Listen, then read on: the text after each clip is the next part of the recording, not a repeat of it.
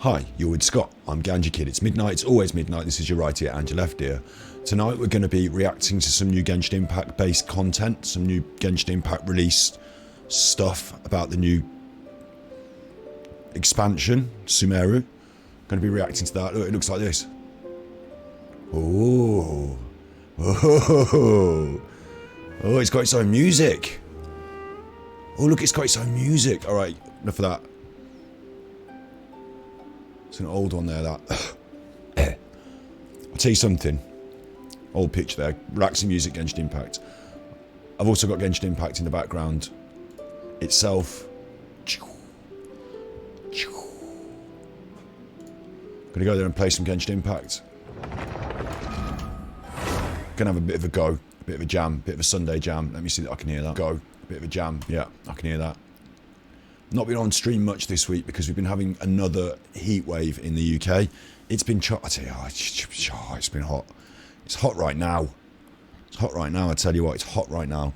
So you might hear the fan going at expansive maximum on the PC. I'm just going to get on with it. I'm not going to go on about it being hot, but let me tell you, it is chuffing hot. I've got a can of Cool Sprite. It's too hot in the day to do streaming in this room. The heat wave's nearly over. I think it's Sunday today, Monday tomorrow. I think it's going to pass. I think it's going to ease off. I think we're going to get some thunderstorms. It's going to ease off. But we're having a bit of a drought in the UK. I could show you some pictures. But normal streaming will be resumed based on the weather. Never thought the weather would knock off my streaming. It's an indoor pursuit, but God, we don't have like air conditioning or anything. It's just fucking hot. So a bit too hot to sit here and sweat it out, but it's okay for now. We're okay now. Just on the border right now. Just on the border of being too hot for me right now. Anyway, I won't go on about it. Shut up, you betting on Jade. We've got some resin to spend, and we've got some stuff to do in Genshin Impact and some stuff to react to. So I'm just going to quickly.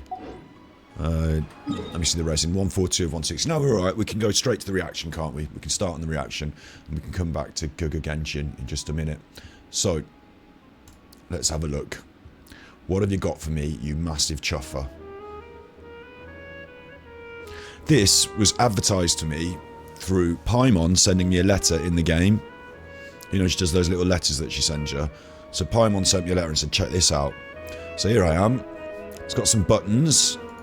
That's the music on and off. That button there shares it. Tweets it. I've already done that. I've got my Mora for that. This button's a video. A video? Well, that's on YouTube. It's embedded. Yeah, and it's fucking an hour long, mate.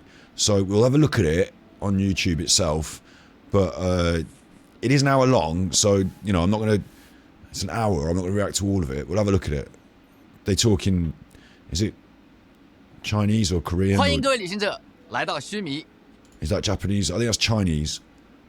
I think it's Chinese. 经历了漫长的筹备阶段，原神的3.0版本与草之国须弥终于要跟大家见面了。 I think that's Chinese. So I can't understand a fucking word of it, but it's got subtitles. We'll have a little look at some of it. Okay, so that's on there. What's this other one? Download. I don't think I want to press that button.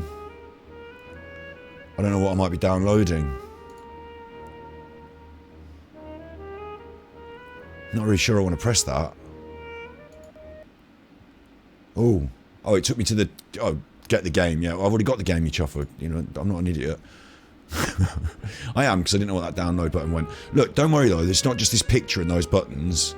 Although this picture is quite clever. They do this with Hearthstone cards, the gold cards. They take a standard piece of they take a standard piece of art and they animate it just by giving it this gentle movement on the gold cards. I think it's quite lovely, quite like it. And actually I know that on Hearthstone cards, the people that make the art don't do the animation. It's like separate after. Clever.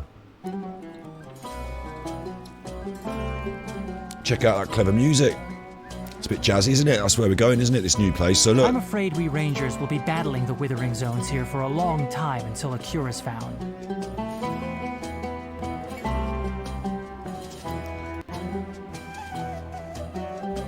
I don't like that. I pressed picture. I've downloaded a PNG. Not going to look at that. I didn't want to download a PNG. I'm afraid we Rangers will be battling the Withering Zones here for a long time until a cure is found. Why is it that once you finally get a break, rather than taking a rest, you instead come to me? Is it that you want to hear one of my stories? Look, what's going on? Zhongli's not new.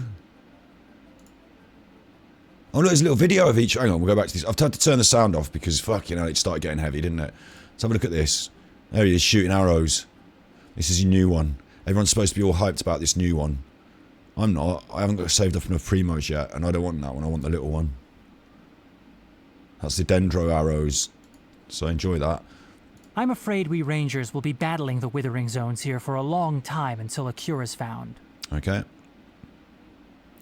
That's Zhongli. I don't know what he's doing there. Ganyu. She's not new. What's she doing here? Some pictures of her throwing her balls up in the sky. What's she doing here? Morning. What's wrong? Is there something stuck in my hair? Oh. Please don't stare at my hairpiece. Right, you damn Coco goat. What's this now? Hunter's Path, a bow. I don't even care about a bow. The end of the line, it's a bow made out of a fish. So, that's not vegan. I mean, I don't... Who would want that? A bow made out of a fish. You've got to hold the fish. It's not very nice, is it? Green stuff. They're all nice. I like them. Moon Piercer. Reminds me of Moon Carver.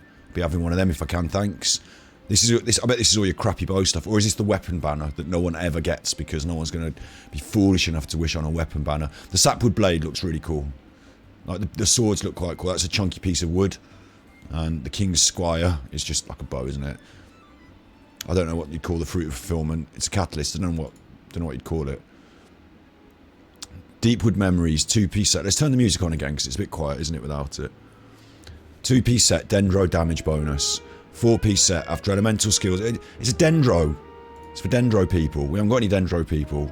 I might get one. Gilded Dreams, 2-piece set, elemental mastery plus 80. 4-piece set, within 8 seconds of triggering a reaction. The character equipping it will obtain buffs and rah rah rah rah rah. There's a couple of new artifacts to go after. Don't know what this is. That's a picture of her and Paimon. Roaming the jungle. Going around with the camera. Event rewards. Oh look, there's an event coming up. Oh look, the reward is one of the characters. Or is it a costume? It might look like one of the characters. That music's getting jazzy again. It might look like one of the characters, but it could just be a costume. So, I don't know about that. I'm a bit... I don't know about that. A bit worried about that. It just being a costume and all. The forest, Dharma Forest. View the details. We've got a big forest chucken. Chucken from the forest. An Electro Regisfine. You know, obviously, we've met the Regisfines, but there's a new one. I expect you'll get all the different Regisfines eventually. Elemental Reaction Bloom. Dendro, the Bloom reaction. Oh, the Bloom is the new elemental reaction. Bloom.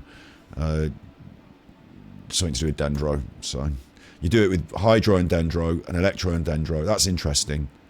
Catalyze is the Electro one. You can quicken things. So that's quite interesting, actually. Tablet Analytics. Trials. Lost Riches. Like, just Genshin Impact based, isn't it? We've come to the end there now. So they wanted me to look at that. I've looked at it. I'm like, I get it. There's all new stuff. Tell me about how it's going to, how many primos I need to get my my little chuffer off the banner. You just tell me that. Let's listen to the music again. One more time. No, I stopped it by going off the window. Go on then, one more time. Alright, you've had enough of that. You'll hear it when you get to there. You'll hear it when we get there. I had to look at that. I had to react to it. There's a whole hour-long video that we've got to come and have a look at. It's really hot in here. I've done my commissions. I've been running about. Done a little bit in pieces. Let me show you where we're up to with the characters. Because we've got a little bit of cool things to have happen. Got a little cool couple of things to have happen. Passing out parade. Well, we're not completely at 90 yet, but passing out parade. Not passing out like, oh, I'm so drunk. I don't drink alcohols. Not passing out as in, oh, it's so hot, I can't take it anymore, I'm going to faint. But passing out parade as in you're graduated, you're achieved, you're leveled all the way, and like, thanks, well done. We're not at 90 yet, but I've got a little cheeky wet boy, 80 of 80, ready to ascend. Oh look, I'm sat in the way of all the things you need, but they're the things you need. Have you got them? Yes, I've got them all. I am most grateful for your company on my journey. I am proud of my achievements, both in the martial arts and in championing the cause so dear to my heart. I guess there's no need to euphemize any longer. Chivalry. That is the cause that inspires me, and that I seek to champion. Why should I shy away from it? I am sure my father and brother are under no illusion as to what I stand for by now. But of course, I still need to be somewhat discreet in the way I go about my business. Here you go, wet boy, 80 of 90. I am committed to try and take them to 90. You know, I don't know what happens in the future. I never finished Pokemon Go. Not Pokemon Go, what was it called? Pokemon Arceus. I did think I finished it, but I didn't collect all the Pokemon like I said I was going to. Got onto this instead. But I'm kind of committed. I want to go to 90. I know it's not very well, it's not worth it for the payoff. You're better off spending books on other characters. We've got a load of other characters to get there, but for now, I'm happy that we're getting there with these characters. Look, so we've got Xiangling, 80 of 90. Klee is in the top lineup. She's a 70 of 80. I find that level, Dodoko, where are you? 70 to 80 is about, you know, you can go in the team, you can start doing some damage. 80 of 90, Xiangling, well done. Rosie, 80 of 80. What do you need to ascend her? Ah, just a little bit more. Just 2 more of these. 2 more of these. But you're not going to get 2 more of these from 2 more boss runs. You're going to get like half of one of them for 2 more boss runs. So a few more boss runs. We're on to Rosie. She's got all the stuff apart from that. That's just easily achievable boss runs. So she's on the way there. 80 of 80. 70 of 80, Chi-Chi. Grave Kipper, the main character. 80 of 80 of 90. Thank you. Chinqui. Wet Boy, 80 of 90. Noelle, lagging behind, 70 of 80. But just that's your break point when you're getting into the squad there. And she's we've had her for a while. We do need to give her some love. Sayu, 70 of 80. She's a top liner. Lisa, 70 of 80. Razor, 70 of 80. Amber, 70 of 80. These characters, all these top liners, I need to push to 80. At least, I need to push to 80. They can't sit there at 70. But they're 70 of 80, going in the squad when we need them. Kaching, now 54. Oh, she's on the way. Diona, 50. Oh, she's on the way. 2 cheeky characters on the way. And Barbara's a 50, but we left her behind a little while ago. And then the next on the list could be Fischl, could be Ningguang, could be old Shoes, couldn't it? Johnny Shoes. Could be Bennett. Could be Bennett. He might be on the list next. We decide that once. Where did that come from? Everyone to the left of this line.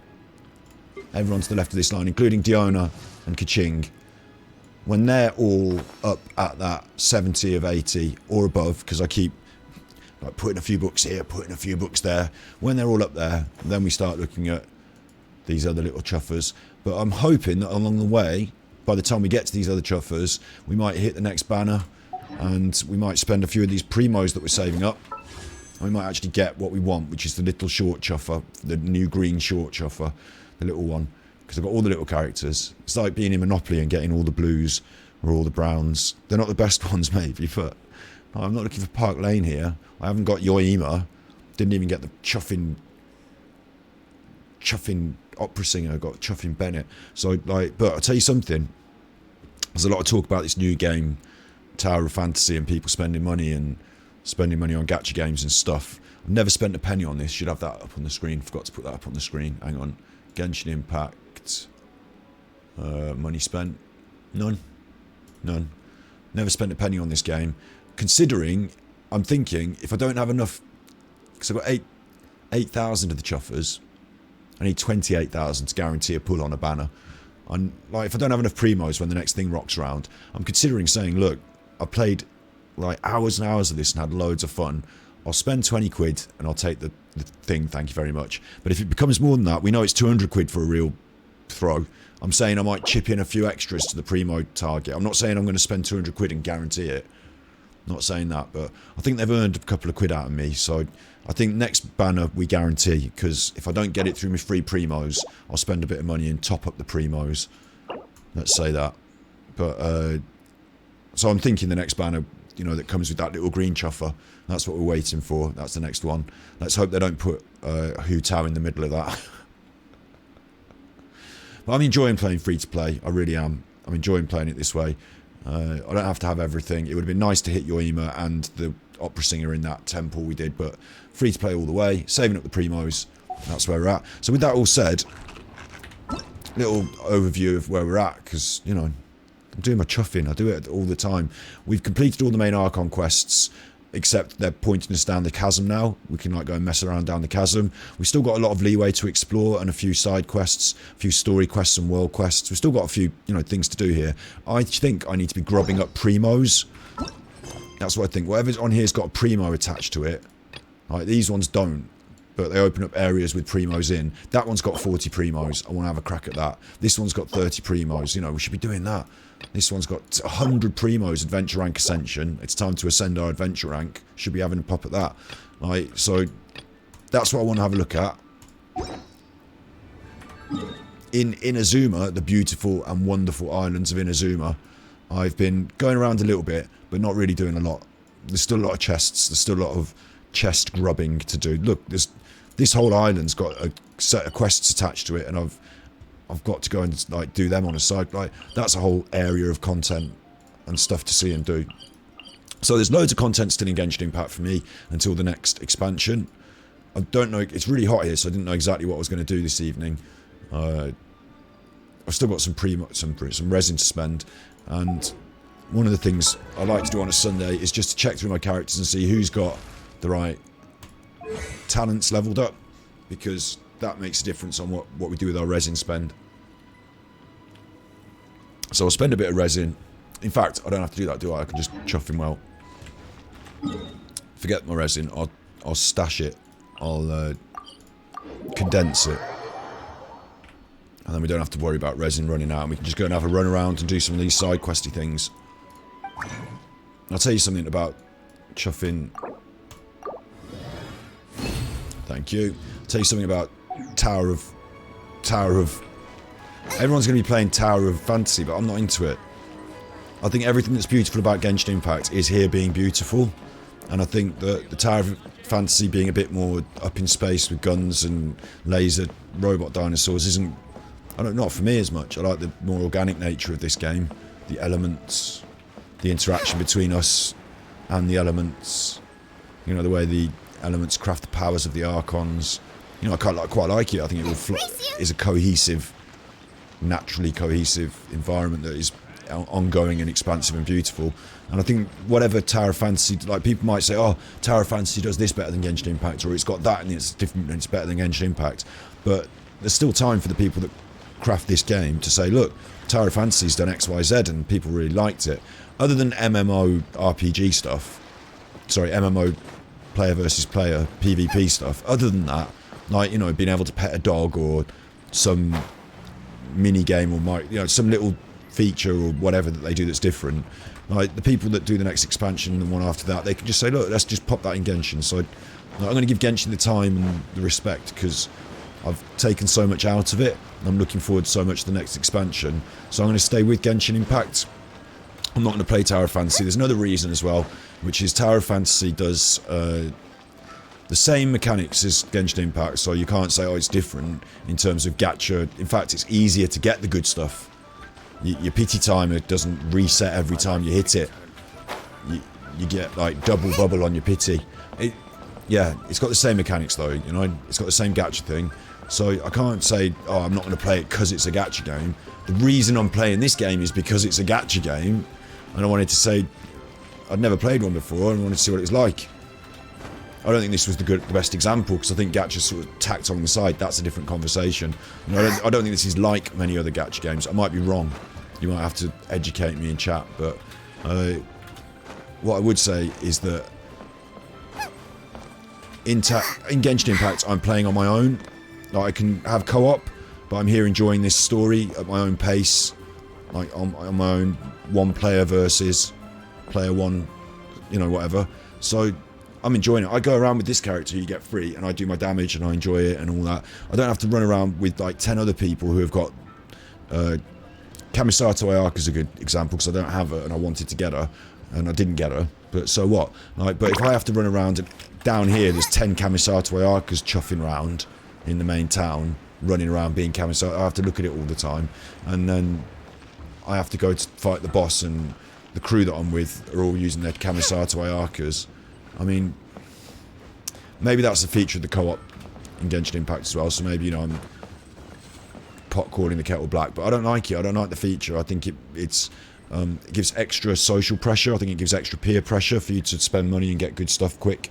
And the player versus player system, same thing. So the elements of an MMO, the elements of that are different, like being able to play against each other, with each other, open world that's you're all in together, like those things with the gacha thing tacked on, much more like put me off.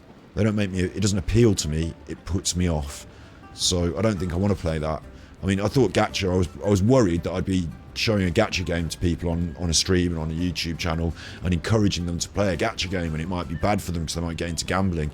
At the same time, I wanted to use it as a conversation about investigation into that exact thing, so I could talk about it from experience. I've not done any of the gambling, except with my free primos, but you know what I mean, so I could talk about it from experience.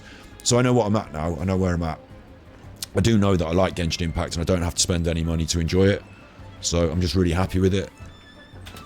I don't know if I'd have the same feelings about Tower of Fantasy. I'm not even, you know, I know so much well of myself that if I was stood up here and there were like 10 Kamisato Ayakas down there running around, you know, I just wouldn't like it. It would annoy me. Having to play, not necessarily with other players, I quite like playing with other players as a co-op, you know, cooperative experience, but feeling either that, oh look at that, I got on the anchor, yes, feeling either that someone's flexing on me, or that I couldn't get this thing and there it is waved at me all the time, or B, the other alternative, spending a load of money and flexing on everyone and feeling that, you know, showing off. And you wouldn't, even if you didn't want to show off, you kind of are. Like, even if you don't, do you know what I mean? Like, you're kind of, you're being used as a tool by the gaming company to show off and market to the other people. Like, in a way, if you're in that system. Do you know what I'm saying? I just wouldn't like feeling like that, running around with my cool character, the best one that I paid for.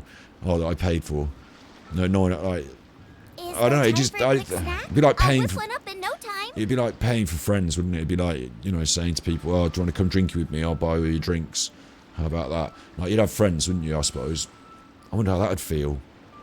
The thing is, if I was a millionaire, I'd do that. I'd buy everyone drinks. I don't know if it would make a difference. Probably would buy them all soft drinks these days, but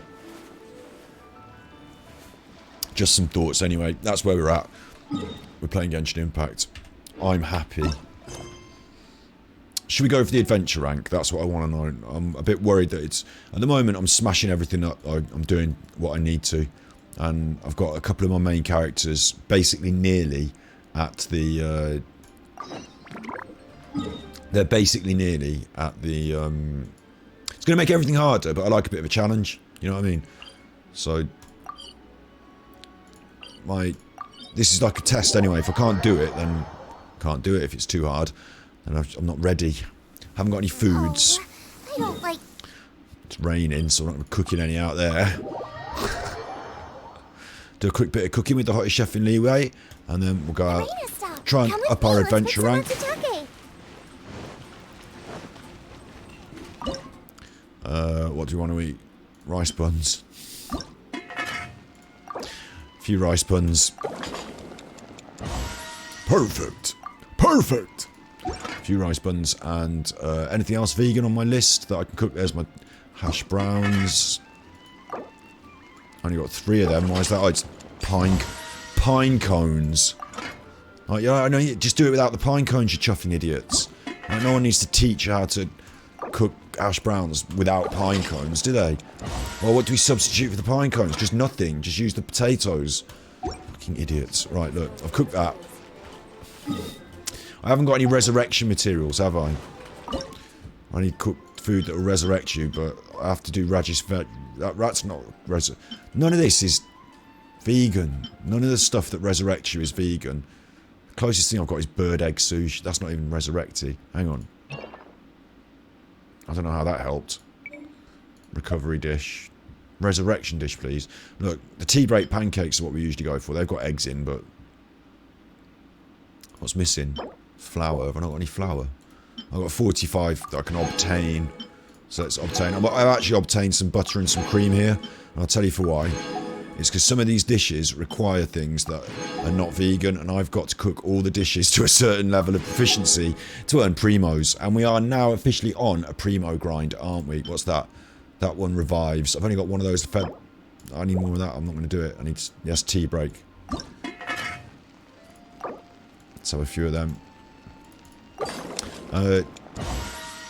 Officially on a primo grind, even though I've said I'm prepared to put a little bit of money in if we don't hit it, so that we get the next green character in the next expansion and have fun. And I'm prepared to give them a little bit of money when the new expansion comes out. Tell you what, actually, saying that quickly, I just do want to quickly say that I am committed to playing free to... Oh, we've got to do this as well. We've got to do this event today. That's primos as well. We might do that. What? Ever mechanical motion painting. If there's nothing better to That's do, only over there. We'll do that. go foraging for ingredients. Yeah. I'm committed free to play, absolutely. And I've basically finished the game now, like, free to play, up to the point where everyone else has finished the game. Like, I haven't done a lot of endgame stuff, but you know what I'm saying? I was only in it to play it, to review it, so I had the experience already. I'm happy to carry on. I'm enjoying it. Like, Genshin Impact's a game that I like to play. But yeah, so I said committed free to play all the way, and I feel like I've got all the way. I think in terms of the new expansion and stuff, if I were to put it, if it was a different game, if I was just reviewing it, and like I said, you know, let's say it was Star Wars or something, I'd have got to this point and said, right, I've come to the end, I'm going to put it down now, do my review, it's all done. But I've actually enjoyed it so much, I like playing it, I'm happy to carry on playing it, so I'm alright with that, that's fine. And I think we kind of got all the way, like, free to play. So what I did want to say now as well was, if I'm going to start spending money on it, maybe I should buy the battle pass. Maybe that's the best value for my money. Yeah? You get all this other whatever it is. I'm getting the free stuff at the top. I could be getting the free stuff at the bottom. It's much, much more free stuff. You get wishes. You know, maybe I should be doing that. I don't know if... just quickly, just going to go through this. I don't know if... I don't know where to get... how to get to it. So, the shop. There you go. I don't know if... these bundles... You've got different bundles here. This supply bundle might be the best spend of your money, or the Blessing of the Welkin Moon, which you can stack. You can actually get multiples of this. So you can have 3 of these. These give you Genesis crystals and primos. You collect them as a daily login reward for 30 days. Now, the good thing there is you get the primos over 30 days. So there's 2 good things about that. One, if you're an adult and you're buying this for a child, they don't get it every day and they can't blow it all at once. 2, like, maybe it's good value. Maybe you get, like, it's nice to log in and have extra primos every day, and maybe that value, 4.49 for 30 times 90 primos, is good value. I don't know, I haven't worked it out. Hello, Juzzy. The Velkin Moon and the Battle Pass are the best value. There you go, right, they're the best value then. Other question, one quick question I just don't know is, if you don't log in, if you just lost your primos, now let's say you break your leg and you have to go to hospital, or, like, you know, you get someone pregnant and then you have to drive them around to the hospital when they have the baby, for Christ's sake. Can't you drive yourself to the hospital? I need to collect my primos. Like, what happens then? Do you just miss your primos? Yeah, you have to log in to get it right. Well, that's a shitter then, because there can't be anyone in the world who can guarantee for the next 30 days they will be at the computer every day. That's ridiculous. And what will happen is, someone in your family will say, like, oh, we need to go to fucking the supermarket or the thing, and then you'll end up at your Auntie Jean's, and then, like, you know, and you'll be like, I've got to get home, or I'm gonna have to download Genshin on my phone. you know what I mean? Like, it's gonna force you to be, like, doing something you don't want to do, and I can't live with that. I can't abide spending money on something now that they're not going to give me later. Well, you can have it later, but you've got to be here and signed in. Like, fuck off, man. What are you, the Hitler? You're the Shogun. You're the Shogun on Primos now. You won't let me have my Primos. I've got to come and sign my name. Sign in every day. Oh, leave me alone. So that's the best value, but there's an issue. You can also log in on your phone. Yeah, great.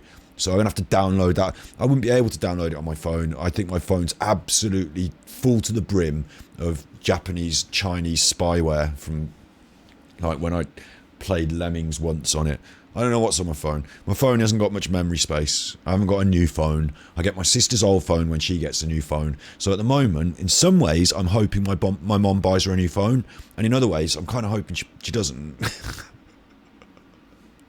You know, because I'd rather she bought me one, but it's more likely she's going to buy herself one and then my sister one. So then I get the next one down as it comes round. So maybe then. But at the moment, I don't really have the opportunity to put Genshin on my phone, and I don't really feel comfortable with it on my phone either. Like, I don't want loads of things on my phone. I delete all the apps. They put loads of free stuff on it, loads of apps and interesting. No, delete it all.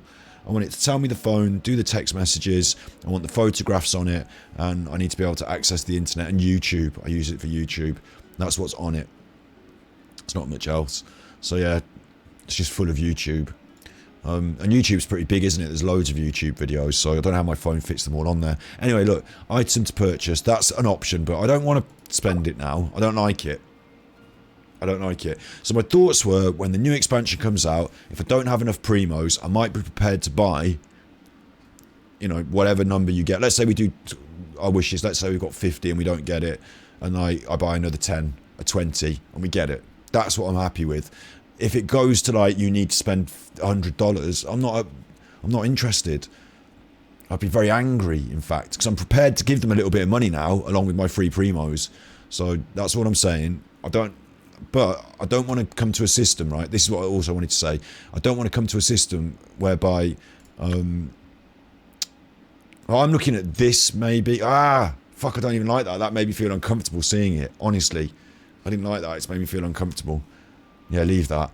But I'm not looking at fucking 89.99. I don't know. It looks a bit worrying that they're on there to me. This one was 25. I'd do that. 1980 crystals. That's like 1980 primos, isn't it? Crystal is a primo, isn't it? I don't know if that's right. Yesterday was the 3 live stream. Yeah, we're gonna have a look at it. We're gonna have a look. We'll have a little look in a minute. I'm just losing my mind over crystals. But anyway, the point that I was going to make is maybe I shouldn't be doing that at all, because maybe the best thing to do is right now go to the fucking Blessing of the Welkin Moon and start on that, and then when it comes out, the new expansion, you've spent your 4.49, but you got loads more. You know, maybe I should do that. I certainly don't want to spend $25 on, like, what was it? Hang on, I need to work this out now. 90 primos, 30 days. So 270, 90 primos, 30 days. So if it was 9 primos for 3 days, yeah, 3 9s are 27, but it's got a 0 on it, so that already it was 270, but we're multiplying the 2 zeros, so you stick another 0 on, yeah, so it's like 2,700 primos and 300 Genesis. What's Genesis? Crystals. Hang on. How many crystals is a primo? I've forgotten now. One crystal, 1 primo, isn't it? 1 crystal, 1 primo, I think.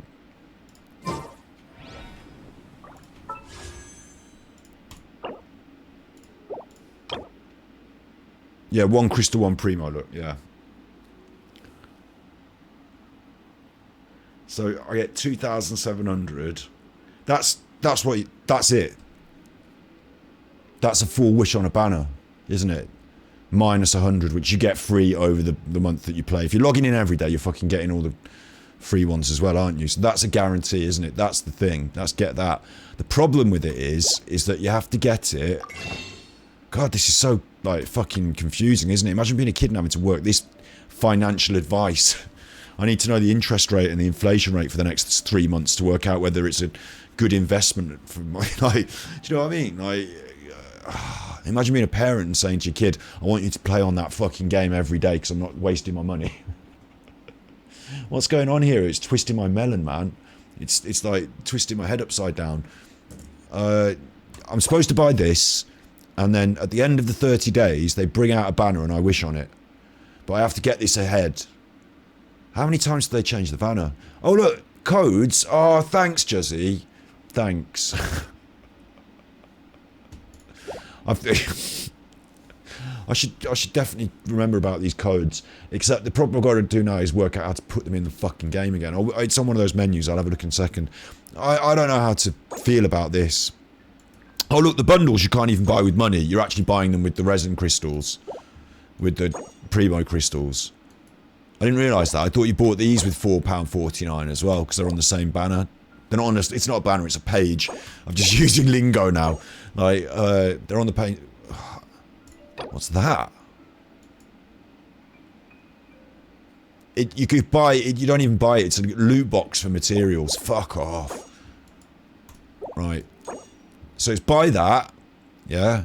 You get 300 primos on purchase, because you're not going to spend Genesis crystals on all this rubbish, are you? Well, you might do. That's exactly the same money. And like, you know, way, then you're away spending, you're on the shop, enjoy it.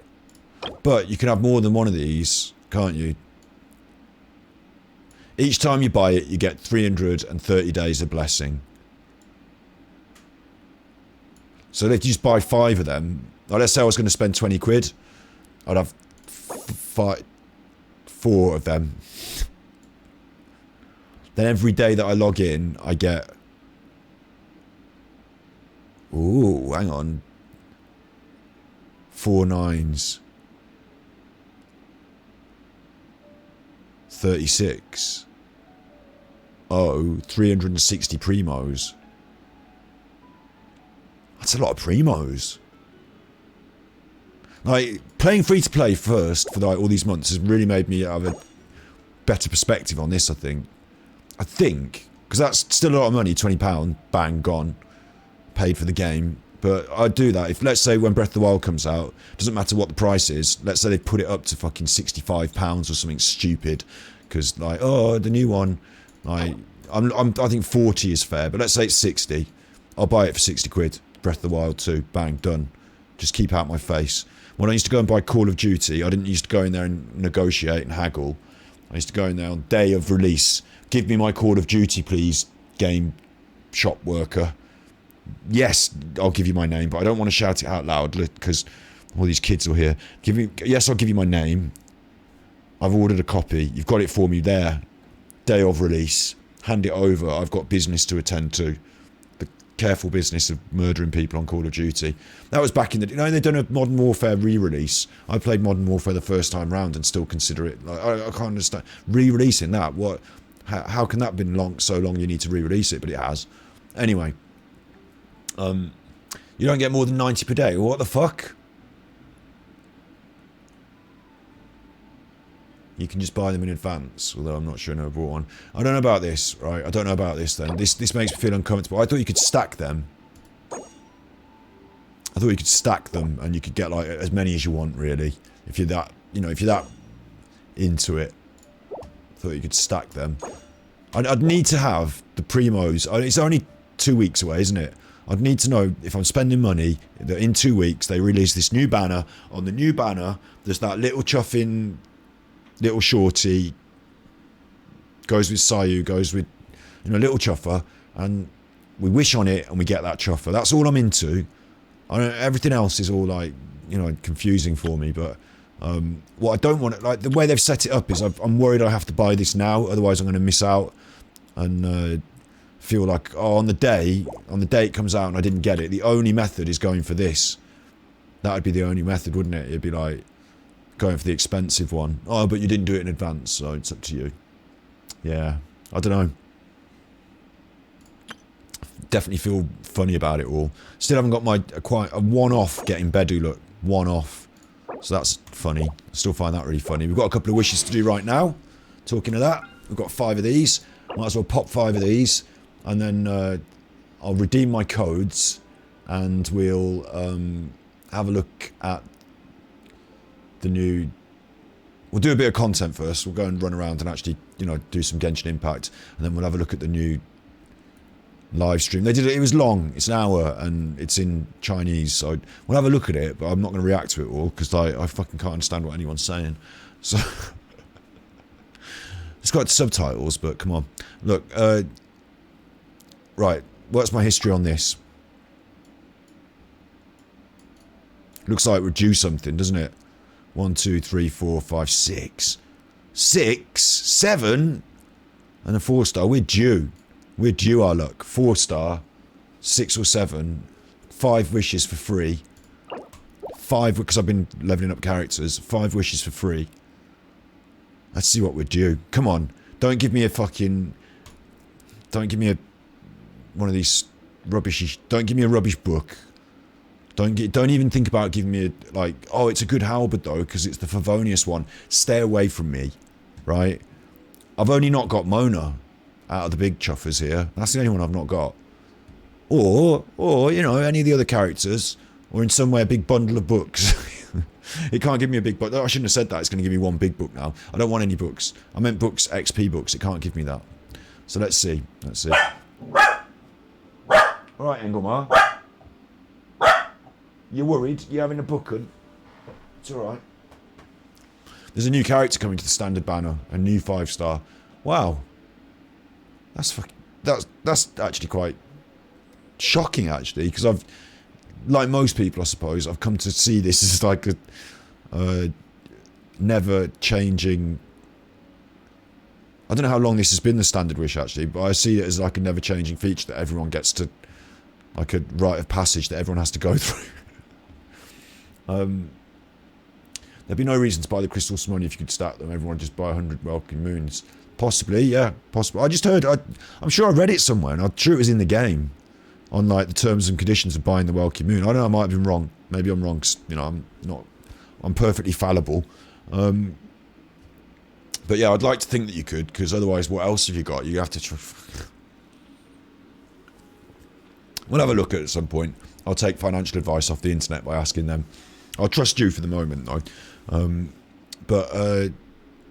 But yeah, assuming that you can't, then I'll buy that now. It's £4 or 50, whatever, and I'm a slave to the login.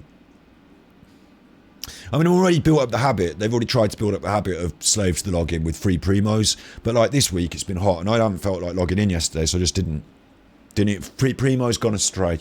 Didn't do my daily commissions. Don't matter. You know, I'm all right for some days not to play. 90 primos for the next 29 days. Yeah, exactly. You don't even get, like, in 2 weeks, whatever I've saved up is what I've got, and that includes Welkin Moon, but I won't have the rest of it. It's not even a guarantee.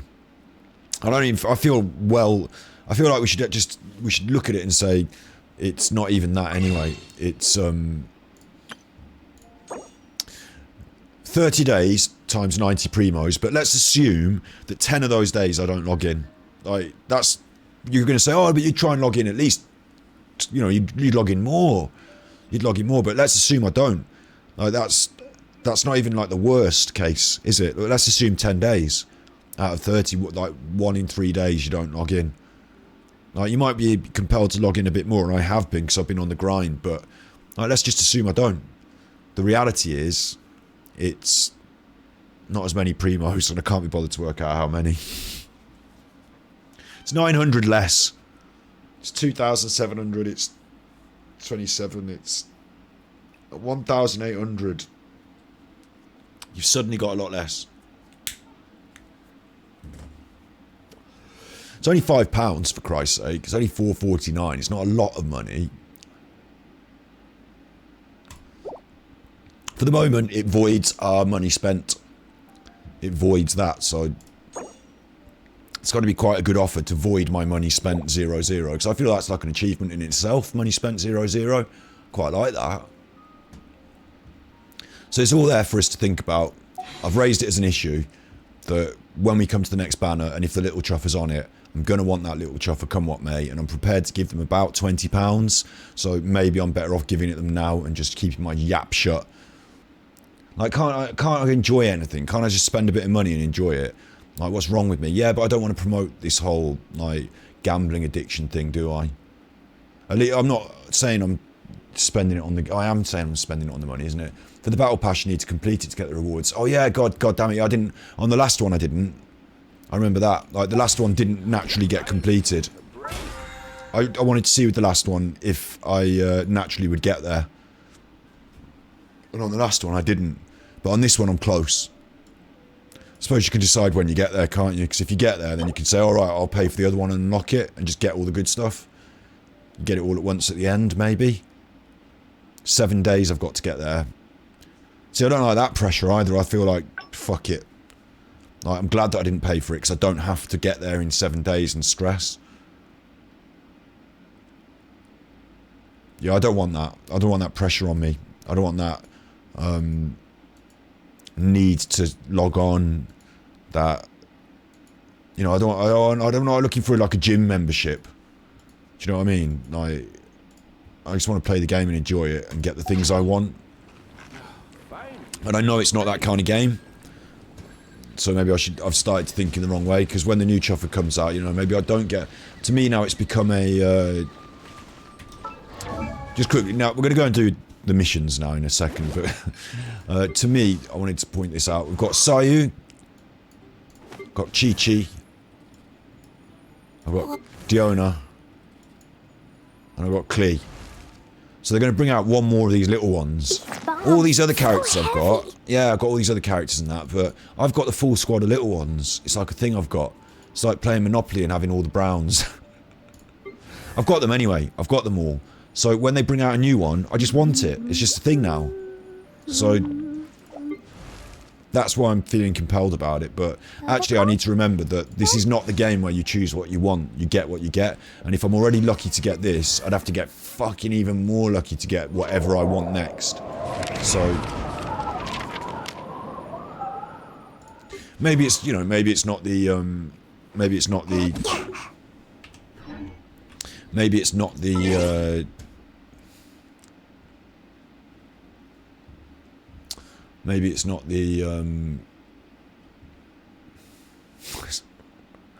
options.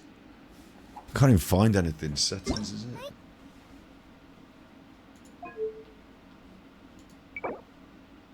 Redemption codes. Thank you for the redemption codes. Maybe expired. Oh, maybe I... Uh-oh. Maybe it was only while this thing was on.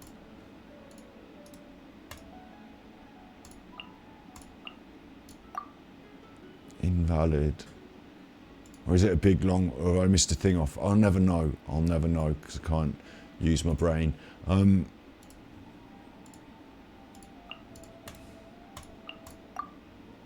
Expired? Oh, bad me not paying attention.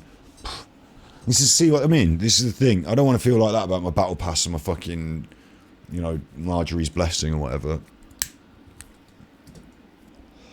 I'm not down with that. Can't decide whether pyro slimes taste better with salt and pepper or garlic and herbs. And I'll tell you what, actually, coming around to my thinking is that, you know, whatever, we'll wait and we'll just see how many free primos I've got. And if I haven't got enough and I don't get what I want, I'll consider it a bit of a shitter. And I'll say Genshin Impact has been a bit of a shitter there, because not prepared to spend money, because there's no point on the gamble.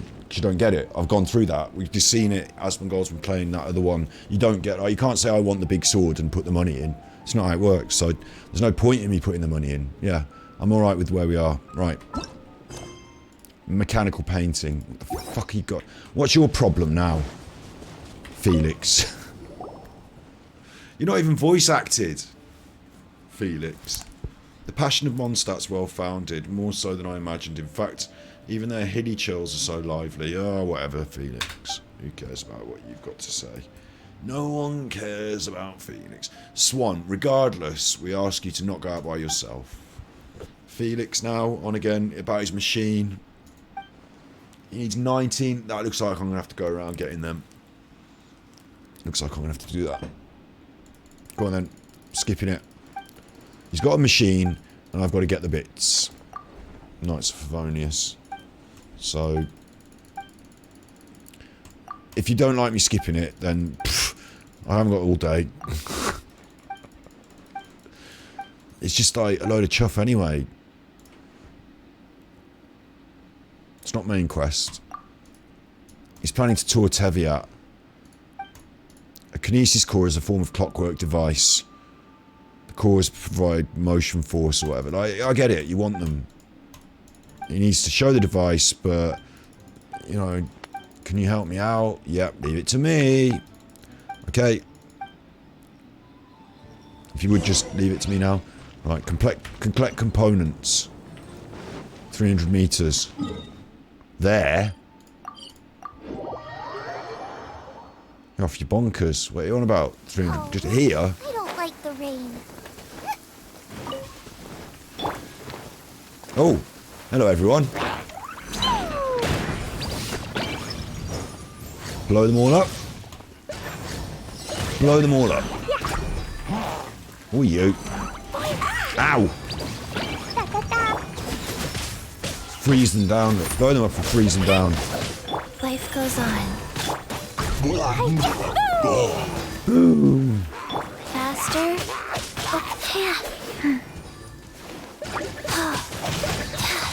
Ta. Wow, that's a big box of parts. This has got to be the stuff he wanted. No, I just got it by killing all that stuff. It's one of these. Look at all this iron. Look at it. Any old iron. Any old iron. Any old iron. I don't know the rest of the words because, although that's an old traditional British song, right? Don't know how old and traditional it is.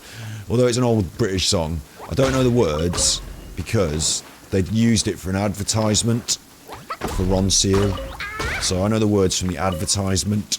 So in my brain it's saying, if rusty railings give you heart failings, old iron, old iron. But if rusty railings give you heart failings, it's not the original. It's not the original script. It's not the original lyrics. If anything, it's a parody. So that's a shame. Yeah. Just going to get these Sunsetiers. I know we're on a quest. I'm just going to get these Sunsetiers because... So I don't even mind... Already that thing that I missed with the codes has gone out of my head. I don't really mind. Like, I can't live a life where I desire to log on for primos and for, you know, rewards like that. I'm not a fucking... Like, I'm not a dog, am I? Like, being trained... I'm not into that. I know I am being a dog being trained by all these noises and all this stuff, and it plays on your neurosystems. And I like games, just leave me alone. But like, I'm not fucking... Faster? You know, log on faster. to claim your biscuit. Good boy, pat on the head. I'm not doing that. I don't want to feel like that. It doesn't make me feel like, good boy, pat on my head. It makes me feel like anxious and, like, frustrated. Like, spending the money there makes me feel unhappy. Instead of making me feel happy every day that I log on and get the primos, I feel unhappy that I have to log on every day and like I'm bound to a... Instead of me playing the game because I want to enjoy it, I feel like I'm sort of bound to a chore that I have to complete. I'm not very good for that in general life anyway. Like, I'd make a good dad because like that's one chore I would never put down. I get that.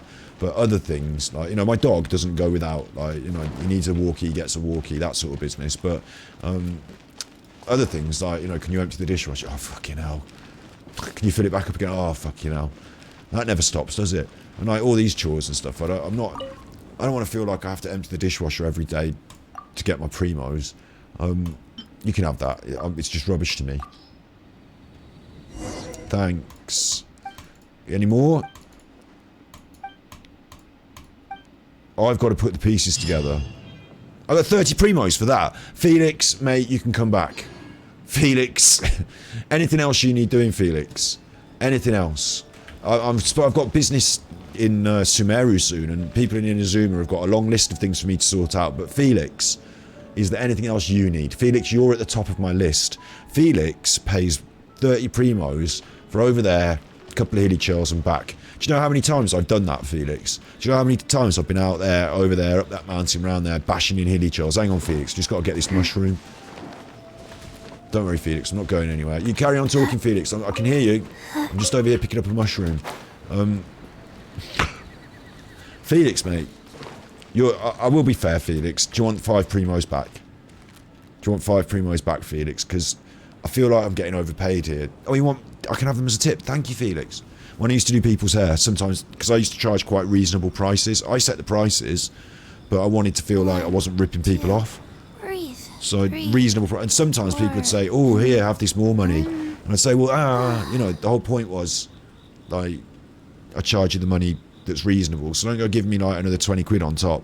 That becomes, like, expensive haircut salon. And they're like, yeah, but I could go to expensive haircut salon and you do better work. So I'm prepared to pay expensive haircut salon work prices and you're not charging me them. Here, have the extra. And I go, okay, now you've explained it. Cooler. I think I'd better put my prices up. But the point was, used to accept tips quite happily. Still do. Look, I'm on stream. But Felix, mate, I think you just overpaid there. I think it's time for you to learn the value of a primo. Oh, you've got loads. Oh, right. Okay. Felix is everybody's friend. I bet everyone who's done this has thought fondly of Felix, haven't they? But everyone who's done this little bit of quest has thought very fondly of Felix there. We've got to carry on. Restore. What's this now? Felix, I was just saying how nice you were. What's this? Challenge not yet completed. Challenges unlocks after. It's one of these. Unlocking challenges. They never leave you alone. I might as well have the fucking battle pass thing because I'm not ever gonna... It's not the battle pass, but the Welk Moon. I might as well have that because I'm going to be here every day doing this shit. Right, what's this? Travellers must adjust different gear components and place these components on columns to allow them to interact with one another and activate the final driven gear component. Travellers can place the components on a column's upper or lower levels. Oh God, both levels. But take note, each column can only fit one such component. Well, yeah. Gear components at different levels cannot connect directly, obviously, but they can be connected through duplex gear components. These duplex components can also be inverted, just to make it simple. When fitting gear components, you may sometimes find a certain component may stack with other columns or components, thus making a placement impossible. Oh my fucking God.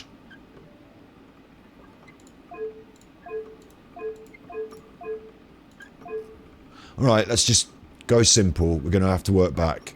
Or maybe I don't need all these slots filled. Maybe I just need to go... Well, that's the mechanical one, the big one there, and I have to attach to that. We know that. So it's going to have to go on 4. Let's have a look at the large gear on 4. No, I've tried to put it... Right, 4, large gear. That seems nice, doesn't it? But looks a bit close to 5 and 6. Maybe something fits nicely in there in 6.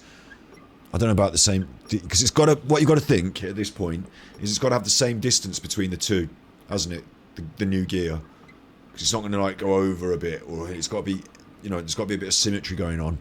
So, I'm happy with slot 2 and slot 6 being my next... Oh, no, slot 3 and slot 6, sorry. Both being my next.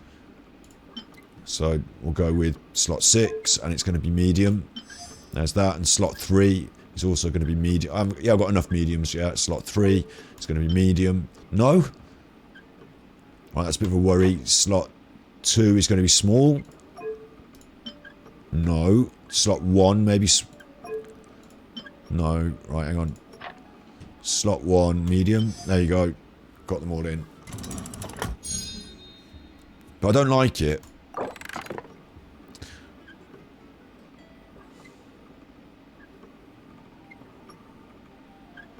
I don't really see what's happening here. Right, this is the one that's going, and it's got to be attached. So, let's attach the bugger. Fucking dick. Ugh. Right, that's attached. And now I've just got to make sure it winds these other ones. So let's have another go at 7, medium. Oh. 5. I've not got a knack for this, have I?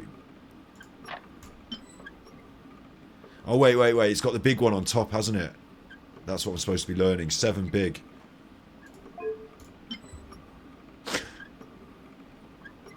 Five. No. I hate this. What's going next, anyway? Number 1 will never work, will it? Number 1. No. Number 3, medium. Okay, there we go. That's that. Got it all working now, apart from that one. So it's got to be one of 5 or 7. Yeah.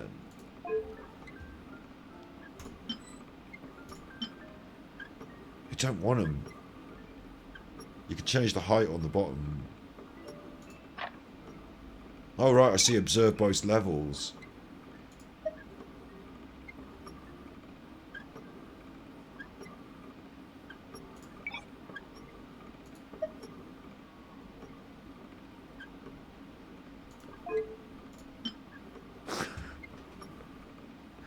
I don't like it.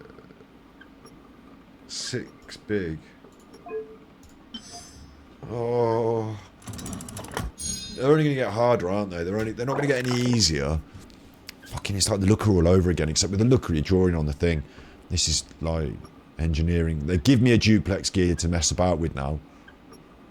The idiots.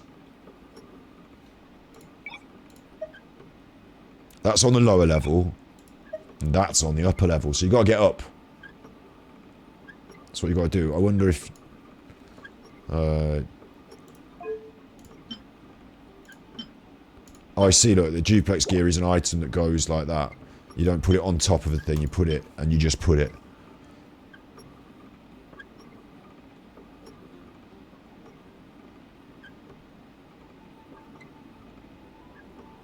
Yeah, I definitely hate this. Because I don't know where to put the dupe. Like, that's the critical point, isn't it? I feel like it wants to go there, but I don't know reasoning behind that.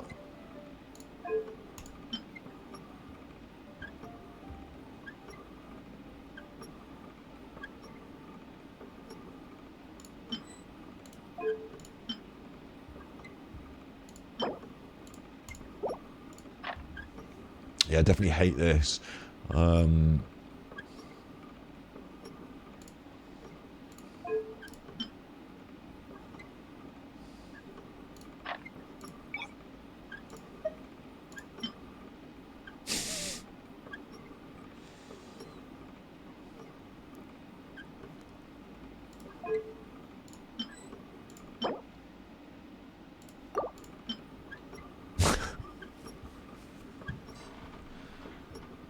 I can't even talk my... Like, usually I talk through with my thinking, but I can't because my thinking's like...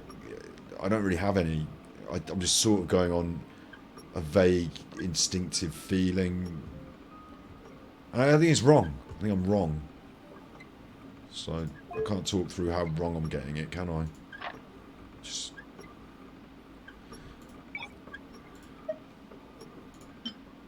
That's got to go there, hasn't it?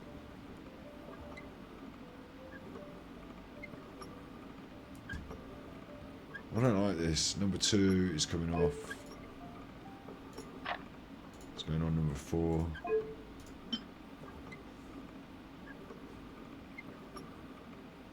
This is such a brain ache. I mean, I suppose there is an option here, isn't there? Which is just for the fucking primos. You just say to yourself, I'll just look on the internet for the primos.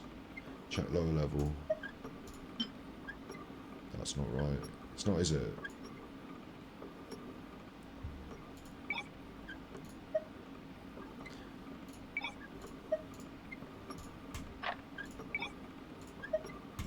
At least it's got that squeaky wheel thing going. That's nice. You can hear that going on.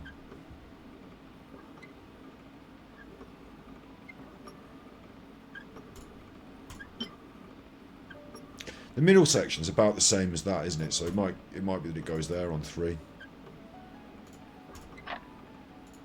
These have got ticks on them. I don't know if that means they're just in or if they're correct.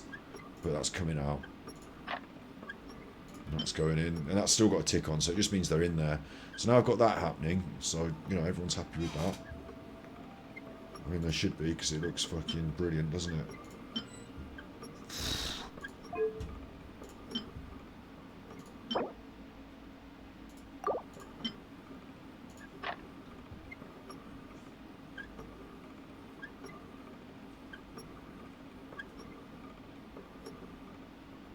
I don't need the lower level to be going. I don't need a tool for the lower level. Oh no, the lower level powers the upper level, doesn't it? So why have I got It needs to go from lower to upper, so it does need to be going this. Like anywhere I can put a little one, I can also put this thing as well. It might be we need to go up and round. I don't like it. Need to get this power from this to there. Nothing will go there and join up that way. If it's in there.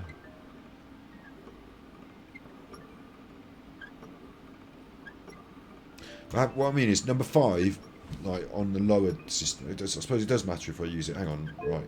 If I take this out and put it, say, on number 6. Yeah.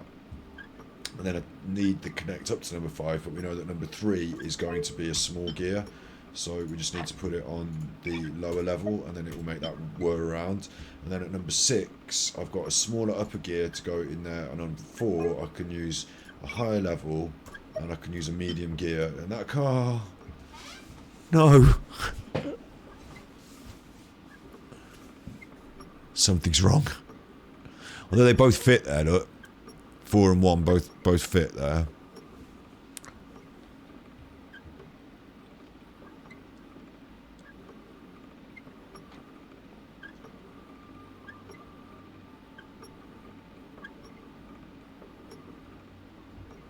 So could I flip 6 and get the power from 5 to 7?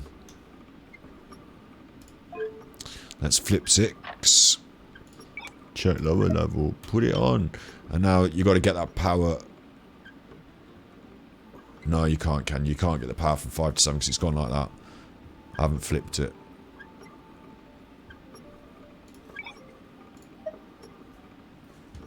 You said these duplex gears could be used both ways up. I'm pretty sure it did. 6.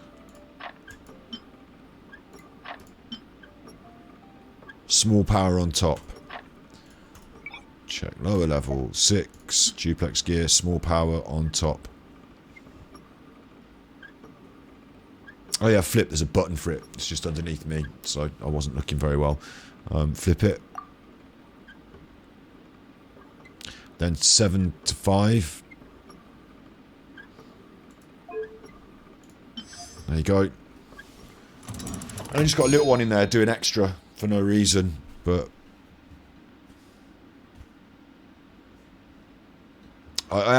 when you have a gear placed, you can move it up and down as well. That's good. I hate it. I don't want it to get any more confusing than that. I hate it. Oh, we're going all the way through them. Oh, they are unlock after 6 hours, so at least I don't have to do any more. Where's my primos? Why did I do that? Where's my primos? Hey, Felix? Daydream Club, what's that? I don't know what a club is, you idiot. Just tell me what to get me primos. What's happening? Rewards, they're down there. Oh, God. I nearly lost my primos then. 60? 60?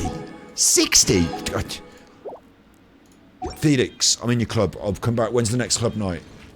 I'll hand out some flyers. Have you got any flyers for your club, Felix? Felix, I like your club. Your club's brilliant. Felix. I like this mechanism, Felix. It's one of my favourite things. Obviously, I hate doing it, but the amount of primos you get. Ooh, Felix. Have you not got any more of these you need fixing? What if I just tip it over? Will you pay me to fix it again a second time? Felix! Loads of primos then. Loads. So that's good. Faster? Okay, faster. Just hide in the bushes. Little head poking out. No one to spot her. Little head poking out. Wait, we're going to have to hide that little head poking out.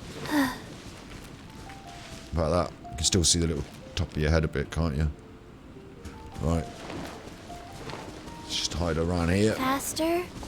Okay, faster. Shut up, you. You get us caught. Just hiding in the bushes there. Ah!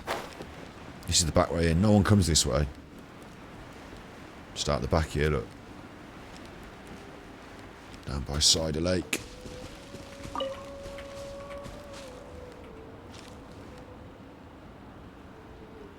That mountain. We've got business up that mountain still, you know. We've got to find Joel's dad up there. And there's one seal thing to unlock on this big doorway. I'm happy still being here. Let's have a pop at these. These are 3 wishes. If I had 3 wishes... No, 3... The song's 3 wishes. Yeah, but these are 3 wishes. I've got 5 of them, but they come for free. Just don't get confused. I should have prefaced this with, I'd really like another crappy book and a crappy bow if I can. I should tweet, I forgot to tweet I'm doing my wishes. I'll tweet on, you know, expansion day. I'm not tweeting to get people to watch the stream. I'm tweeting so that Hoyoverse know that I'm doing the wishes and they give me streamer luck. But hopefully there's a button they have, like a switch, because they can't have to watch the streams and press the button at the right time. Hopefully there's just like an account, you know, like an account, like, you know, if they blackmark your account, they can do that, can't they? I worry that I've got that on YouTube. I really worry I've got that on YouTube. I'll tell you for why. Because we've done a couple of things that like, I had once where I got trolled, where like loads of people came and did the mass downvoting on videos on one of my channels, and it was wrong. It was mean of them. They were being incorrect. They were very much in the wrong. I still maintain to this day. But there was that, and I also had done all these videos about charity, about conspiracy theories recently. And I'm not like doing the, like, I'm not saying, oh, it's a conspiracy, or you should believe it.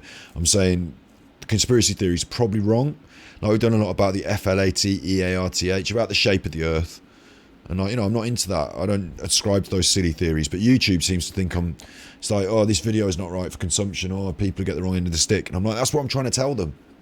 So anyway, I think you might be able to get black marked as well as good marked. I'm pretty sure you can get black marked as well as good marked.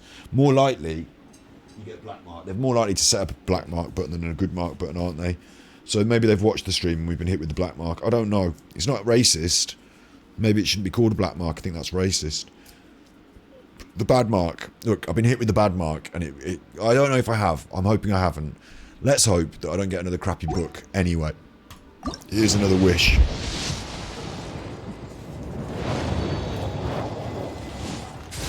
There you go. That's the equivalent of a crappy book.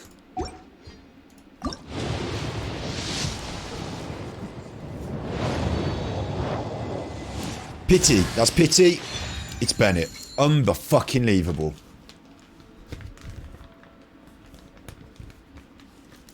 Unbelievable. I mean, I'm not into the wishing, oh, Daddy needs a new pair of shoes and all that. I don't, okay, whatever, but it's Bennett.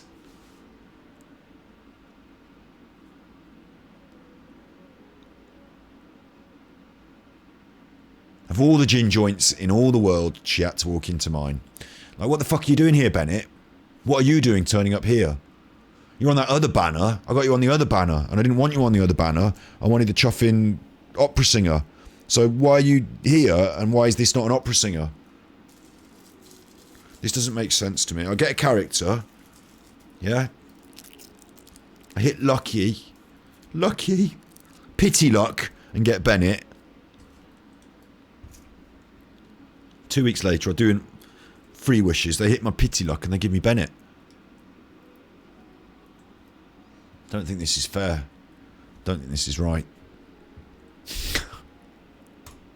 Get that though, you get the star glitter, and I've got Bennett's constellation now, and I hear that you don't want Bennett in C6 because when you do it, it adds fire to your reactions, and not everyone wants fire on their reactions, Bennett. But you know, watch me catch a C6 Bennett now. Chuffer. Let's have a look. Come on then, let's have a look. I've already got him. Here he is. Old Benny boy. That's right. Ow. Where did that come from? Someone hit him on the head with a stone because they don't like him. There's Bennett, right? And now I've got a constellation. Grand Expectation. Fantastic Voyage's attack increase no longer has an HP restriction and gains an additional 20% of Bennett's base attack. Oh, 20% more attack on one of the things. That's quite good. But forever in my mind, that star that I just got there on his constellation, forever on my mind, that star on his constellation could have been any of this other shit, couldn't it? Any of this. Hang on, I'm in the wrong picture. Details. Could have been any of this. He's not a 5-star. Could have been any of this. Could have just picked up Yamfai. Could have just hit a constellation on one of the other characters, the existing characters I already have that, you know, I actually use. Couldn't I? The irony would have been picking up Bedu when you can get her on the... buy her off the thing. But actually, I'm coming up to a point here, actually, where I've got nearly all the characters on this list now. Surprising myself now, actually. I've got nearly all of these characters on this list. So increasingly, it's unlikely I get a character that I want. And unlikely that this list becomes interesting to me, isn't it? After a while, I suppose. This is interesting to learn this, actually. After a while, all of these 4-star things become irrelevant to you, don't they? Because whilst I think, oh, it's a character, it's good, once you've hit this stuff off this banner enough times, you've got all the 4 stars, haven't you? And at that point, it's just this you want. So that's a bit of a shame, because then all the 4-star stuff starts losing its edge, doesn't it? In fact, they should chuff around the different weapons a lot more. They should rotate more 4-star stuff in there. And I think rotating's acceptable, because although you might have a bit of FOMO, things disappear and come round again, it would be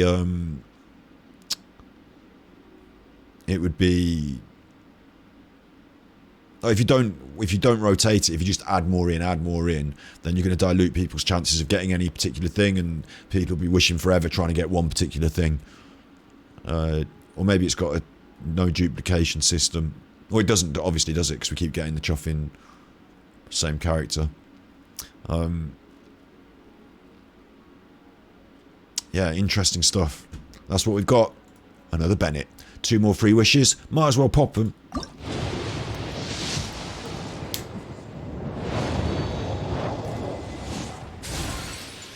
I said about that. I said about the books. I said I don't want any books. Crappy bow me. Come on, crappy bow me. There we go. Thanks. Alright. Leave me alone. What's on the list then? C1 Bennett's really good. C6 Bennett ruins the builds. Mostly physical builds. Right. Thanks, Josie. Yeah, I'll be sure to not try and pull Bennett again then. Fuck. It's just a joke to me that it does it. I suppose it does it more increasingly the more stuff you actually have as well, doesn't it? It's a funny aspect of the system. The more you spend, the less fun you're going to have, because you're going to start seeing more repetition. Like, the fact I haven't spent anything makes this still fun, isn't it? I'm still doing it in 1s and 2s. If I'd had 2,000 wishes by now, and, you know, if we'd just done another 200, it would feel irrelevant almost, wouldn't it? Like, all of that stuff would feel irrelevant until you got the 5-star. I suppose the thing that wouldn't feel irrelevant is the money you spent. I'm going to go up this mountain. I'm just doing what the fuck. Hey, do you know what? There's no primos attached to it, but it's on my list. So, and I do think Joel, you know, what's going on with his daddy, I think it's a bit of a shame. I think he does need his daddy back. Let's go and see what's being said over here. Oh, it's actually Joel that's... Oh, I feel bad now. I thought we were just going to go and... I didn't realise we were going to have to talk to him again. Any news? It's me. Pallard told me Uncle Cyrus might have found some news about my dad. You can't be sure. According to Pallard, their latest deeds seem pretty promising. Latest leads. So they might just find him. I'd love to go up with them. I'd love to go up Dragonspine with them, but Uncle Cyrus says I should stay in the camp. Yeah, that's absolutely right. Could you help me look? I've got it. Yeah. He's afraid the news might be bad. Either way, I'm counting on you. Well, let's just tell him he's dead now, and then we could just pretend it's alright, it's fine. I'm not in a rush, but the Chasm Quest might be mandatory for the 3 content. Ooh. Oh, okay. We're not... Yeah, we've still got 2 weeks before, and I'm sure we're halfway through that, so we'll go Chasm. We'll go Chasm. Today's really hot, so I didn't want to do anything big. 2, but breathe. We'll definitely do some Chasm, yeah. 4, and I'll tell you what as well, I know about the builds, and I'm starting to get more, you know, at the moment, I've actually picked a party that's double trouble, fire and ice, for that special elemental resonance, extra crit rate against frozens, affected by cryo 40% of the time less, well, it doesn't matter, it increases attack by 25%, yes please. I've gone for that at the moment. I'm into it. I'm into the builds and stuff. I'm starting to get into the... Oh, I forgot to tell you that. Boring bastard that I am. I went in the artifacts room. Somebody's got a nice gold hat. It's not the best gold hat, attack HP, HP, but I got 3 different gold hats, and I didn't get anyone particularly good. But I got, you know, a gold hat. He's got a gold goblet. These are all for him, aren't they? These are his goblet of Eniotherm. That's an animo damage bonus. That's not for him. But I didn't get any more of the goblet, so he's got to hold it for now. That's a storm cage. It's for him, isn't it? Because it's Emblem of Severed Fate, just behind me. The energy recharge and increases elemental burst damage. This is what he's supposed to have, apparently. I looked on the internet. Yeah, it's his set. Yeah, there you go. And then if Jersey says it is, then I probably knows better than the internet. So Jersey knows better than I've got a feather for him as well. Look, a sundered feather. So I might pick up some more stuff from that domain. It was quite a fun little domain. I'm happy doing it. Happy going for artifacts, but I'm still going for character ascension as well at the moment. But that's something that I did. So now he's got a decent set. The one thing I didn't get was the flower. We can use any flower, can't we? It doesn't matter. But and I ranked up. What did I rank up? The storm cage, because that's attack, and it got crit rate on it, and the crit rate went up, and it's got attack on it as well. So that's good. So now Wet Boy is slightly different. He's been built with his thing. He doesn't do as much damage when he goes, "No, my fate." He doesn't do as much damage, I've noticed, but he does it more often, so maybe it's better. It feels like he's been more leveled out, more balanced, and I had him a bit skewed, but I quite like it. I don't know, you know, maybe I don't need to do so many Know My Fates if they're harder hitting, or maybe it's the same amount of damage spread out, but it feels better to see it going in when it's one big chuffer of a big chop. Oh, no, my fate, and then his damage goes down. Oh, I love it. But now it's a little less, but it's still good. It's still good what's going on with him. He's got his own artifact set. Hooray. So we're getting there. Let's go somewhere cooler. You want to go somewhere cooler? I thought we were going up the mountain, but apparently we're going to talk to Cyrus. He's over here. So, sorry. Sorry. Little icy zomba. Little zomba. Sorry about that. Oh, there's a mushroom up there. I don't even need any more mushrooms, mate. Clee's nearly ascended. They're for Barbara now. Don't worry so much about Barbara's mushrooms. Barbara's mushrooms can wait. Oh, hello. It's just one of these. Are you sure, Pallid? Pallid, sure. Oh, it's just Mr. Traveller, yeah. The child's asked for some news every day. We've got some good news for him. Special training. So Pallid was up there, and he got waylaid, and he saw a blurred silhouette, and he thought it must be the dude, so he shouted at him, but they went away because he couldn't get there in time. So he's telling Mr. Cyrus, you think it's Joel's father? It could be anyone. You could have been off your box on snow blindness. Could have been a hilly chill.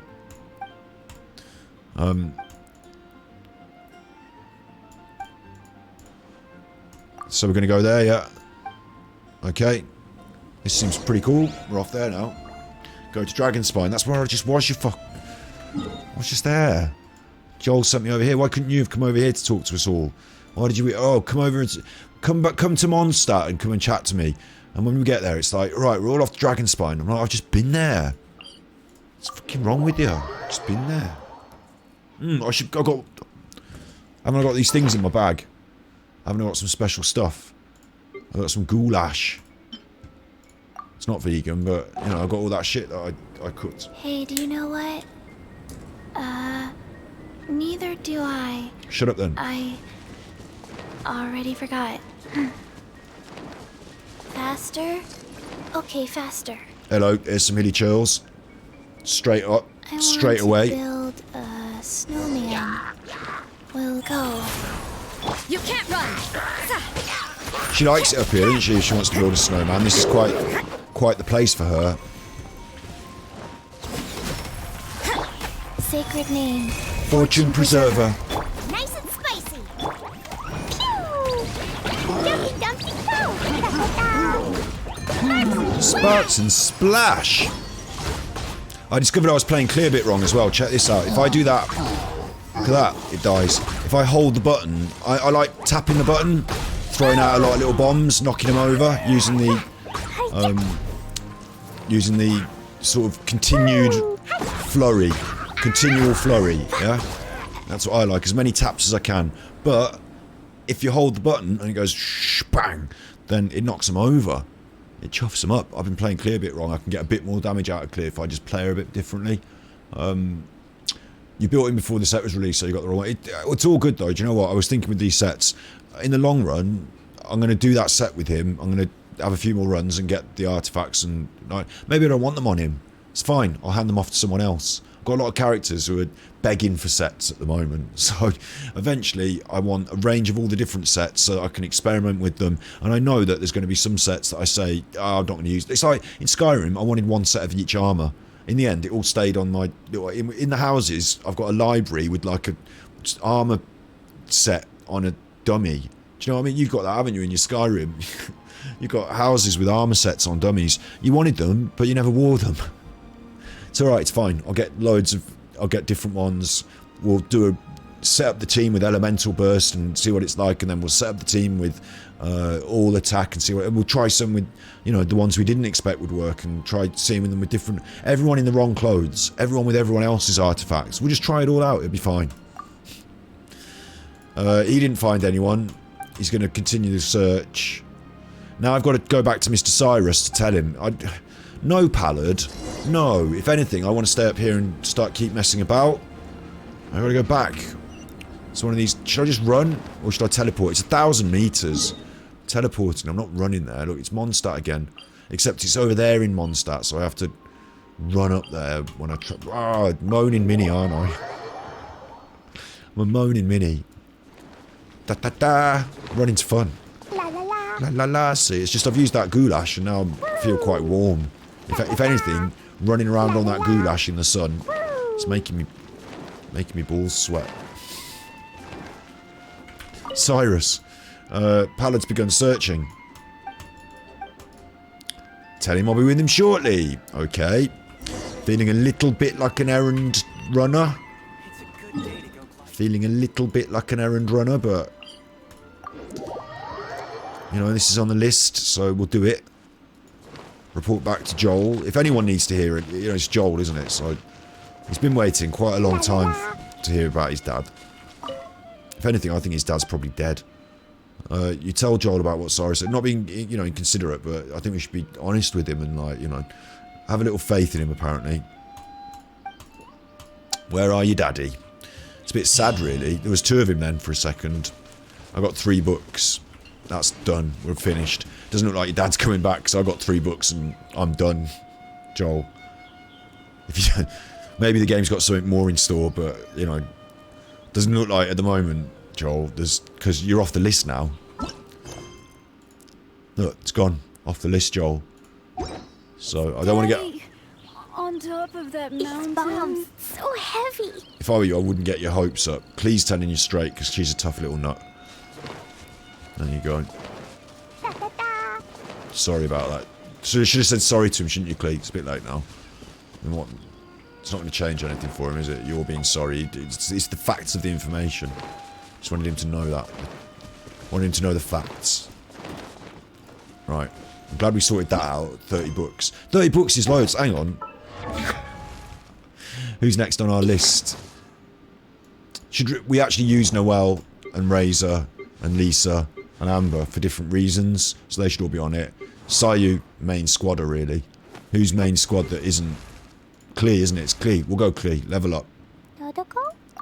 Dodoko, where are you? Not 30 purple books. 30 blue books. So it's not loads. You chuffers. Damn chuffers. Look, they're all gone. I've spent all my money and... 2 levels. So, forget that. Don't get excited for that. We could either do Archon, Story... Who's that? Omnipresent God. We've got somebody's story. That's what's her name? That's Inazuma. There's some Inazuma stuff here. Let's go and have a look at this. That city Whoa.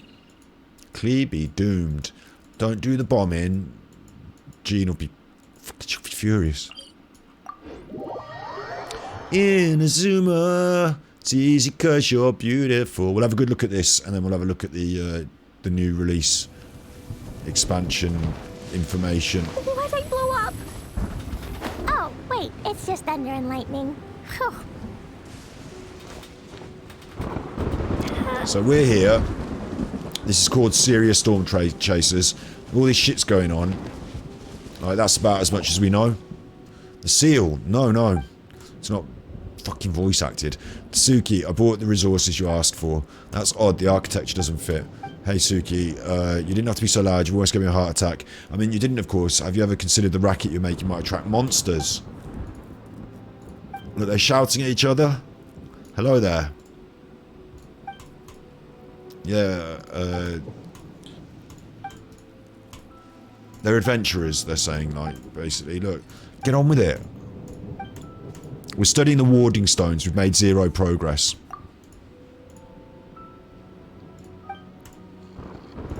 They're looking for additional help. Obviously, that's me.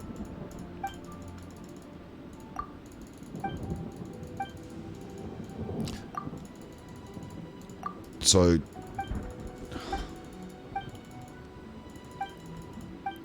strange tracks, cat tracks. Tracks belonging to a cat. We've got to go and follow the tracks of a cat. Paimon's talking about the cat tracks. We're going to follow the cat tracks. I mean, of course, I thought we were going to be doing something about this lightning storm, but we're going to go and follow these cat tracks.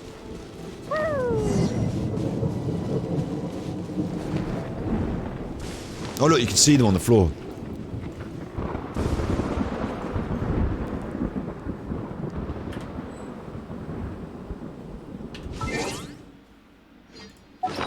Forgot to put my camera on.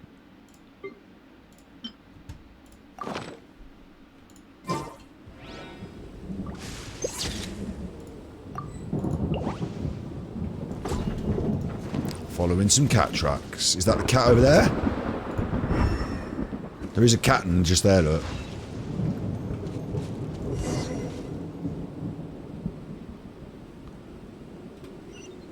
It's not this cat. Right, that's a red herring or a stray cat. We need to play that stray game as well, don't we? We need to play that soon. That's a cat. So just a cat. There are going to be challenges and what are they called?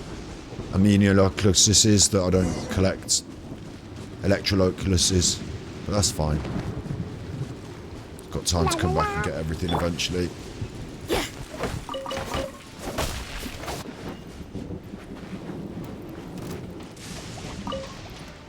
I think I pricked up a crab then. When it comes up, I automatically press this button when it says something because I'm like, oh, pick it up, pick it up. But I think I picked up a crab then. Yeah! Punishment! Life goes on. Fine, fine, fine! Let's get the big numbers out clear there. Oh, cheeky spectral husk.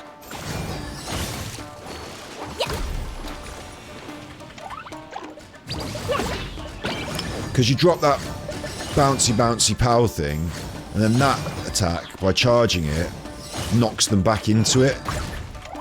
And some enemies end up bouncing around on all the bombs. I think the charge attack is very useful from Klee. It's like it's very powerful. It's like her charged attack.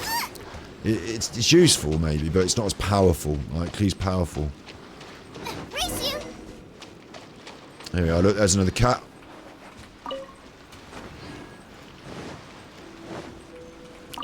Obviously, I'm just picking these mint and things. It wants me to explore it. Hello. Judgment! Rise. Blazing delight! Pew!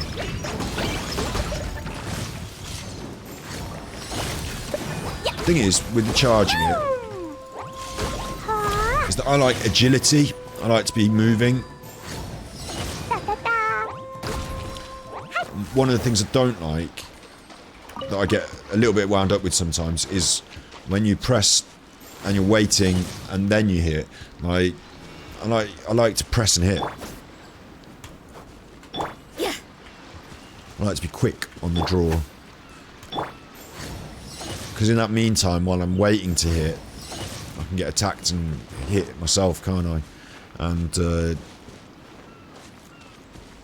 there's another couple of a special move. When you press it, the animations are cool, but when you press it, the animation goes off. You can get hit during that. You can get set up to be hit. You can wake up from the animation and be in a red circle. So sometimes that I'd rather things kick off immediate. There's another cat. There's loads of cats. I've been up here anyway. Look, I've unlocked this waypoint. Little cat. Is this the shrine? Explore the shrine. Got it. The shrine. I was going to say little cat house. It's not. It's a cat shrine, isn't it? In some way. Is there going to be a cat god associate? There we are. Human guests, says the captain. Doesn't have its own voice. The cat's talking. Not like the Doggon that talked in the other place. It was voice acted. This Paimon is not voice acted.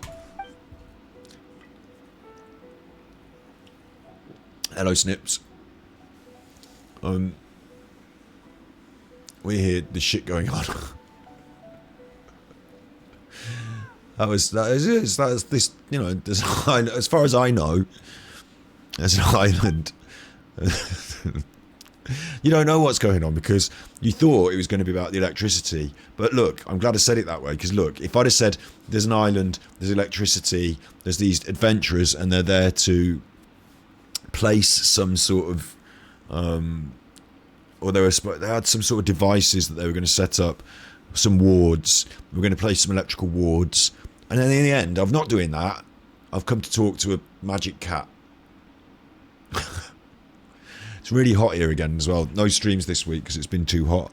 Heatwave round 2, and for some reason this second one feels more hot to me. But yeah, I just need to go and grab another can of Sprite for that exact reason. But yeah, we're talking to a cat. That's what we're doing. Who'd have thought it? Most rude of us. Are you not a talking animal also? That's exactly what I am, cat. Well spotted.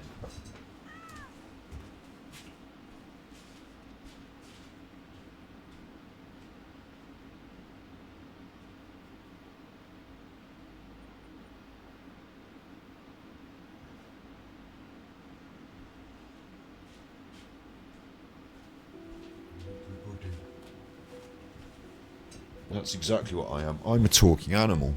And when you think about it, it's fucking remarkable, isn't it? I'm a talking animal. No, don't worry about it. It's better it's hot and, you know, a bit... Well, if it was continued on like this for the next 2 weeks, I'd have to get used to streaming in the hot and get some sort of... What do you call them? Air conditioning thing in the room, wouldn't I? I couldn't imagine running up the electricity bill in the summer. Seems ludicrous. In the summer, you can turn the heating off. You don't have to run the lights at night, do you?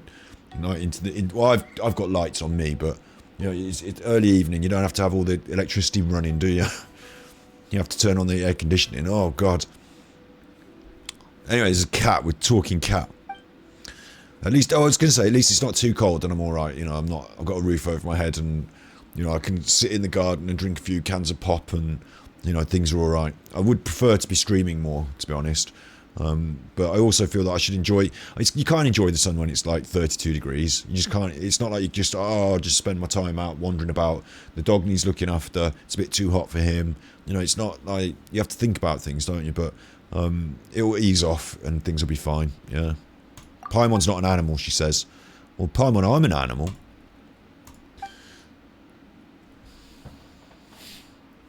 Paimon's talking. We can't hear her talking. We've met quite a few talking animals. Yep. Dragons count an animal. Paimon feel like they belong in the higher class. But Dvalin does talk. Whatever the case, this is the first time Paimon's met a talking cat. Such wanton yammering, I'm no talking cat. To be fair, Paimon, this could be a Chuffing, an Adeptus or anything, couldn't it? This could be an Adeptus or anything. Stand-up units. Oh, yeah, you get those. You do get those, yeah. But it's like a lot of money for a fucking great big, like, you know, it's not going to be hot all the time like this. You know what I'm like? I don't want to spend loads of money for a big electrical unit to pump out cold air. Or just deal with it for a few days. But if it was like this forever, I'd have to think of a different way to deal with it, wouldn't I? I'd have to get it, yeah. It's not supposed to be this hot in the UK in summer. It's supposed to be just on the cusp of this. You know, it's supposed to be water park weather, not stay out the sun, you're going to burn fucking, like, you know, it's not, it's too hot. So, I don't know. I felt like, anyway, I was going to say I felt like spending the time in the hot, you know, going out to town, having a nice iced drink. I was going to say iced lolly, iced drink.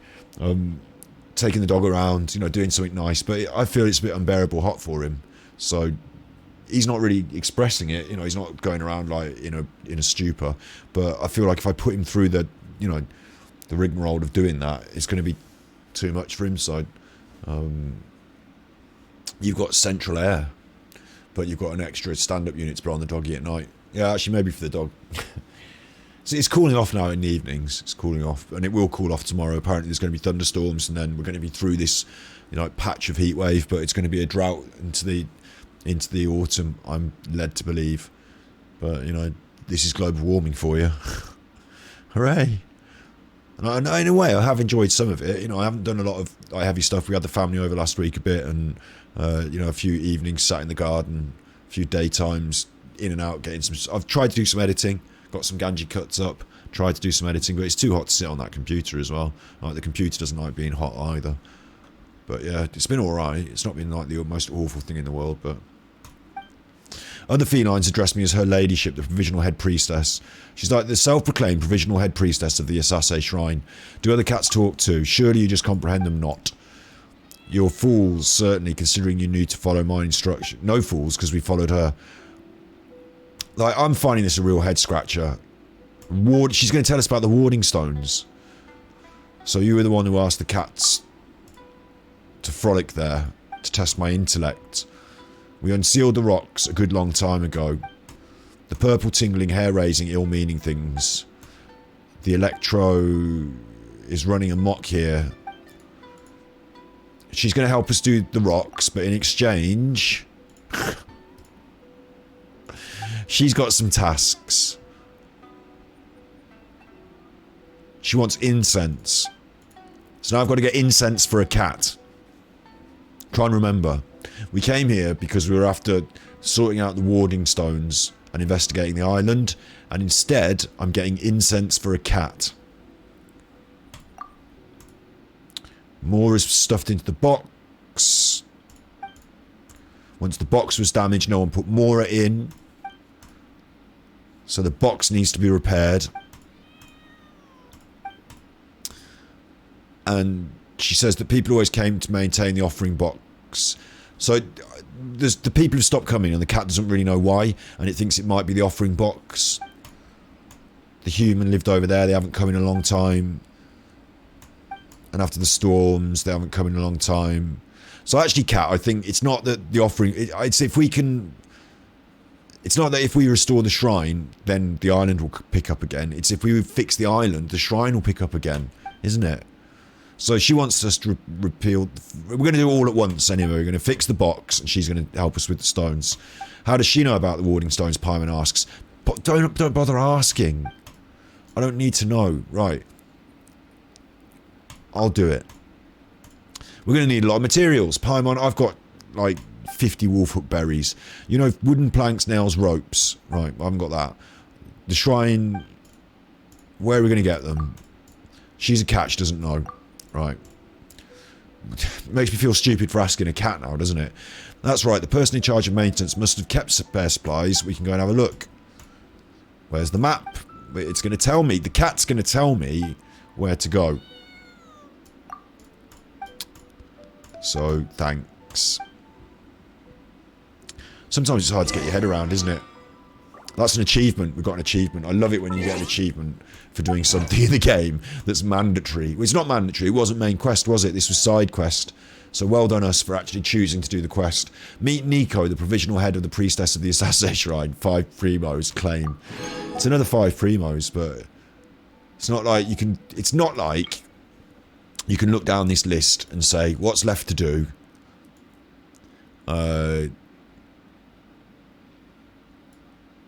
In good sign, help Zuya find 5 signs that romance is coming his way. Like that's. I think that's a commission.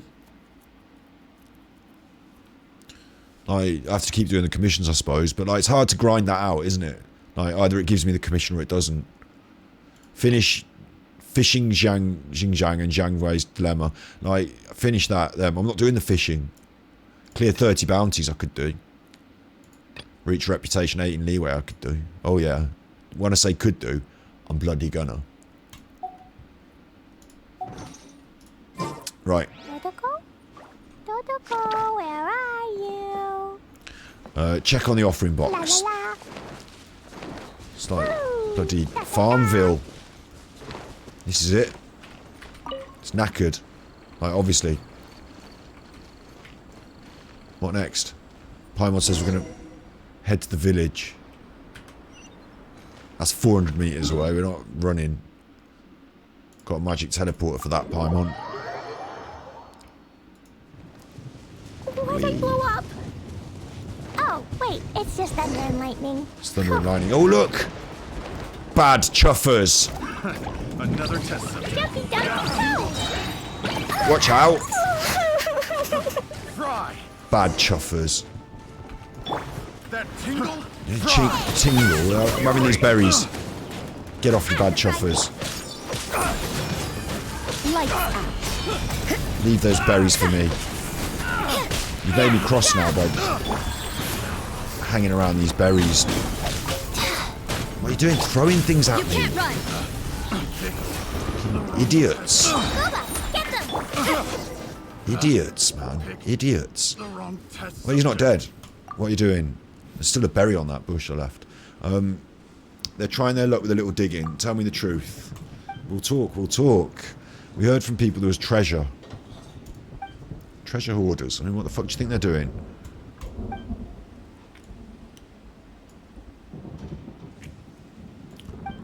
They found nothing. Everything's broken. They've got a camp. And we're going to take their stuff. The rope and all that. And they're going to fuck off.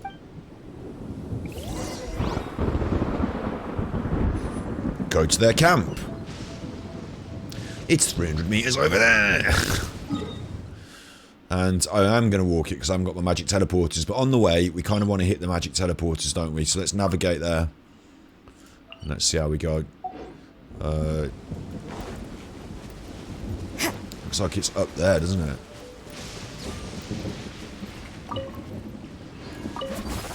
Oh, hang on. Yeah, go on then. And I got a little chuffing. I got a little chuffing homunculus.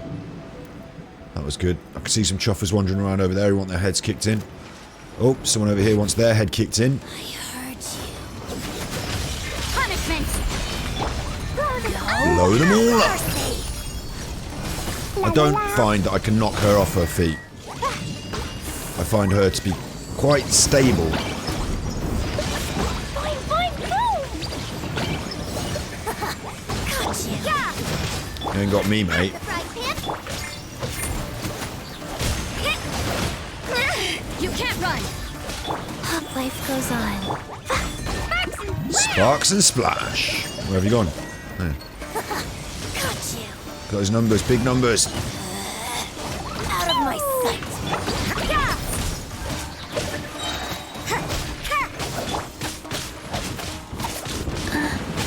Just gonna finish her off with the little one.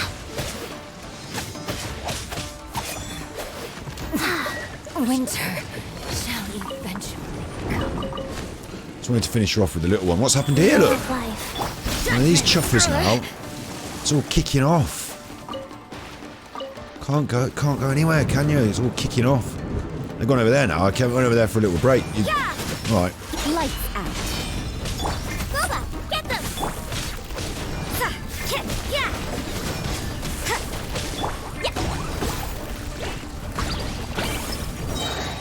Boom. 6, 9, Dumpy Dumpty 6,000, 9,000, 5,000. Yeah, we're getting the big numbers out of Clee now. I think they can go bigger. I think we get the better artifacts still, but getting some bigger numbers. Yeah. I knew there was chuffers over here. But I'm gonna just get this bit of rock.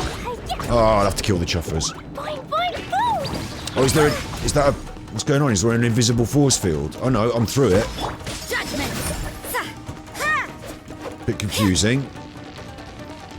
Oh, it's one of those killing me with electricity things. Life goes on.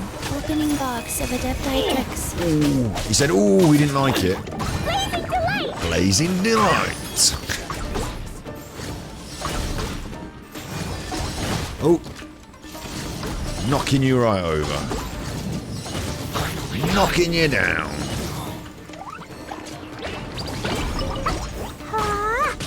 Smack, he smacked her with the sword then. Xenomorph.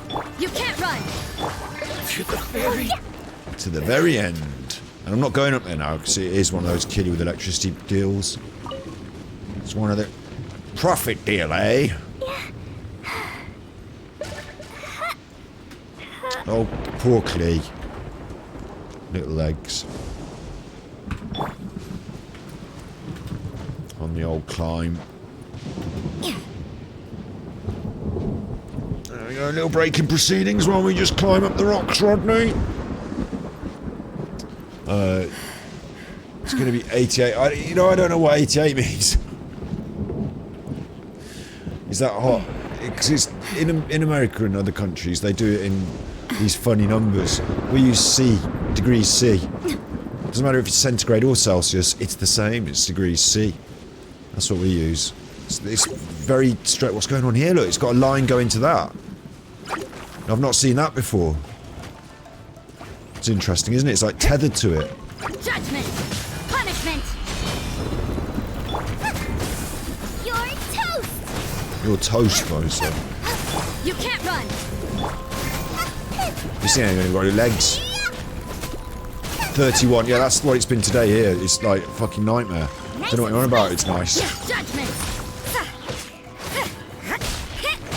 Don't know, it's not nice. It's the worst in the world. It's like, and I'll accept that when I was a kid, there have been days that have been this hot, but we've been at like, you know, summer mode.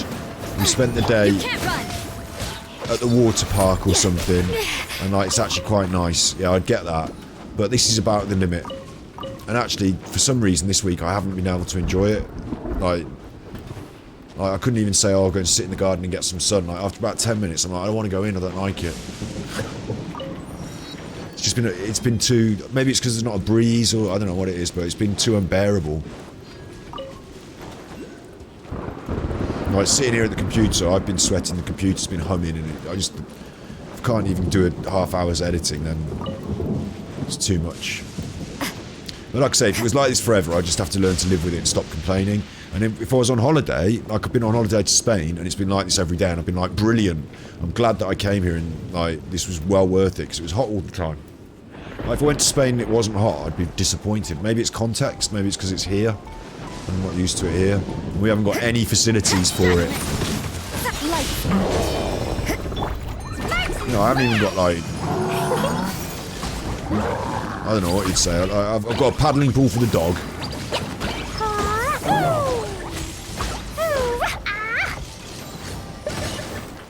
Yeah, it's not been that nice. Fries. Orders given. Orders received. Get them!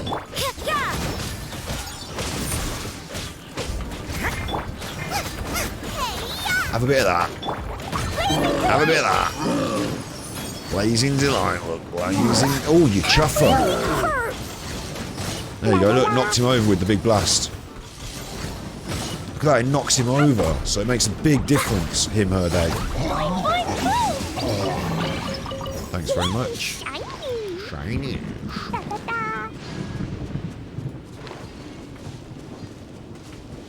Voice acting's so important, isn't it? I was watching something earlier where they were doing Hearthstone cards and talking about the voice acting in the Hearthstone cards, which is something I love about the Hearthstone mechanic, like the game, the voice acting in all the cards and in the way when you use the card. What's this? An enigmatic page. Enigmatic pages. Collect all 10 pages to form Toki Alley Tales 3. Oh, hello. Whoa, I'm going right up high. That was good, I think. There's loads of other Geoculuses, but I don't know where they are. I can't see them on the thing. I've forgotten what I'm even supposed to be doing. Go to the treasure hoarder camp. I'll use this as an opportunity to get me there quick. And I've forgotten what I was even saying as well. Something about being hot, probably.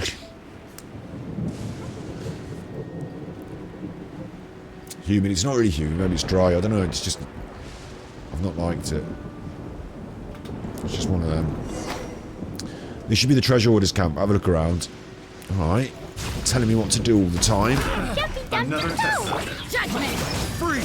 In stereo there. Another test subject. Out of the frying pan, into the... Life goes on. Pick the wrong test. Try. Boom. Is you done?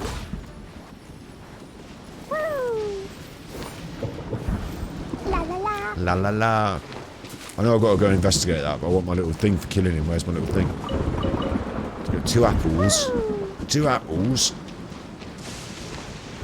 La la la. There's fucking radishes, mate. Planks. I've got planks and rope. That's what I needed. Got it. Go back. Right, of course. Go back. Got the planks and rope. It's just a normal sort of day, really. Planks and rope for a cat. To fix their offering box. In the hope they might teach me about the wards.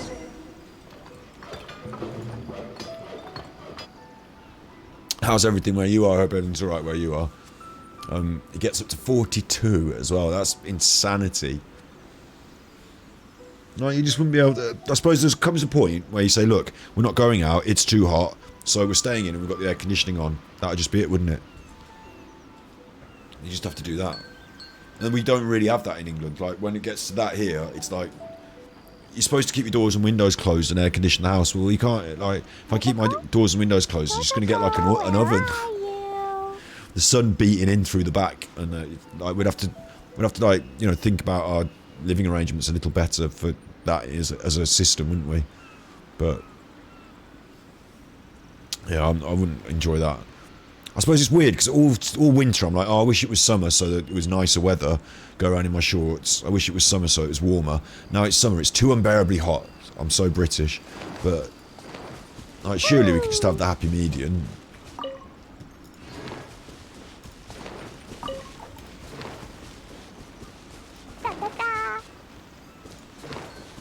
Is it happy medium or happy median? I don't know. You like roasting. Maybe it's context then, because if I went on holiday, I'd agree with you in a way. Like, you know, if I was there off the plane, oh, it's nice and hot, brilliant, in my shorts, don't even, you know, like, don't even need a coat when you go out, oh, it's lovely, and you're wandering about on the Riviera. I'm a brave girl today. I found a really weird-looking lizard. Of my days. Want me to show it to you? I suppose I'm doing a good job taking care of the shrine. 2 of them are talking now. Maybe it's context, you know, maybe because I'm just sitting around in the house, and maybe if I was out in the breeze doing some nice things, I don't know. But 42 would be, you know, you keep your blind down, the sun doesn't get in, windows open so the wind can circulate. You wet your curtains. You know.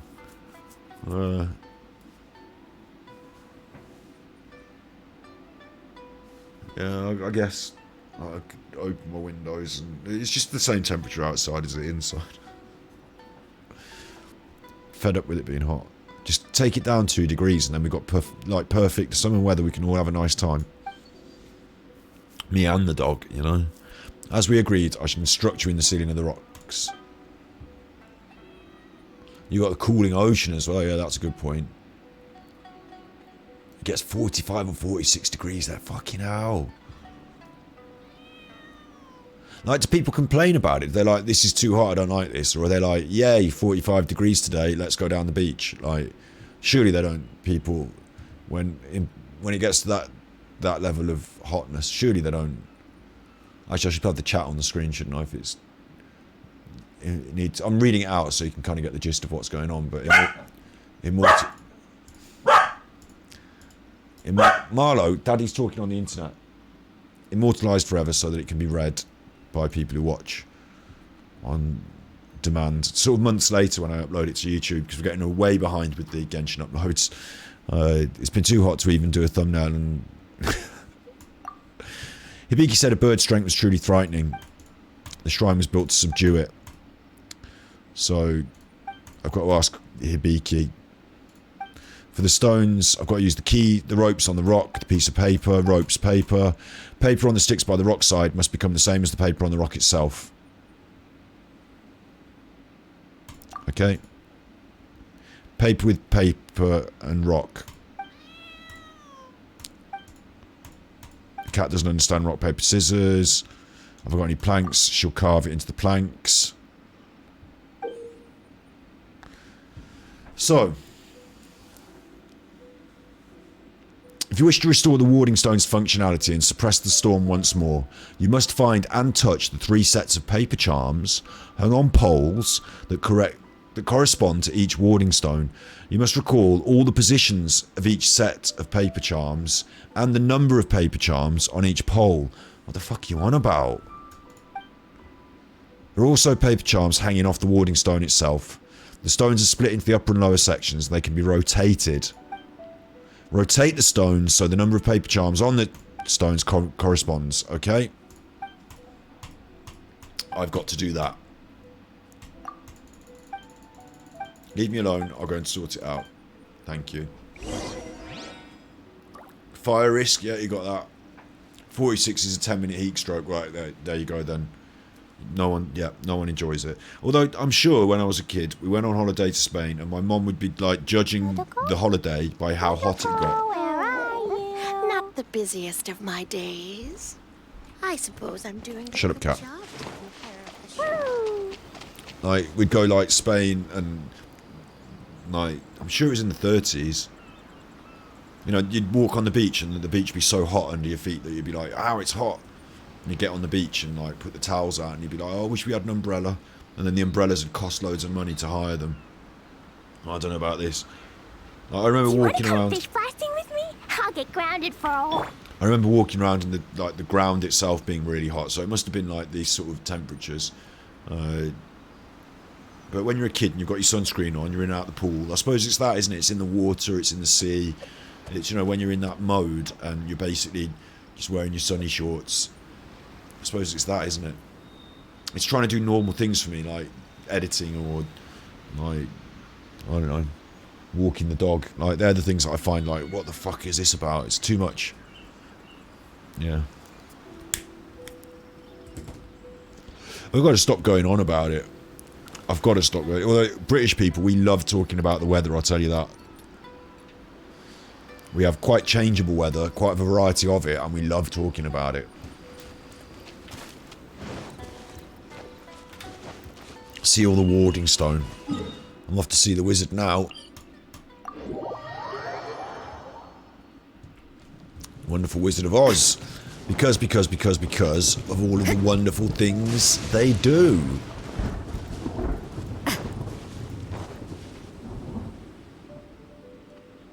Well, now I'm explaining it to them. Right. I tell of my experiences. Do they just sort it out or have I got to do it? The cat told me. They're questioning whether a cat really told me. I sound like a fucking mad person.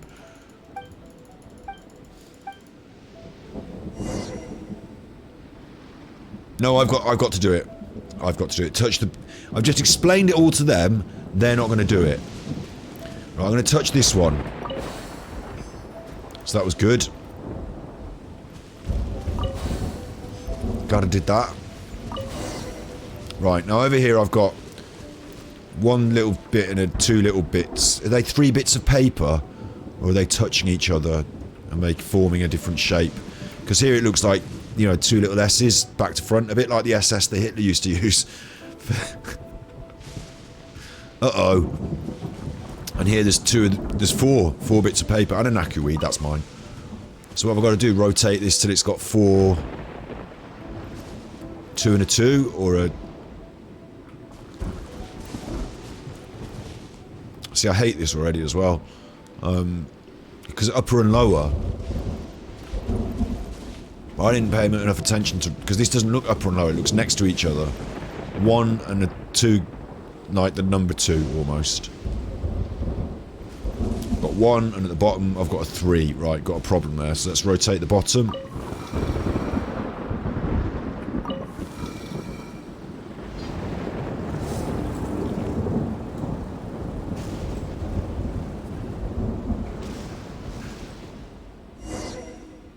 There you go. We've got to seal all 4 of them. So you 2 go off and do 1 each, because now I've just shown you how to do it, and I'll do 1, 2 more myself. The Tatsuiki wants to go and visit the shrine and see the cat. And apparently we can do it at the end when the storm's gone. It's not fair, is it? I get to see the talking cat and they don't. 40 primos. 40 primos for that. Hey, Ariel... Ari Beth Rose. I'm not very good at reading things straight away. I don't claim to be the world's best immediate reader. Ari Beth Rose, though, I think I got that. Hi, you saw me on YouTube, and you liked how I defended Genshin. Thanks. Thanks. No worries. Yeah, I do have a bit of a passion over this game now. I will quickly say I only started playing it because I thought, apparently it's a gacha game, and these gacha games are bad, and everyone was talking about these bad gacha games. So I thought I'd play Genshin Impact, one of the world's most popular games. Looks a bit like Breath of the Wild. I thought I'd have a bit of fun. And then when it started making me need to spend money, oh, you've run out of primos, oh, you've run out of mora, oh, you've run out of resin, I was going to say, oh, this game, Chuffing this game, oh, it makes you want to spend money all the time, and you keep running out of stuff, and then you have to spend money. Oh, this game, the sophisticated psychological techniques they're using to make you want to spend money are terrible. But actually, it's no more different from advertising normal. You know, you walk around in McDonald's trying to make you buy a burger that's made of horse meat and shoes, don't they, with an advert. And like, you know, it's not really that much different to that. It's a slot machine, we discussed it, the gacha, yeah, but I haven't actually spent any money. I haven't had to do that. Don't we have a Instead I've got all these, I'm doing the thing now, I'm doing the defense again now. Instead I've got all these wonderful characters that I've really enjoyed playing with, and their different personalities and quirks, and they're all related to their combat, and like, I mean, look at how cool she is. Like, yeah, I don't have to defend it again. Instead of having to do a quick review video of saying Genshin Impact's a great game, but these predatory mechanics kind of ruin it at the end, what game should I play now? Instead, I'm still playing the fucker. I've done all the Archon quests. I'm now down to the side quests and the bits and pieces, and I'm ready and excited for the new, we discussed that today, actually. We had a look at it. I did say I'm now in the point where I would consider spending a little bit of money and getting some benefit.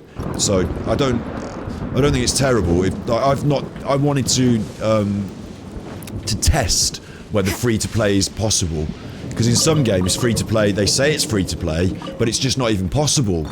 You know, you haven't got enough primos to even get a character. But in this, it's not like that. They give you loads of stuff. Oh. But so free to play is really possible. In fact, like, you know, it's more than possible. It's absolutely enjoyable and fine.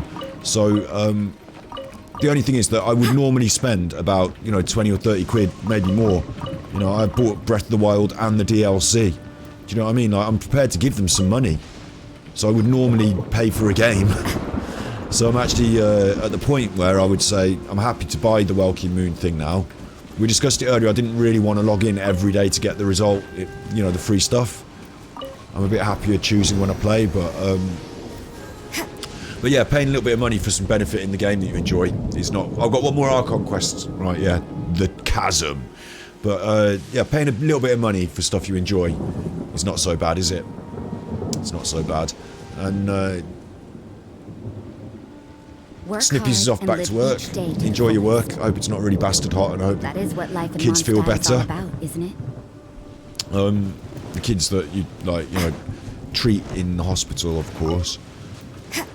Not just all the kids. I don't hope all the kids feel better. Some of them deserve to feel poorly. Not just the kids that you treat in your hospital. Just, what's happening over here? Hang on. Get off her. You leave her alone. You leave her well alone. That's so naughty. All ganging up on it. Right.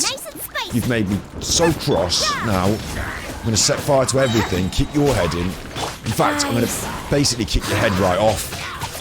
I'm going to sort of kick your head off. Did you like your head? I'm going to kick it off. And you're going to have to give me that mask. I'm going to need that mask. If you can give me that mask. I'm climbing the tree now by mistake. But I'll make it look like I did it deliberately just to act cool. Oh yeah, oh no, sorry, I saw something up the tree that I thought was cool that I wanted to get. Sorry, yeah. Anyway, Fujiwara. Yeah, we got an eye patch. What happened to your eye? Or is it rude to ask? She's happy because we've helped her out. So, she's here to find treasure. Treasure? And you found it? She found some treasure. She was about to activate a switch and then there were monsters and we fixed it, so we're going to protect her a little bit longer while she finds the treasure. Oh, we're on a random now, we're on a random. But yeah, I was saying that, I don't know what I was saying anymore. Basically, I come to the point at the Genshin Impact where I was allowed to put it down, but I decided not to, decided to like it and I enjoy it and I want to carry on. I think that kind of makes me a Genshin streamer now. Defender. Genshin Defender and streamer. But we do other stuff on stream as well. I've got a YouTube channel called Ganji Kids and we do all sorts of other nonsense, as well as this Twitch stream where we basically play games.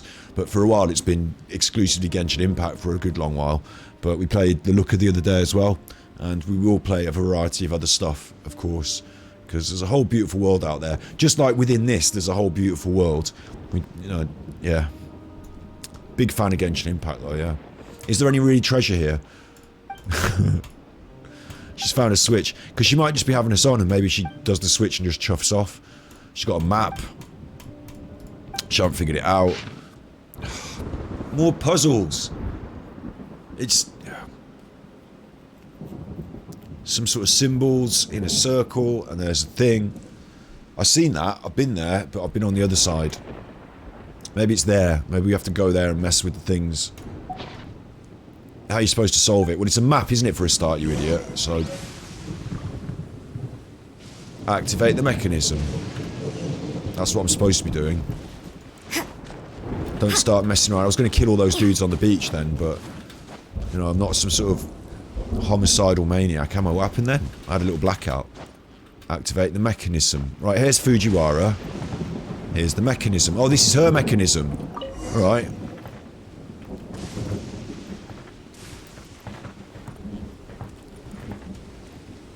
Oh, look. The floor lit up. And that's wrong. Right, yeah, I've got to make these go in the right order. And it was, this one first. No, it has to be this one first. No, it's not lit up. Maybe I have to act... Don't you talk to me. Let me just start it again. And it was this one. And it went round in a circle. And I think it was this one next. And then I think it was this. So that's how you do it. So, what was that noise? What do you think it was? It was me fixing the mechanism, you chuffer. A giant hole opened up. Yep, sinkhole. Let's go and have a look. Alright. Now we're doing this. I thought we were supposed to be solving some sort of storm business, but oh god, no. Look at all those on the floor. Oh. Don't test my memory. Yeah, it's more complicated. Yeah, I see that. Oh, the map's got more clues. Chuffing doesn't. Thankfully, there's all this stuff over here, so everyone's a winner. Look. Picked up an enigmatic hourglass then or something. Some iron. Everyone's a winner. Should we just get out of here? I've got that thing, the homunculus, so should we just get out of here now? I don't know. I'm going to have to try for the chest, aren't I? I'm going to have to try for it. But look at that. It's complicated now. I didn't want it to get complicated, Fuji. Why don't I do the button and you do the running? You haven't been able to figure it out yet. Let's have another look at my map. I've got I should have a puzzle map now. They do this to you. They fill up your bag with crap, look. Here we are. Look at all this crap I've got in my bag. I've picked up all these books, got no real understanding of why. Got those torn pages. Now I should have a bit of, is that it? Bedrock key, no. Treasure map fragment. It's not that, because I've done that. It's this. It's this one. It's in a frame. It's a framed treasure map. It's been kept on the wall. What?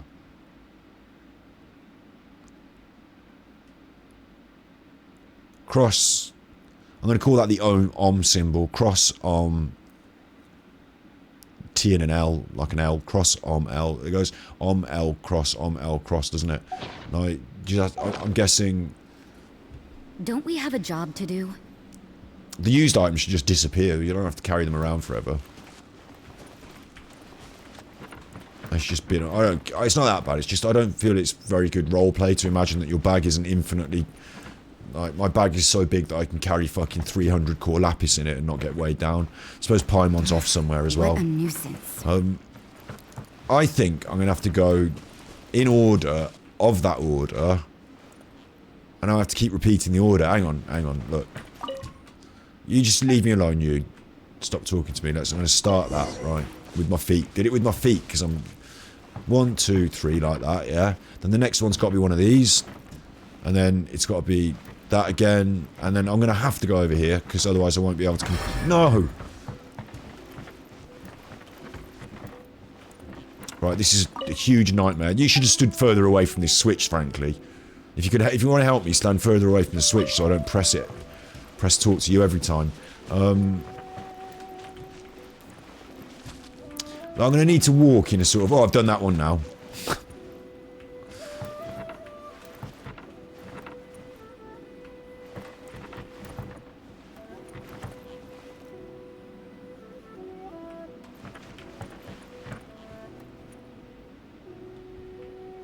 I don't like it.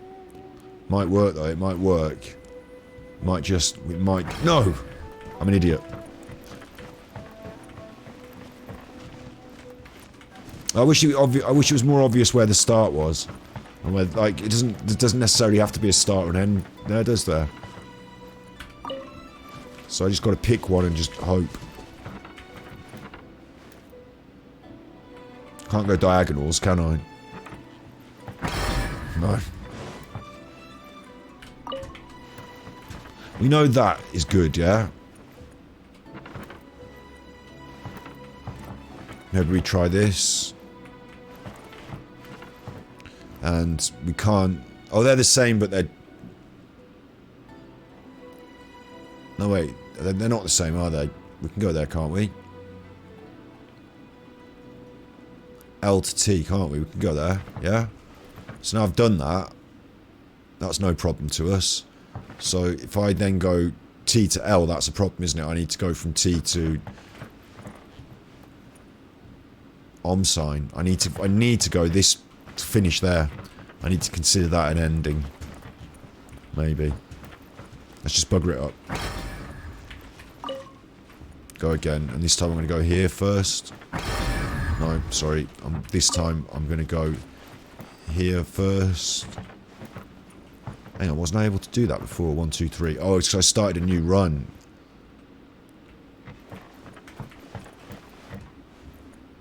Like that I can do. But now I've screwed it up really, haven't I? Because I can't do that. I really don't like it. I find it difficult. I find it a struggle in my brain. And I know that there's probably a way... I would find it more easy if I was able to just... Like, maybe if I wrote it down on a bit of paper and had a look at it and I wasn't running around on this thing. But, stop talking to me every time. I find it difficult. So I'm just having a bit of a... You know, see if I can... what I want to know is there any obvious things that I'm missing maybe that I can... let's say I can do that one. Could I just go down here? Yeah. So then could I go... Like, can I just go there? Yeah. And if I'm on T, then I can go on sign, then I can... Like that. That's fine. See, I got it. Got it. Yes, we got it, she says. Why did the mechanism change again? What do you mean change? You're seriously not asking me to do it again?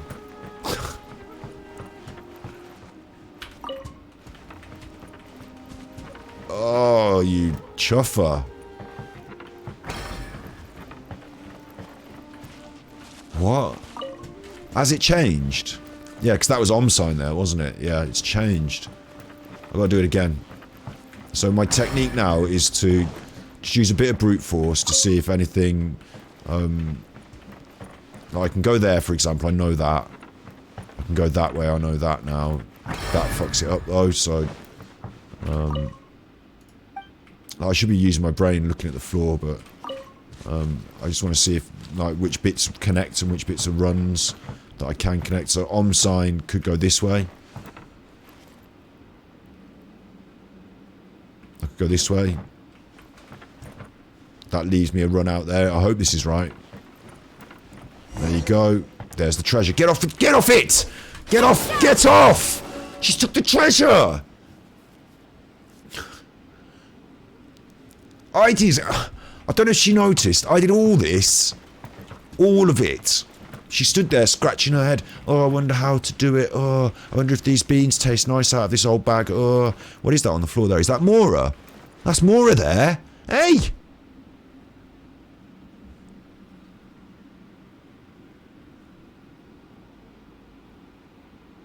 Somebody pick up the money. She's straight in with the treasure. I can't believe it. I mean, should we get up there, right? What we should do is we should get up there. We should get one of these.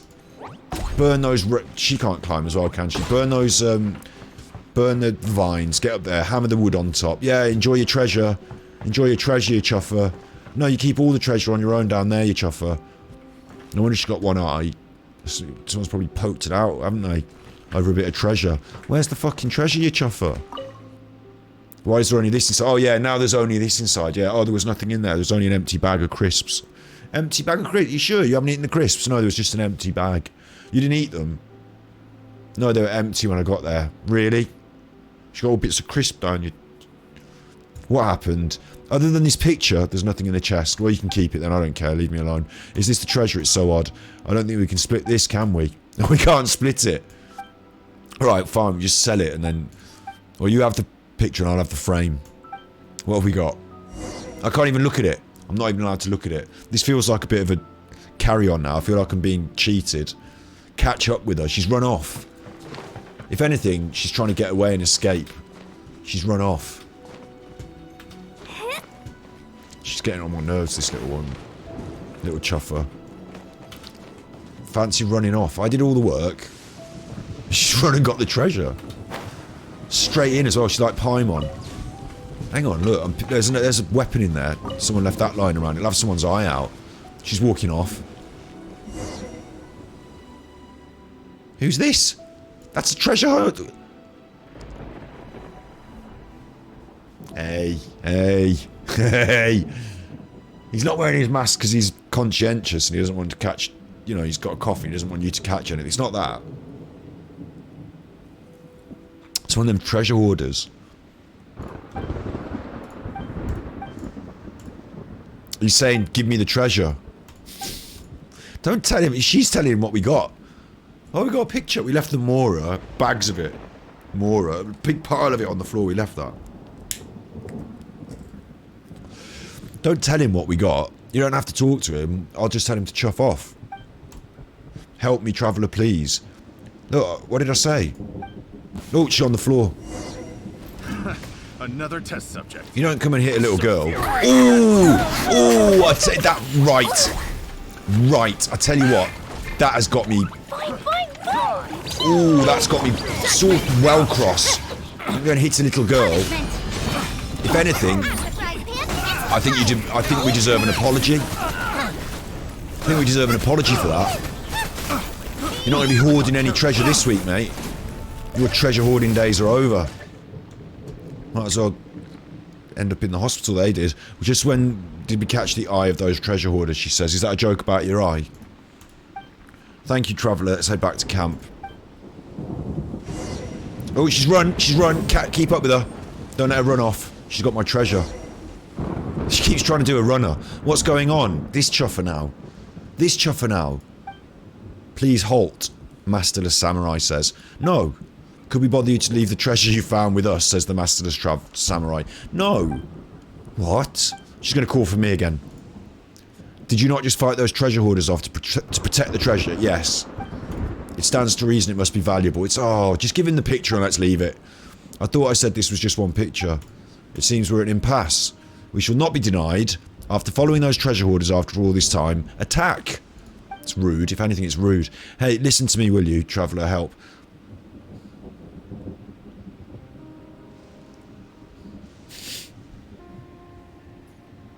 He's going skiing. I don't know who's going skiing. Tell you what, they look like they'd be quite hot in all those clothes, don't they? This is about to turn nasty. I think if I press this button now, to skip this bit of dialogue, it's all going to kick off again.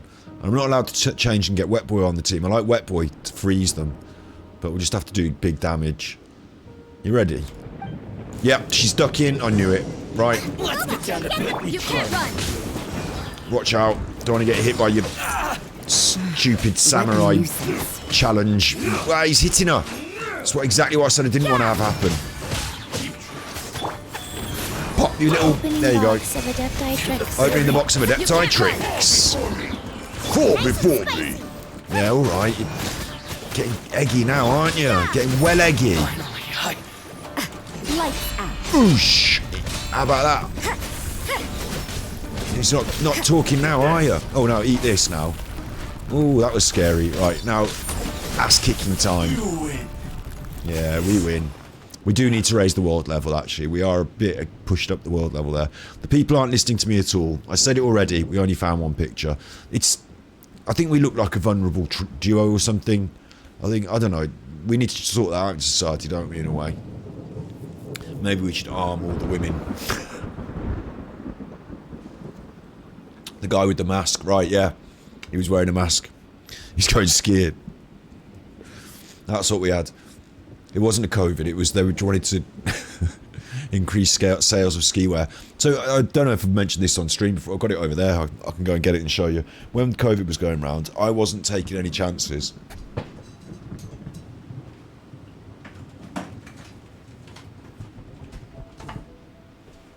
Right. They said on the news, killer disease, especially affects old people. We had our Nan. We moved her in living. My mum used to have to go to her.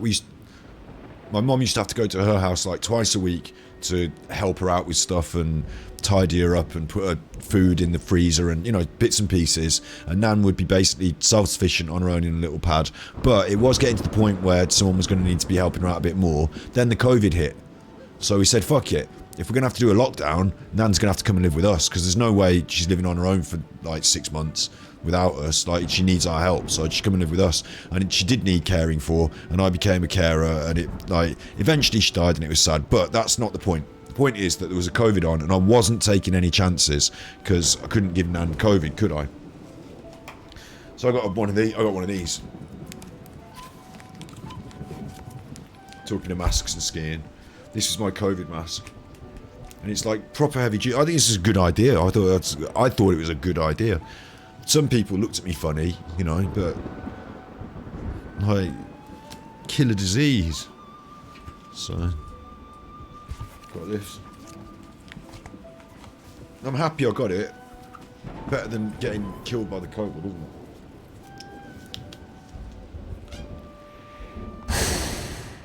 It's like a Darth Vader mask, isn't it? It's the real deal.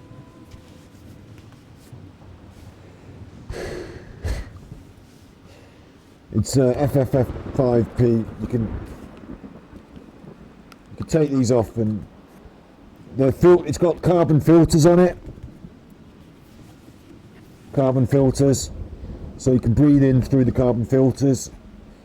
So it's like that chuffer. That chuffer.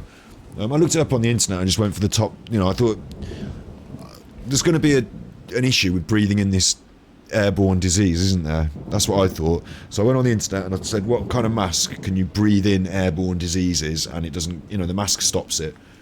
And that was the one, so I got that. I'm still quite pleased with that. I still thought that was a good choice. I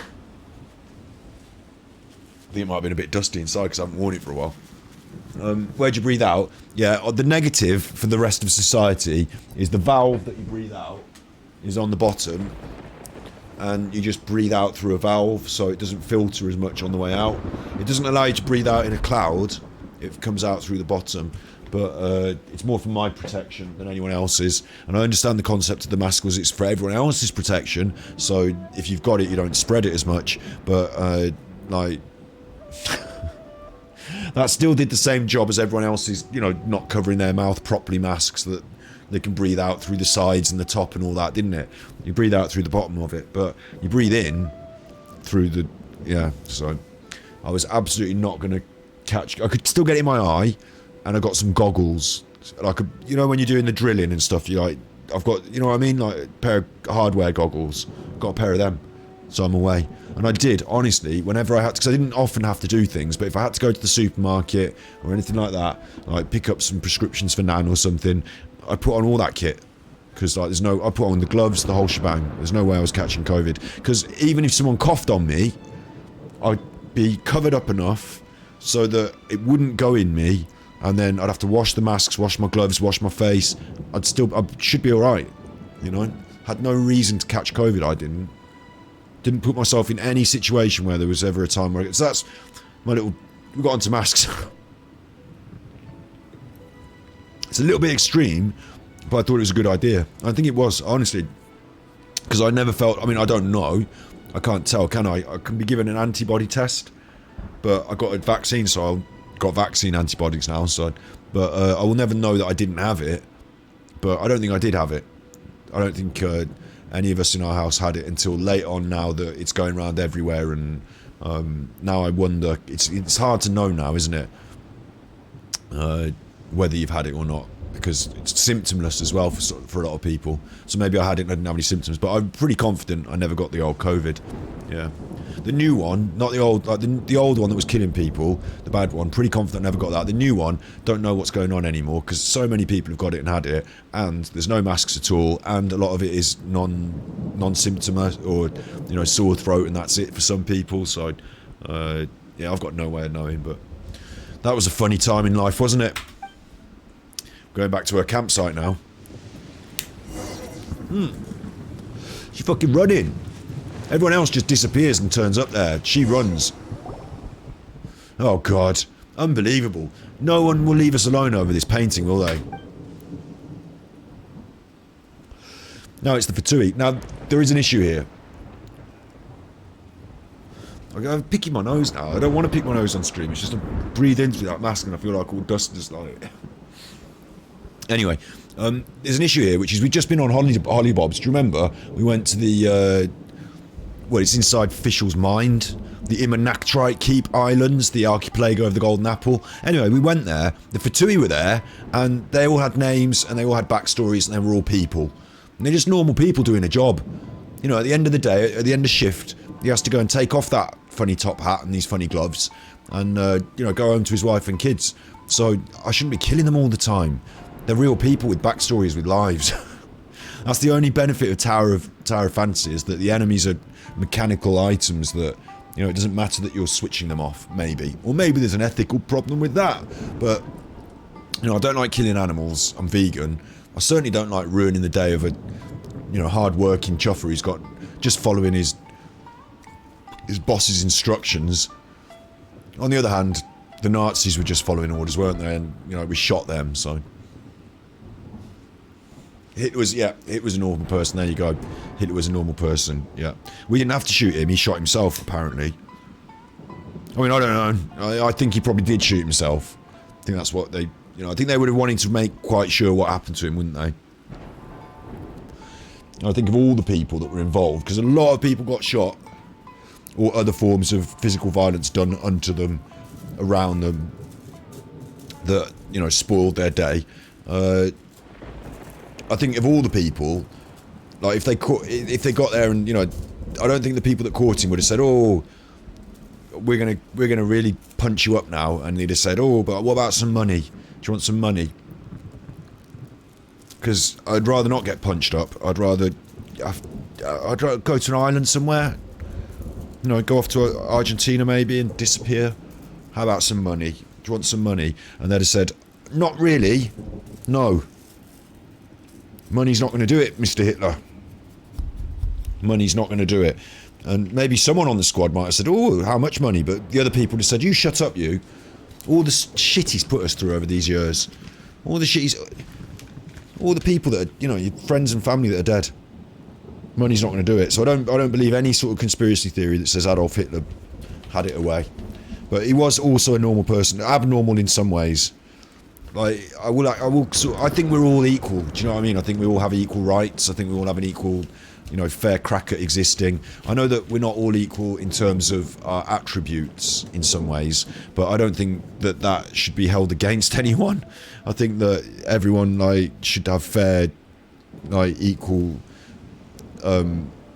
benefit out of life. Benefit's a funny word, but, like, let's say we were on a desert island, yeah?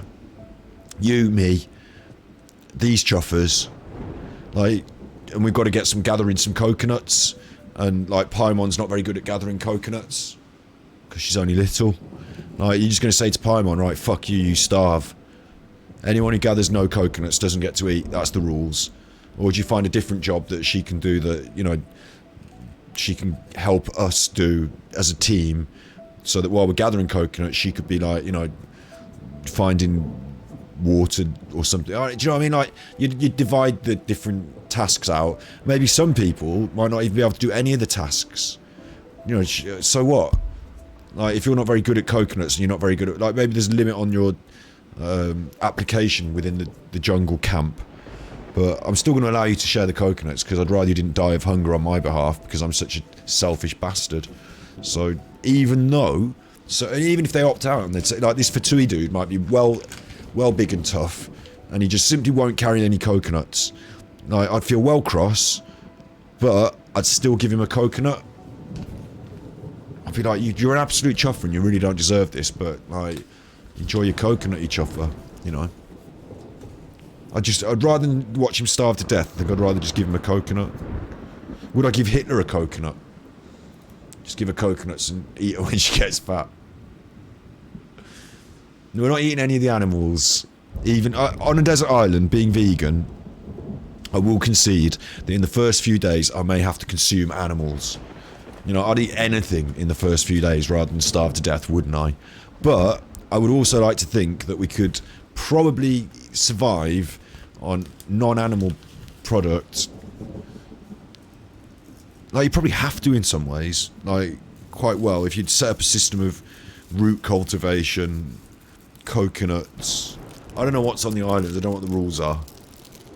But I'd like to think that in the long run, like, if you just ate all the animals, they'd all be dead and you'd have eaten them, and then you haven't got any, so you're still going to go hungry. So I'd like to think in the long run we could, you know, rely on a vegan diet, but that would include people. So yeah, at the end of it, I'd rather starve to death than eat the other people and then be on my own and starve to death. I'd rather starve to death as a group than starve to death on my own a bit later with a belly full of the rest of the group. Norm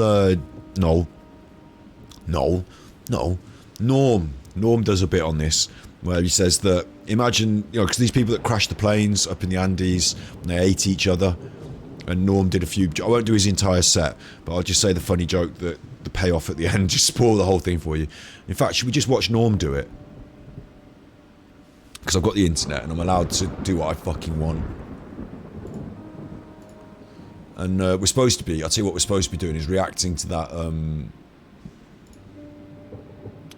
that new bit of Genshin Impact once I finish this messing about with this chuffing, whatever's going on here. Let's see if we can quickly get Norm up. Norm Cannibals, isn't it? Cannibals. So obviously Norm Macdonald on cannibalism. Here we go. We'll just let Norm do it. Obviously, this is an advert, so you know if you enjoyed cycling with your mom, it's not up to you, is it? It's up to your mom. That's why they're aiming this advert. I don't know who they're aiming that advert at. Your mom's got a bike stuck. Look, that's a weasel. You don't want anything to do with, you know, no one advertising using a weasel is going to catch me. So forget those. Right, you can eat the fish. Yeah, but I'm vegan. I don't want to eat the fish.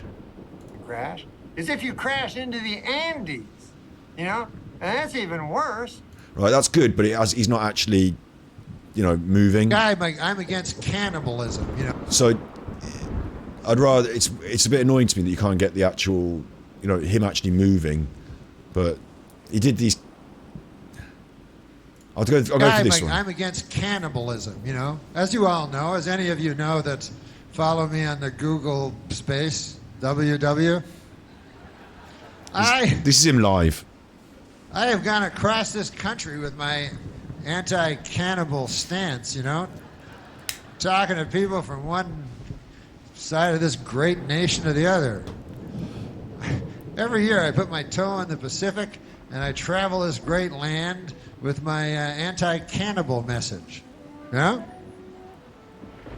Mostly to young people. I try to educate the young people. You know, I go to the schools and I go, listen. You might think that you're going to be the cool guy because you eat a dude friend of yours, you know? Because you eat a dude friend of yours. Because you eat and a maybe dude. you will for a couple of years, you know? Maybe you'll be the big man on campus. Oh, that's Jim. He ate a fella. But there's more to it than that.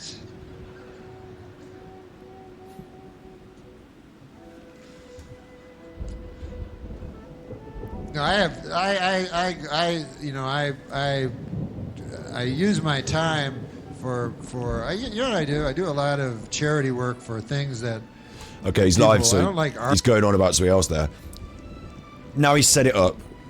Now you've heard a bit of Norm. You can watch Norm in your own time. I'm not allowed to play shitloads of him because of copyrights and that, but Norm is now dead and was a great comedian. Good old Norm Macdonald. What he said about I'll go on and say what he said about cannibalism. Not as funny as him, but I'll just quickly give you a couple of things that he said. He said, plane crash Andes. Now when he gets on a plane, he looks at the other people on the plane and he decides to sit next to whoever's tastiest. You know, he's already got his eye on someone, and he'd probably start on them a lot sooner than everyone else. So as soon as the plane crashed, he'd be eating them before they'd even got through the duty free. And also he said that wouldn't it be funny, it feels weird to be doing Norm's material and not even trying to make it, like not even trying to deliver it, because obviously he's the funny one, but wouldn't it be yeah, he's actually moving there, he's actually moving. The only time it seems you ever survive a airplane crash is if you crash into the Andes, you know, and that's even worse because you know you have to fight with the moral quandary of cannibalism. There we go. Which I am against, by the way. If you know anything about my work, you will know my tireless devotion to the anti-cannibalism cause. But I'm not going to use this as a bully pulpit. Most of you are adults, and you've cemented your views on cannibalism. I like to go for the kids, you know? The young people. I go all across this great school for a few years. Having to resort to cannibalism is they take so long to decide, you know what I mean? And they go, oh, I don't want to eat a guy. Oh, I can't do it, you know? And I can't eat the co-pilot. Can't do it, you know? And then days go by. I go, hey, maybe we should eat the co-pilot, you know? And finally, they're maddened by hunger, and then they just attack. They got co-pilot blood all over them, co-pilot viscera falling out of their mouth on their pink shirts, you know? And that's no way to eat. You can't gorge. Any dietitian will tell you. You cannot gorge. The thing to do is graze. That's the right way to eat, you know? You wake up, you have a small meal of co-pilot. Then, around lunchtime, you have a small meal of co-pilot. Then, around, I think about 6 times during the whole day, you have a small portion of co-pilot. Any dietitian will tell you, I tell you. Not that I'm a dietitian. I don't pretend to be a dietitian. Well, sometimes I do. But it's only to get the ladies, you know, the big fat ladies. I go up, I go, hey, you want to go on a diet on account I'm a dietitian, and then they leave with me. Sometimes. Sometimes they just get angry. He's going off the topic. He's going off the topic. The point is... Yeah, really handicapped.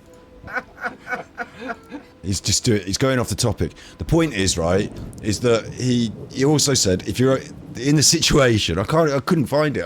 We've had some fun with Norm, but I'd have to tell you what he said, and sadly it's not as funny as him saying it, but them's the breaks. Is that he said that you would end up eating the people, and wouldn't it be bad if that was the day you got rescued, and as you just finish eating the portion of human flesh for the first time, the plane goes overhead. Oh, rescued! Wouldn't that be bad? Because then that would be just my luck, wouldn't it? The minute I start eating someone else, the plane will appear. Now we're done with that. Hand the picture over. What are the Fatui doing here? We're not going to have to eat them, it doesn't matter. It turns out no one's having to eat anyone. Look, there we go. Here we go. Frozen. We're just gonna have a big Barney. Oh, I'm in the middle. Hang on. Watch out, you.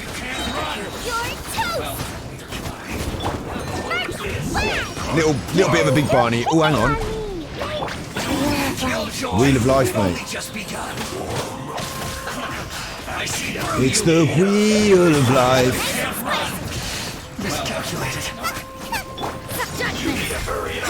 Where's he gone? He's gone in the sea. Get out the sea. Chuffing idiot. What's he doing in the sea? Orders given. Orders received.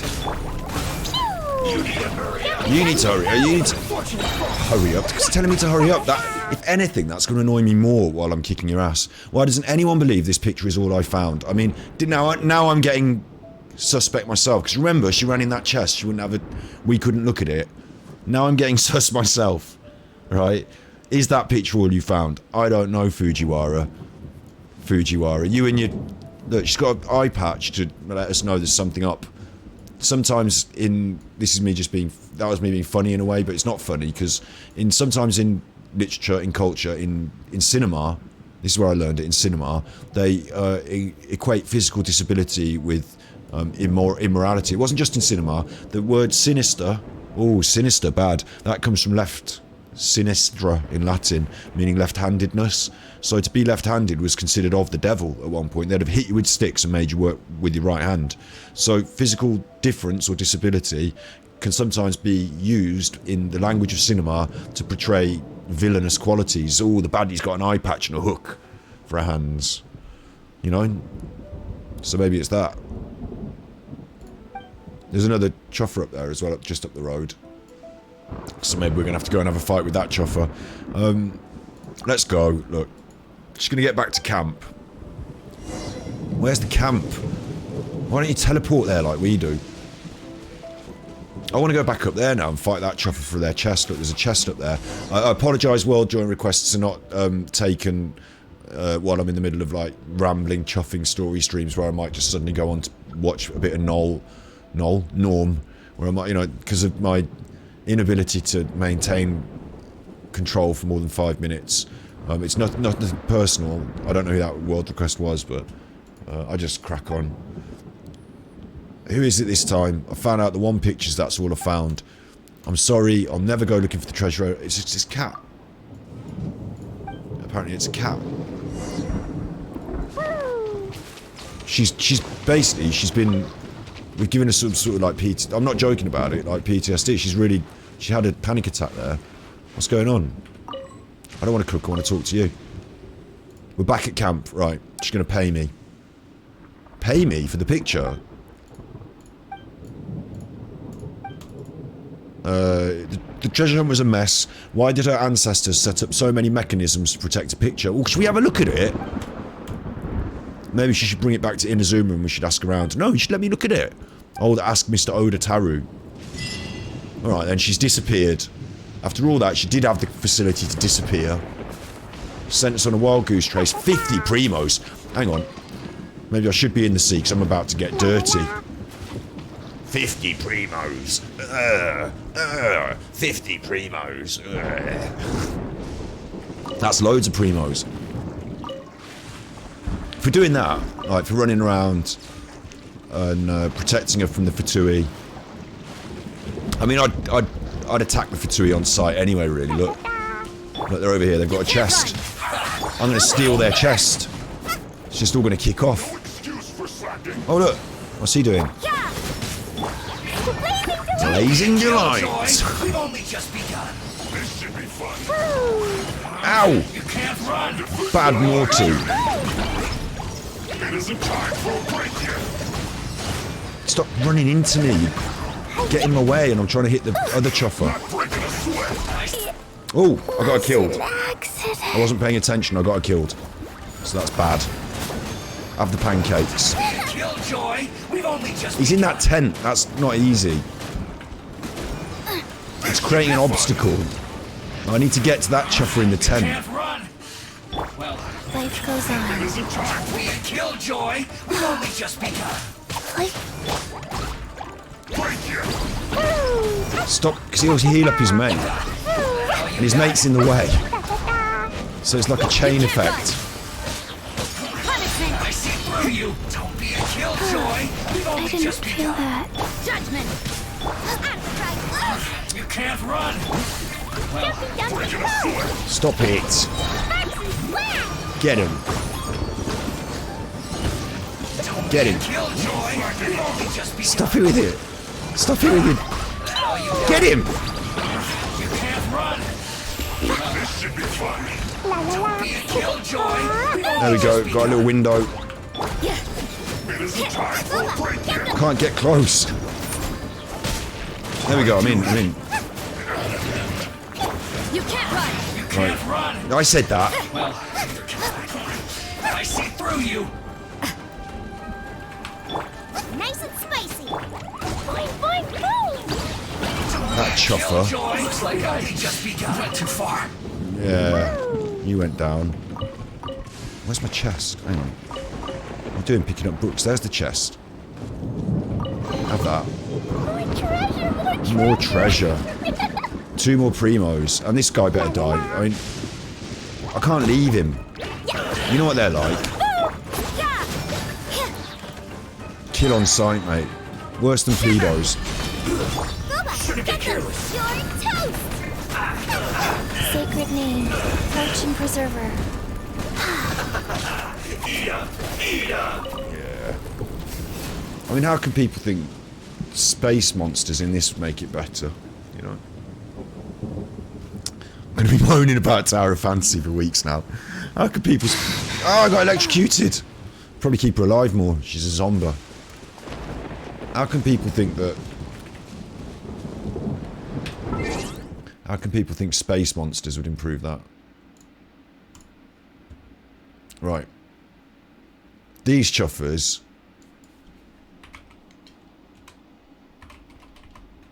Genshin... Impact... These chuffers... Ooh! Symphony! Oh! Wow! Yes! Fuck yeah! Look at this! 10 points. 100 points. I'll give them some primos.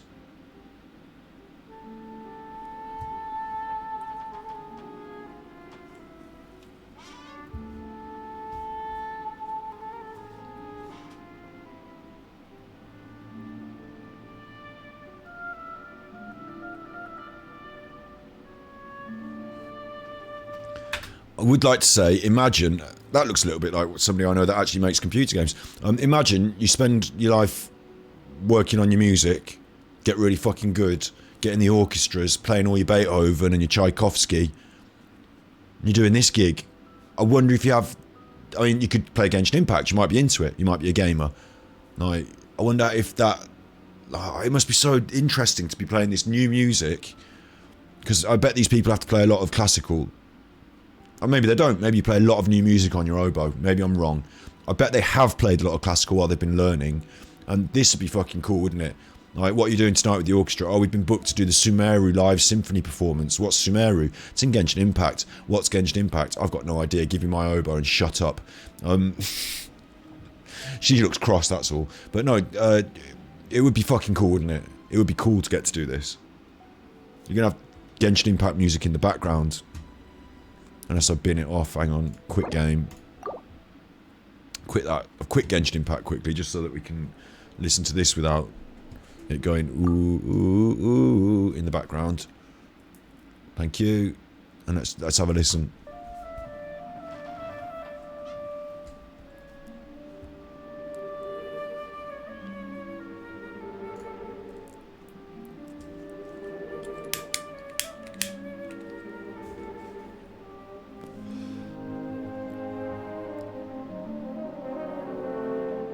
It is a little bit quiet in their recording, and without the facility to turn it up any louder, that's the loudness it goes. But inspiration for Sumeru is the Persian Empire.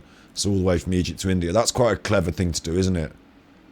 Gives it a nice wide, because Persia as well, you'd call that Iran these days. It'd give you a really wide gamut and a wide historical. You know, like Persia still exists really, but they call it Iran. But it gives you a wide, you know, range of historical times as well, doesn't it?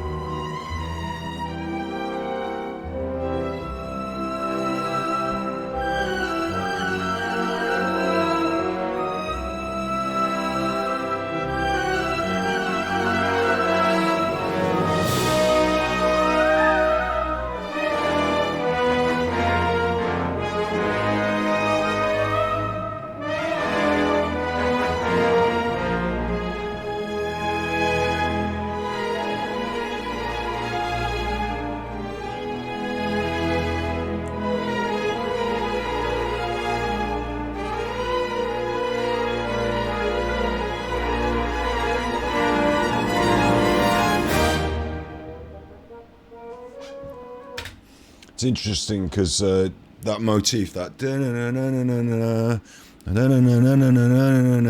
it kind of demands a resolution, and it holds you.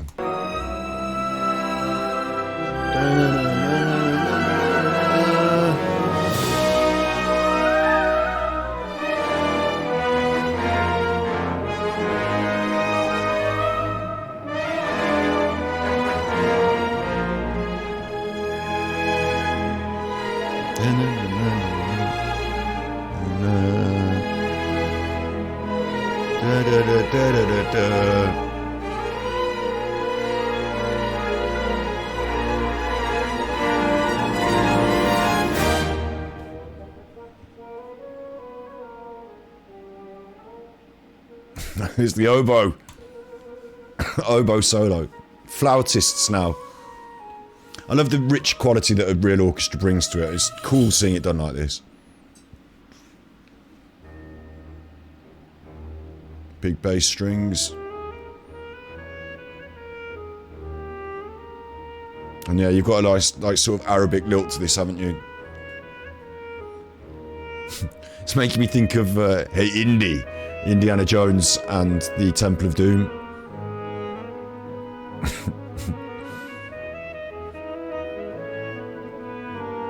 Like the markets of Marrakesh.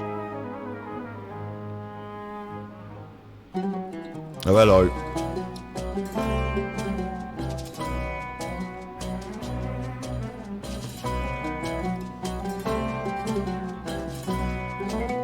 Gerudo Valley.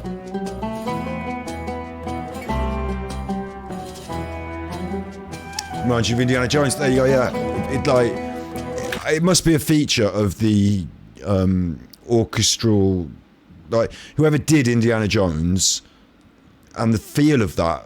Maybe it's because we watched it when we were young as well, and it like imprinted on us that this is what that feels like this combination of things.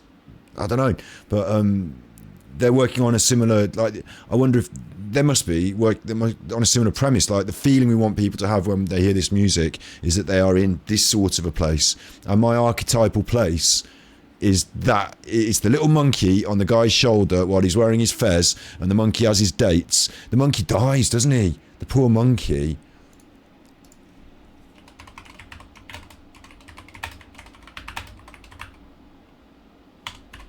He eats the dates, and the dates are poisoned. Where's that then? Come on. This little monkey. It's this little monkey. I won't do the video. It's that little monkey. It's him and the monkey. And these baskets. Which, now looking at them, we used to have a washing basket like that. They're not actually, those baskets, the monkey, the eye patch isn't that realistic, is it? And I don't know what this metal plate with 5137 stenciled on it would have been like back in the day. Well, it could have had that because it was set in the war, wasn't it? I'm picturing it much more further back in history, but it wasn't. It was fairly modern, actually, set during the war. So Indiana Jones, the little monkey, and the monkey had the dates. It fucking died. Indiana, that's it. Bad dates. Yeah. Indiana Jones, man. He went through some shit, didn't he? He had a face on the whole time. Like, I get this. People say this to me, that I moan a lot. I don't know if you've noticed. My ear popped off. My headphones broke. They are accustomed to doing that. They haven't done it for a long time. It's because of the heat. Yeah, I am a bit of a moaner sometimes, but Indiana Jones was always in a fucking bad mood as well. He was always well fed up with all the shit going on. It was always going on, and he had to put up with it. And there she is. She was. I think little me had a bit of a thing for her and her big smile and like happy-go-lucky attitude. And then she was all screaming and yelling when all the insects were on her. It's little Indiana, and he had this the rope bridge. This was powerful film. Powerful film. They're all coming towards him. They're coming towards him on both sides. So what is he fucking cuts? Don't want to spoil Indiana Jones for anyone out there who hasn't managed to watch it in the last 36 years. But like, he cuts the rope bridge. So they both go falling. They all go falling. And he doesn't die. He's the only one that knows it's going to happen. So he's ready. Tells them, hold on. He's ready. But these chuffers with the turbans that are chasing him with the curved scimitars, who look a bit like extras in the background now. They look very realistic and very frightening when I was a kid. Those chuffers, they don't know it's about to happen. They go down and get eaten by the crocodiles. So they have that. That goes on. This is military vehicles and stuff, isn't it? He's having a bad day, though. All the time he's having a bad day. It's all happening around him. Even from the start when he has to go... When he has to go swapping that, you'd at least think that would go right. He's planned it. No. He has to run through all the spider webs. He's always having a bad day. He's always in a bit of a cross mood. So that's, yeah, the music. Going back to... Look, what...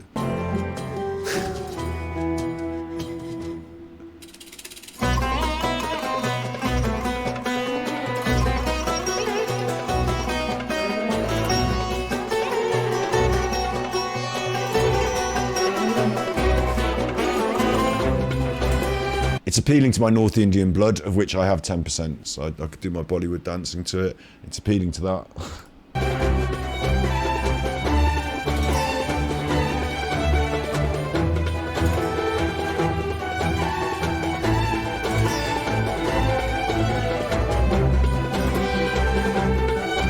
It's building, and I tell you what's nice about it is the texture of the bass notes. Like the deeper notes, which I know you've got to have all that melody on top. I know you've got to have all that treble. I know you've got to play a hi-hat. It's not just going to be a kick drum and a bass guitar. But for me, when I'm listening to music, the bit I like the most is the bass. the bass clef. So the bass notes carry this along and give a sense of adventure, and the winding melody makes you feel like it really seems to match what we're anticipating, which is exploration and excitement, and it seems to match that. Is that a sitar?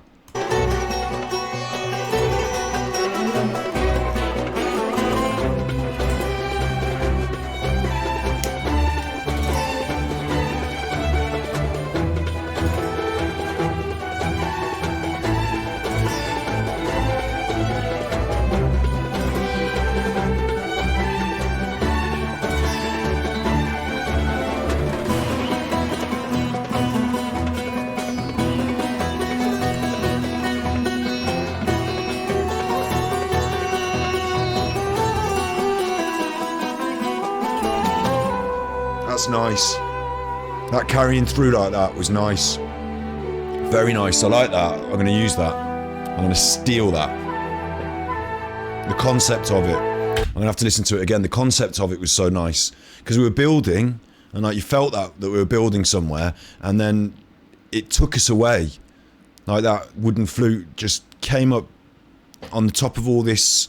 Like it's like energy, isn't it? Like on the top of all this building energy, this flute then just rode up on top like a surfer on a wave, and then just off the top and away.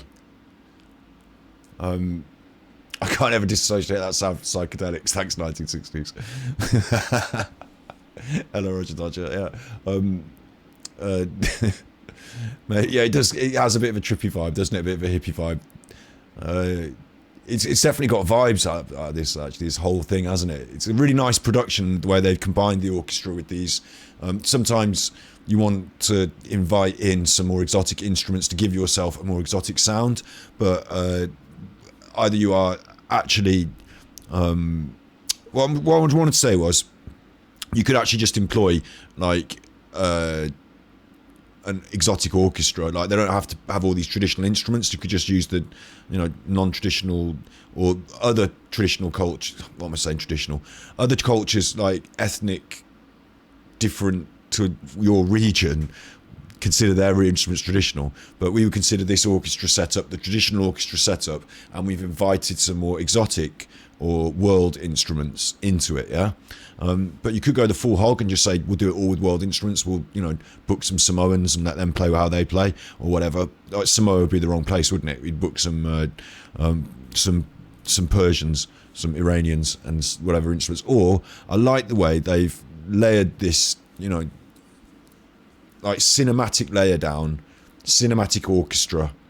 Like, one of the reasons we thought of Indiana Jones is because this is a cinematic style orchestra production. We're talking about game music, and you can approach game music in so many ways. Like, you don't have to do, you could just have like 8-bit, like, you're allowed to do whatever game music. It doesn't have to be orchestral, but they've decided to go down this road, obviously, for that. There's like 2 or 3 reasons, actually, I'd say. One is that the feelings you can evoke and the sort of range of the orchestra is quite impressive, and that is hopefully in marriage with Genshin Impact. And also, I think there's a quality to it that makes it seem high class, high quality, high culture, and brings what some people might say is a dirty gacha game, brings it up in a way. And also, I think there's something about Genshin Impact that I discovered recently when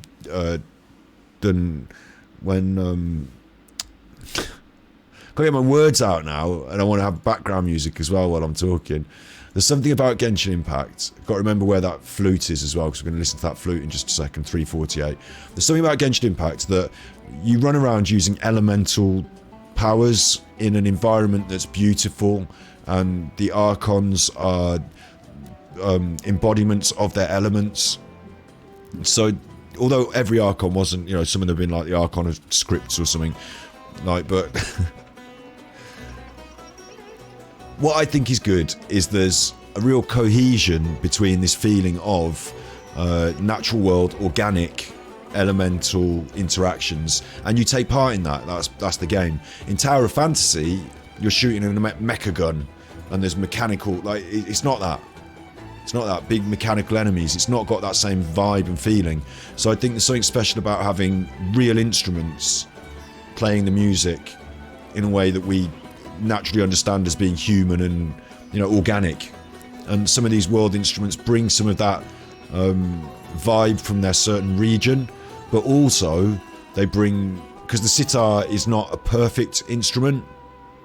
The sitar, the reason it sounds as it does is because you get that, like, bending of notes. You know, I don't think you could say, I'm going to play this on the sitar 100 times and it's going to sound exactly the same 100 times. I mean, most instruments are like that because we've got human, you know, you play a bass riff and you're trying to play it the same every time. But if you really listen, I'm sure there'll be a certain inconsistency in my ability to hold it and hit it exactly every time. Even just the way I bend the finger on the guitar or something, you know, there'll be inconsistencies, but it's more played out with some of these instruments, like the sitar. It has that bend in it, so it gives it that more organic feel. I like that. And then I really enjoyed this, where they built to something substantive and let that flute just take us off the top, out and away, into somewhere else. It gave you a feeling of, just like Genshin Impact, you know, building up, climbing these things, flying off the top of them with your glider. I'm well impressed with this.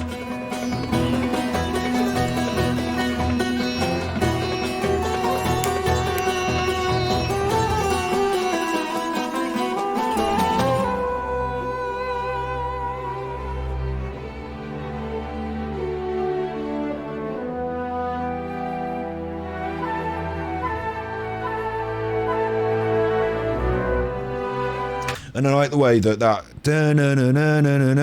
is repeated through these different instruments, like these different sections of the orchestra, because it's a repeating motif that, like, holds these things together, that, you know, we're coming back to again and again. But also it sounds like a question that's literally echoing, like, around these emptier, wider spaces. You know, it's giving a feel for this quest in the desert that we're about to go on. It's a really good piece of music, this. I'm well impressed.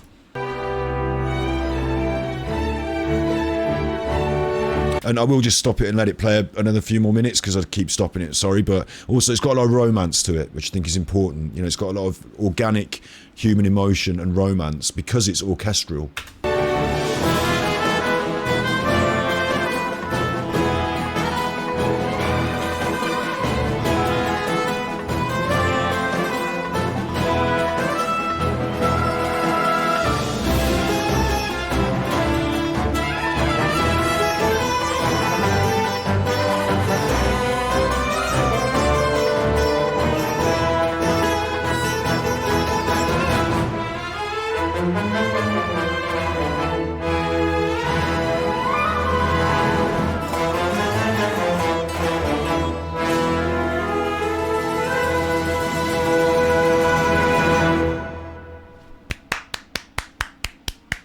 I really like that. Thought that was really good.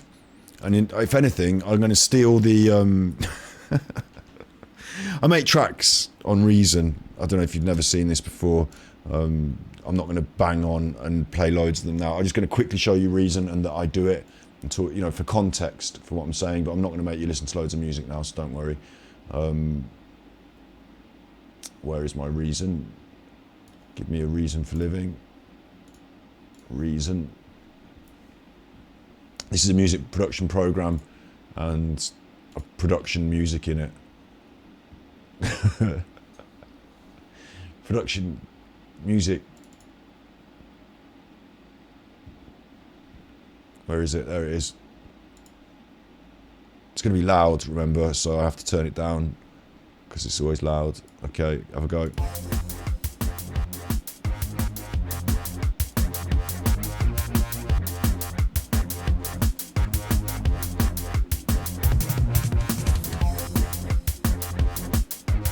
So I make a bit of music in the old production software there, yeah?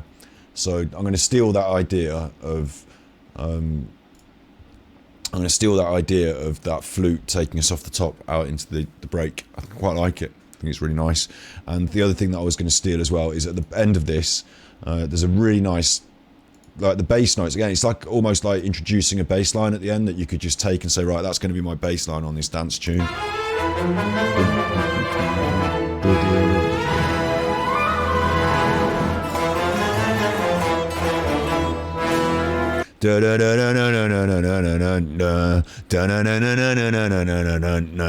Like you could just basically steal that, couldn't you, and like create a whole track with that as your basis as your start riff. And it's kind of like their thing, isn't it? Like, I do wonder sometimes with Genshin Impact, because some of their music has sounded like it's been stolen from other places and then just reworked a little bit. But that was a really nice, just little like.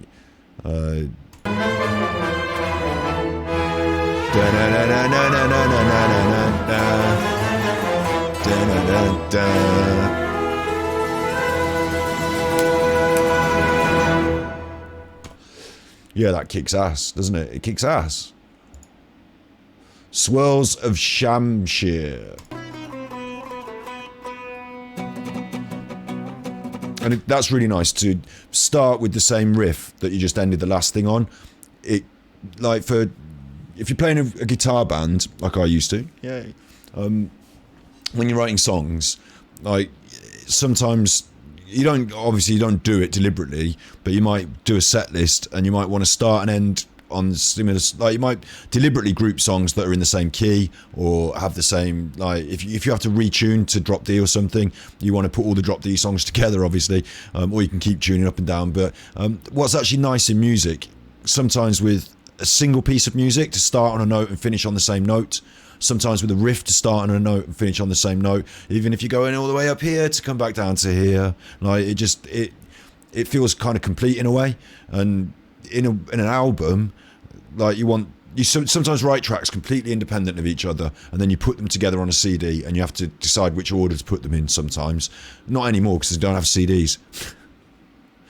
Bandcamp, is that still going? Right, but in other times you might actually be able to say, look, I've got this song here and I want a quiet moment on the album here, and I've got this song here, I've got some gaps and I'm going to fill them in. And when you start writing, you might think this last song finishes like this, so where are we going to go from there? And it's lovely when you're doing an orchestral cohesive thing like they're doing here to just start with the same damn riff, and you're not going to, you're going to do something different, but to just start on it is brave. And it makes a statement and it joins everything together and it's really nice. I like that.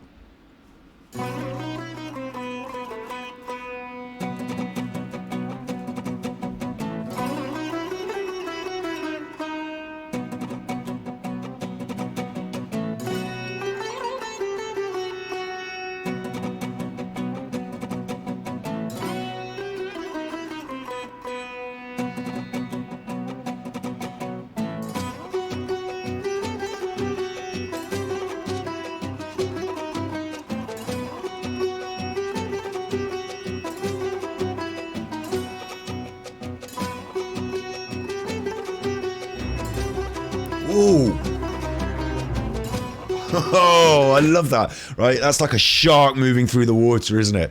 Like you're just lost for a minute listening to these. Maybe for me, it's because I'm not so used to these I call them world instruments that are non-specific to the orchestra. Like other instruments than your standard orchestral instruments, the sitar and the little guitar, the little mini. It's not a ukulele. I mean, whatever that is, them. These instruments are cool, and it's interesting listening to them. And I got lulled into. I was about to say this is like the non-orchestral, more world music version of what we just heard, isn't it? But then the orchestra just that's why it's strings. I love deep strings, and when I used to make a lot of drum and bass tunes, which I'm not going to make you listen to now, but I've got a lot, and we're going to start a channel with all my old tunes on. We're going to start resurrecting it all and dropping new beats. Just bear that in mind for the future at some point. But when I used to do that, I used to use deep strings and orchestral tuba as well for these things that they can do. And the tuba is more ships for me, but the strings, those deep, dark strings, maybe obviously Jaws, you connect it, don't you? But for me, that's like something lurching through the water in the deeper depths of the music. and it was just cool the way it just sort of lurked its way in, like in a dark, moody way. Like these two sets are having a conversation with each other. Like, you know, taking it in turns. They're having a conversation with each other. So from out of nowhere, from somewhere else, there's an intruder.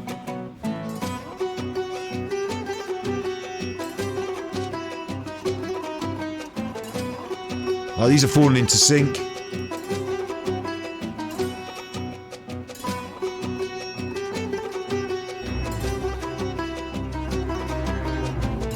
An intruder.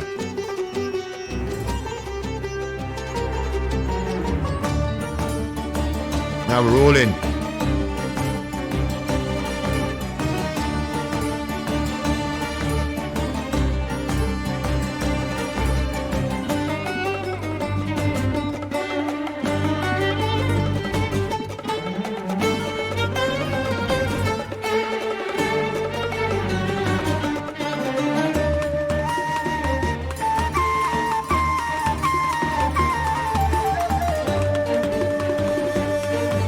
Again, the choice here to use something that has, I mean, I don't know if it's traditional to any specific region, but it does have a very breathy sound to it, and it feels very human. Like, I'm hoping these are specific choices that have been made for these reasons, because if they are, they're good choices.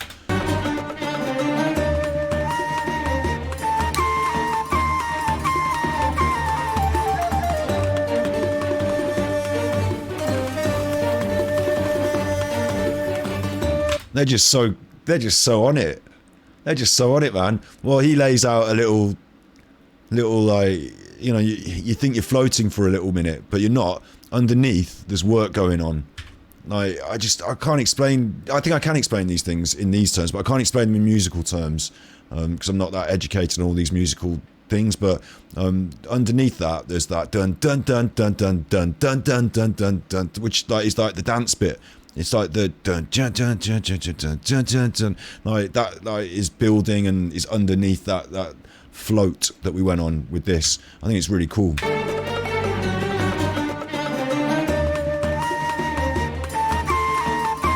We're up here first. Dun dun dun dun dun dun dun dun dun dun dun dun dun dun dun dun dun dun. Now together.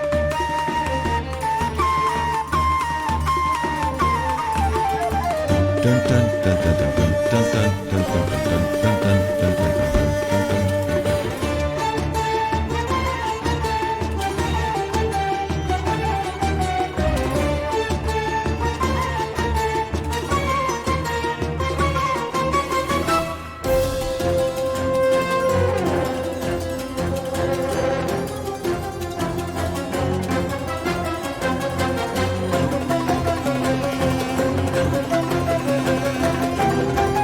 We're sort of going somewhere a bit weird on the bridge.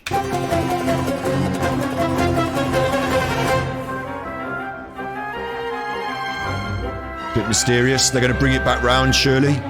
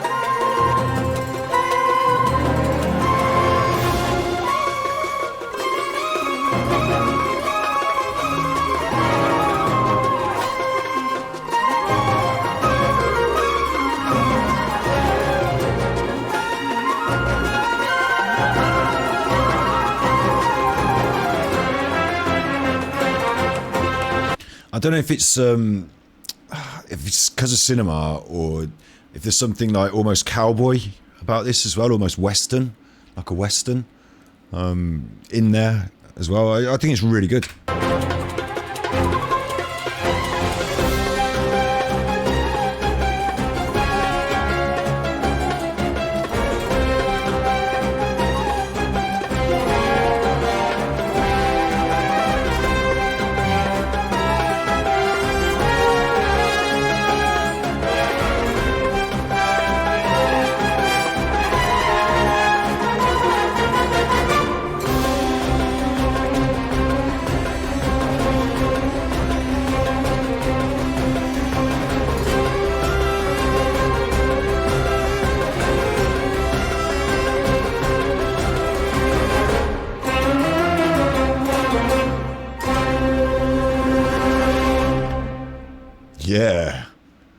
Like, yeah.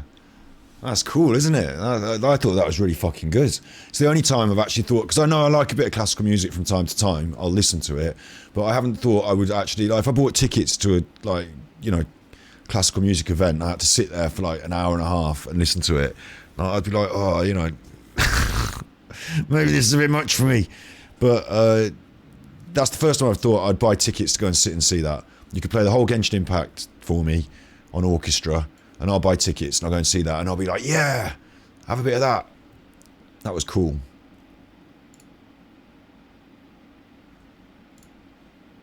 It's interesting they've decided to upload that. Filmed at the Alexandra... Hang on, it was filmed at the Alexandra Palace Theatre. Isn't that in London? London Symphony Orchestra. So they're not fucking about. That's the London Symphony Orchestra. Like, they're proper, like, those people are, like, you don't get to be in the London Symphony Orchestra because you, like, fancy a bit of a play on your harmonica on the Friday nights. Hang on, the dog's barking. It was the London Symphony Orchestra, Marlo. What are you barking at?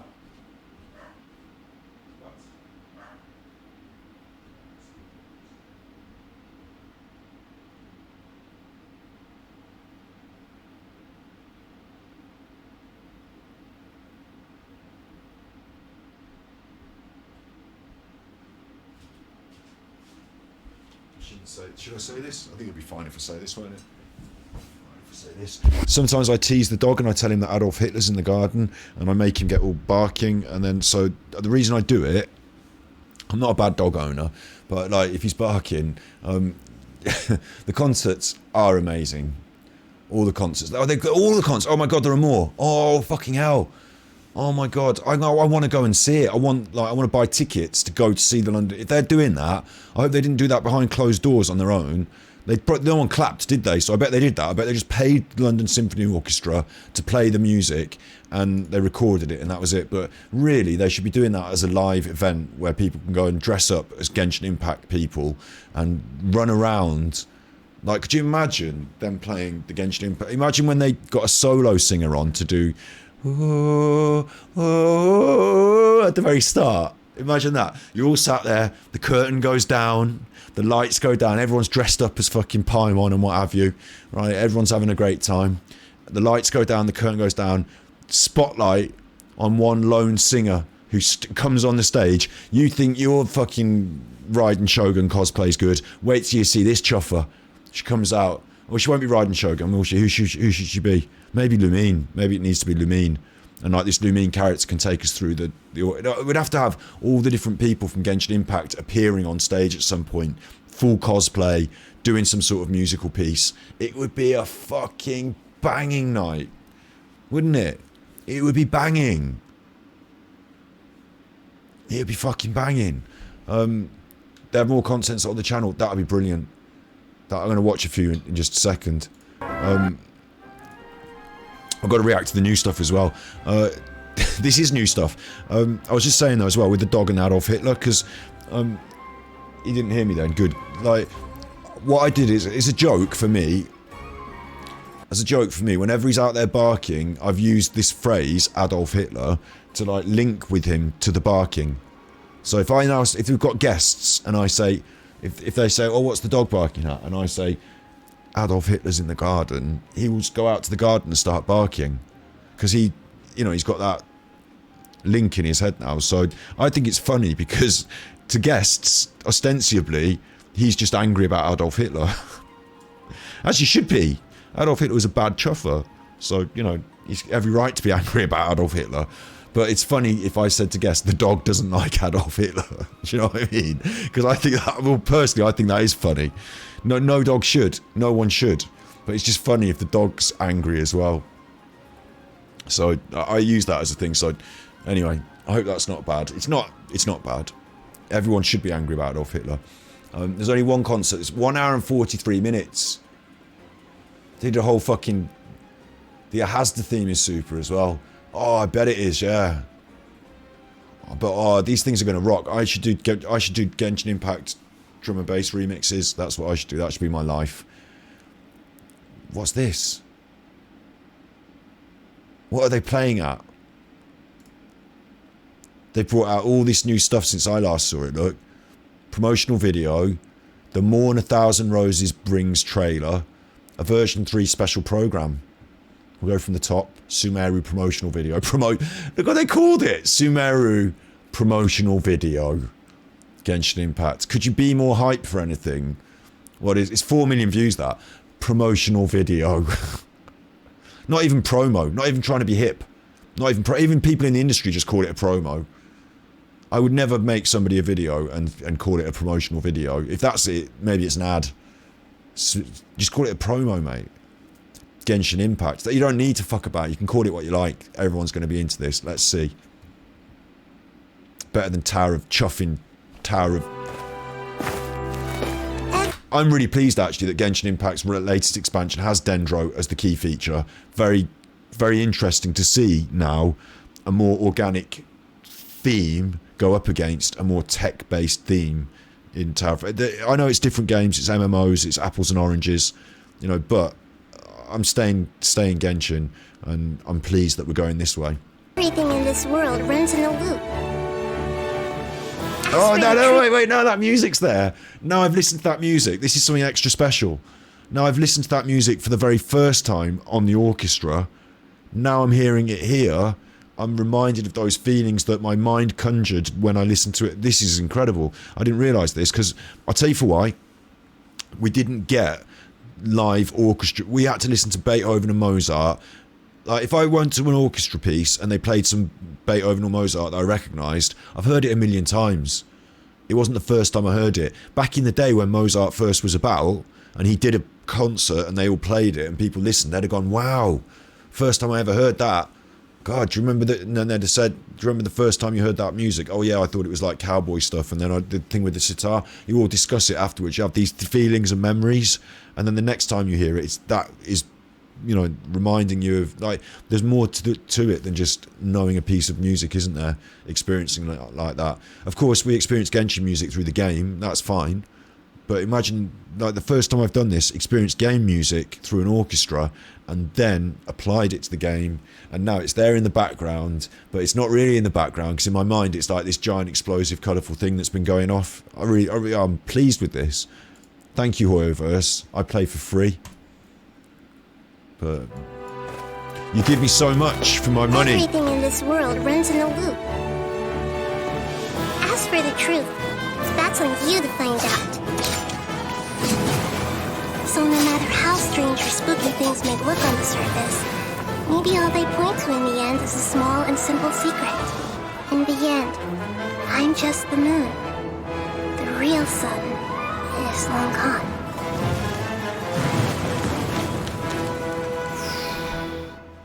Hello, they fucking packed it in there, didn't they? They packed it in there. Right. 0.25 speed. Without any audio, because it will sound funny, the audio. The audio will sound like this. Everything in this world runs in a loop. I actually like that, but I don't think everyone does, so I'm going to turn it down. So first of all, we've got these two. These are new characters. They've been pushing this one with the ears big. They're new characters in the new environment. So we've got that. We are expecting those characters and this environment. Here we appear to be in some sort of tavern. This chuffer with the dendro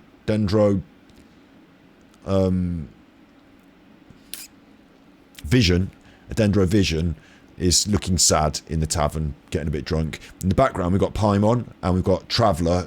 Obviously, it's the boy. We'll say that's Lumine. We'll think it's Lumine for now. Here's a load of people. Watch out, I'm trying to have a look. Paimon had something in her hands then, she had some kebabs. Here's a load of people in a marketplace. They're all, you know, NPC extras. Except down here in the middle, which we can't zoom in on, but in my eyes I can look closer like that. Look at your little emotes. I need to get some emotes for our channel, I'll tell you that. I absolutely need to get some emotes for the channel.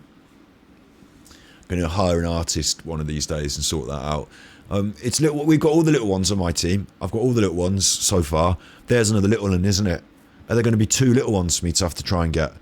Is that going to be a playable character? She looks like a little chuffer in the market stall. Looks like something's going on here. There she is. So she's going to be a main character of some description. Playable or not, I don't know. And I'm not being shown any vision. I'm being shown what looks like the empty vision that we saw in a different character previously. So I'm a bit confused about that. Little John Lennon glasses of a Genshin style. She's flipping a little cheeky Mora. Bit of a shopkeep. Bit of a trader, maybe. Grabbing that coin. You know, we've already been introduced to fiscal, the combination of important character and fiscal responsibilities with people like Zhongli, haven't we? So, like, and we had another one who was, we had another character who was a, she was like a financial lawyer.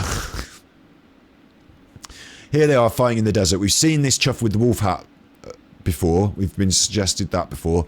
But there's some other chuffer in the distance with a sword who looks a bit mean, looks a bit of a baddie, to be honest, with a green sort of sword, chuffing around in the distance.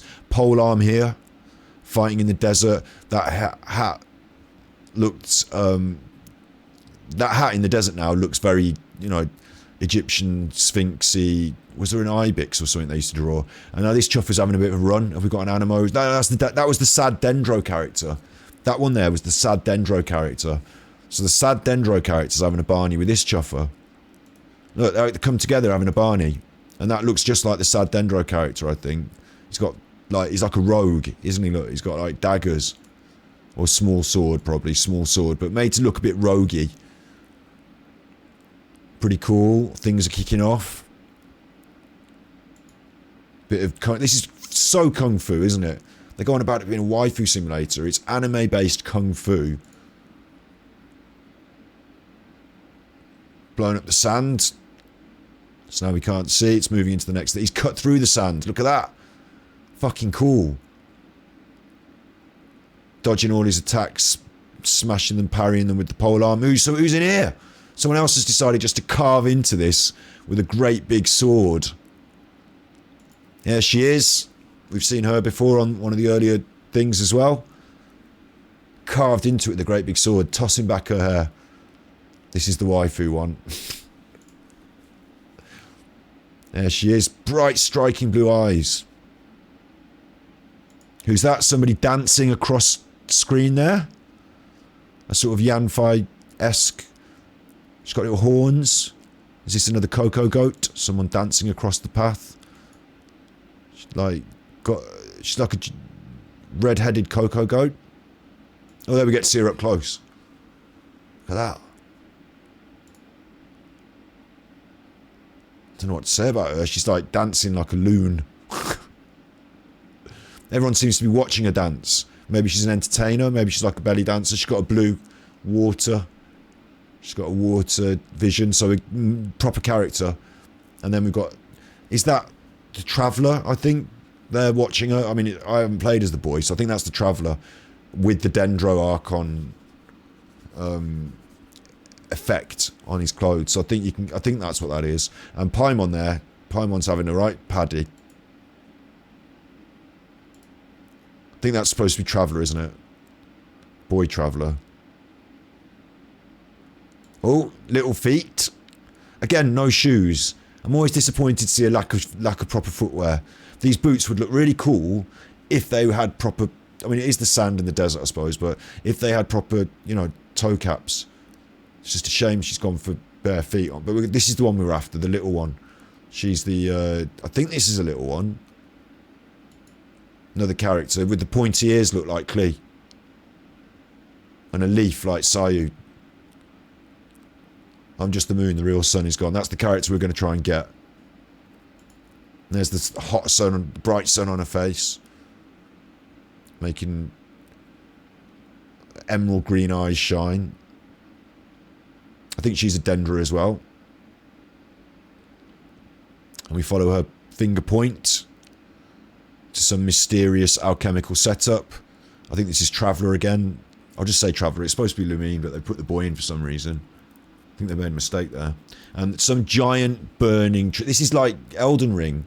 So it's just like Dark Souls. Everything's gone to shit here. That doesn't look good.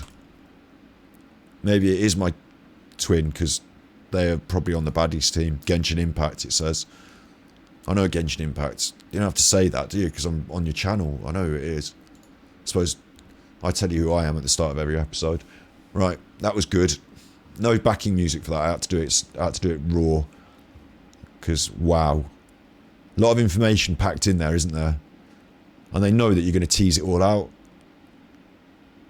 It's looking good. It's looking good. I think it's interesting to see there's a lot of different characters. I'm assuming that they're going to throw a lot of different characters in the game, and there's going to be more new characters. An abundance of, if anything. A little bit of a worry that how we're going to... I hope the banners are going to be fairly... You know, I hope they have a good think about how forgiving to make the banners, and how many free characters to chuck out there in different ways.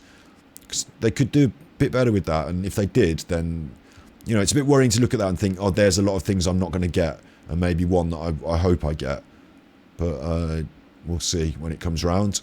This is to mourn the mourn 1,000 roses brings. Except I've got it on 0.25%. Right, here we go. Have you heard of Irminsul before? No, obviously not. Is that a big tree? The Dendro Archon is known as the God of Wisdom. That's the Dendro Archon. Is it a big tree, or is it is that the Dendro? No, I don't think it is it? I think, or is it? Because her consciousness is directly connected to it. To the people of Sumeru, she's not only a symbol of wisdom, but also of power and kindness. No, the Dendro Archon is going to be a person, isn't it? It always is, isn't it? Unfortunately. Is that this? I should just let this play, and then I should react to it. I can't. I'm going to have to keep stopping it. Look, that's the statue, and it's a female sat with a long dress and sort of a bob haircut. Oh. It was red there as well. Big leaf. I'm going to let this play a bit and then... Have you heard of Irminsul before? I'm going to have to wait 6 more weeks at least if I want her. Am I? How'd you know all this stuff? That gives me enough time to save up more primos, for Christ's sake, but... The Dendro Archon is known as the God of Wisdom because her consciousness is directly connected to it. To the people of Sumeru, she's not only a symbol of wisdom, but also of power and kindness. Unfortunately, she disappeared in a great calamity a few hundred years ago. Is Great Calamity just a translation thing? Because we had a Great Calamity in Zelda, didn't we? Or is it that they've just used that phrase and it is quite a unique phrase and they've used it twice here? She disappeared in a great calamity a few hundred years ago. The sages later found the newly born Dendro Archon and whisked her back to Sumeru. It's Lesser Lord Kusaneli's birthday. Nilu's Dance of Subzerus is about to begin. The most important performance at the Subzerus Festival. The goddess of flowers began to dance. Countless beautiful Padisars began to bloom wherever she stepped. Though we're just tiny people compared to the divine, we still have to do our best to make sure that the birthday girl feels loved on her special day. The stage is going to be even prettier when I'm thinking, is it that this Archon being that it's reborn is going to be a little one, be a young one, and it takes them a long time to get old, so... Festival time? I can't wait for you to see it. Great Calamity is almost always Canaria. Kenrio is the end of it. I don't know, like... Hello. I'm trying to say people's names right, but I, you know... Offeekit. Hello, Offeekit. Nice to have another first-time chatter today. They refer to the Great Archon War. They do. They should just said a Great Calamity then. And just, you know, in Zelda, they refer to Calamity Ganon and the Great Calamity. I just wondered if it was like, you know, a word that is bandied around a bit more by Japanese and... This is Chinese developers though, isn't it? So, but, you know, more Oriental developers. Great Calamity. The Archon War ended when the nations were established. Camria was... Oh, these are two different calamities. So... But they literally said the word Calamity. I was thinking specifically about the word Calamity because they call him Calamity Ganon in Zelda, don't they? So Like the Great Calamity in Breath of the Wild was the whole thing that was going on. This, on the other hand, right, I'm thinking this Archon God might be a little one. And if that's the case, then it's probably the case that the one I want is going to be the most difficult to get chuffer of them lot. Trainee Forest Ranger Collar. Sprout of Rebirth. Trainee Forest Ranger. Is she the Archon? Waiting for duty. Hi! Fly! Fallen Amber! Help! That's cool. She's a bit like Green Amber, isn't she? Like you always, whenever you see a bow, you just think of Amber. Ranger Collar, reporting for duty. Like no one's going to really want the bow, are they? Like, you know, or maybe I'm saying that. You know, I got all the little characters and I was like, yay. I didn't care what weapons they had. Like, maybe people are into this because they like bows. You know, maybe bows is someone's forte. So I shouldn't just write it off because I prefer swords. But she's a bow anyway. She looks pretty cool. You can throw the bow. That looks pretty cool. Fallen Amber. So that's your... it does an area of effect thing. So bow with a special that does an area of effect. Yeah, it's a lot like Amber. It's a lot like Amber. I think her versus Amber, she's going to get her head burned off, isn't she? I don't think... Amber's going to tear through this place. The Withering has been recorded in Sumeru. I should let it play. Withering has been recorded in Sumeru for millennia. It's said that it originates from the depths of the world. I'm afraid we Rangers will be battling the Withering zones here for a long time. Many plants in the rainforest are already in decline. Verdant Strider. Many plants in the rainforest are already in decline. Verdant Strider. So she's training and he knows what the fuck's going on. That's what I'm getting from this. Although, I'm also seeing that bob haircut on you. Just like the Archon. I don't know. Got a lot of... Everyone's Dendro, really. We've got a lot of Dendro. I mean, I'm not surprised. It's the Dendro thing. I'm a little surprised. We did have one Hydro, didn't we? Out of the 3 Dendros, the Traveller looks the most promising. Amber took care of her while she was in Mondstadt. They are friends, yeah, that's true. Now, Amber's my main one. Amber, in my opinion, has done so much good work that instead of Jean being... Jean is only acting Grandmaster, bear in mind. And under Jean's watch, Dvalin took over, all sorts of shit went on. And Amber was very instrumental in fixing everything. She even got the Traveller on board. You know, big friends with the Traveller. She's gliding champion. I would have her as climbing champion. I'd have her as chuffing Philomeno mushroom collecting champion. Amber is top notch. She does loads of good things and she collects loads of chests for us. Like, she's got a unique talent with the... like, we were always doing these puzzles where we're firing our arrows. I think she should be made Grandmaster. She's only a peppy, you know, Knight of Favonius at the moment, but on her way up, you know, big picture, long story. Jean, when the big Grandmaster gets back, I think Jean should say, look, I did have a go, but I didn't quite live up to standard. On the other hand, Amber's really been coming through. Amber's been powering through for us. So I think, you know, it's time for Amber to get a bit of a promotion. And you know what? Why not just whack her up there at Grandmaster? She knows the shit. She's got the right attitude. And she's young and peppy and she'd do a good job. So let's all bow down to Amber. I think that's the way forward. In fact, I keep her as a main. Mainly because I think she's got all that big future ahead of her. He's a bow. Are they fucking mental? One with the forest. I don't care about one with the forest, mate. You're a bow as well. You can't have 2 new green bows. What do? Area of effect thing with my special. Let's nip that in the butt.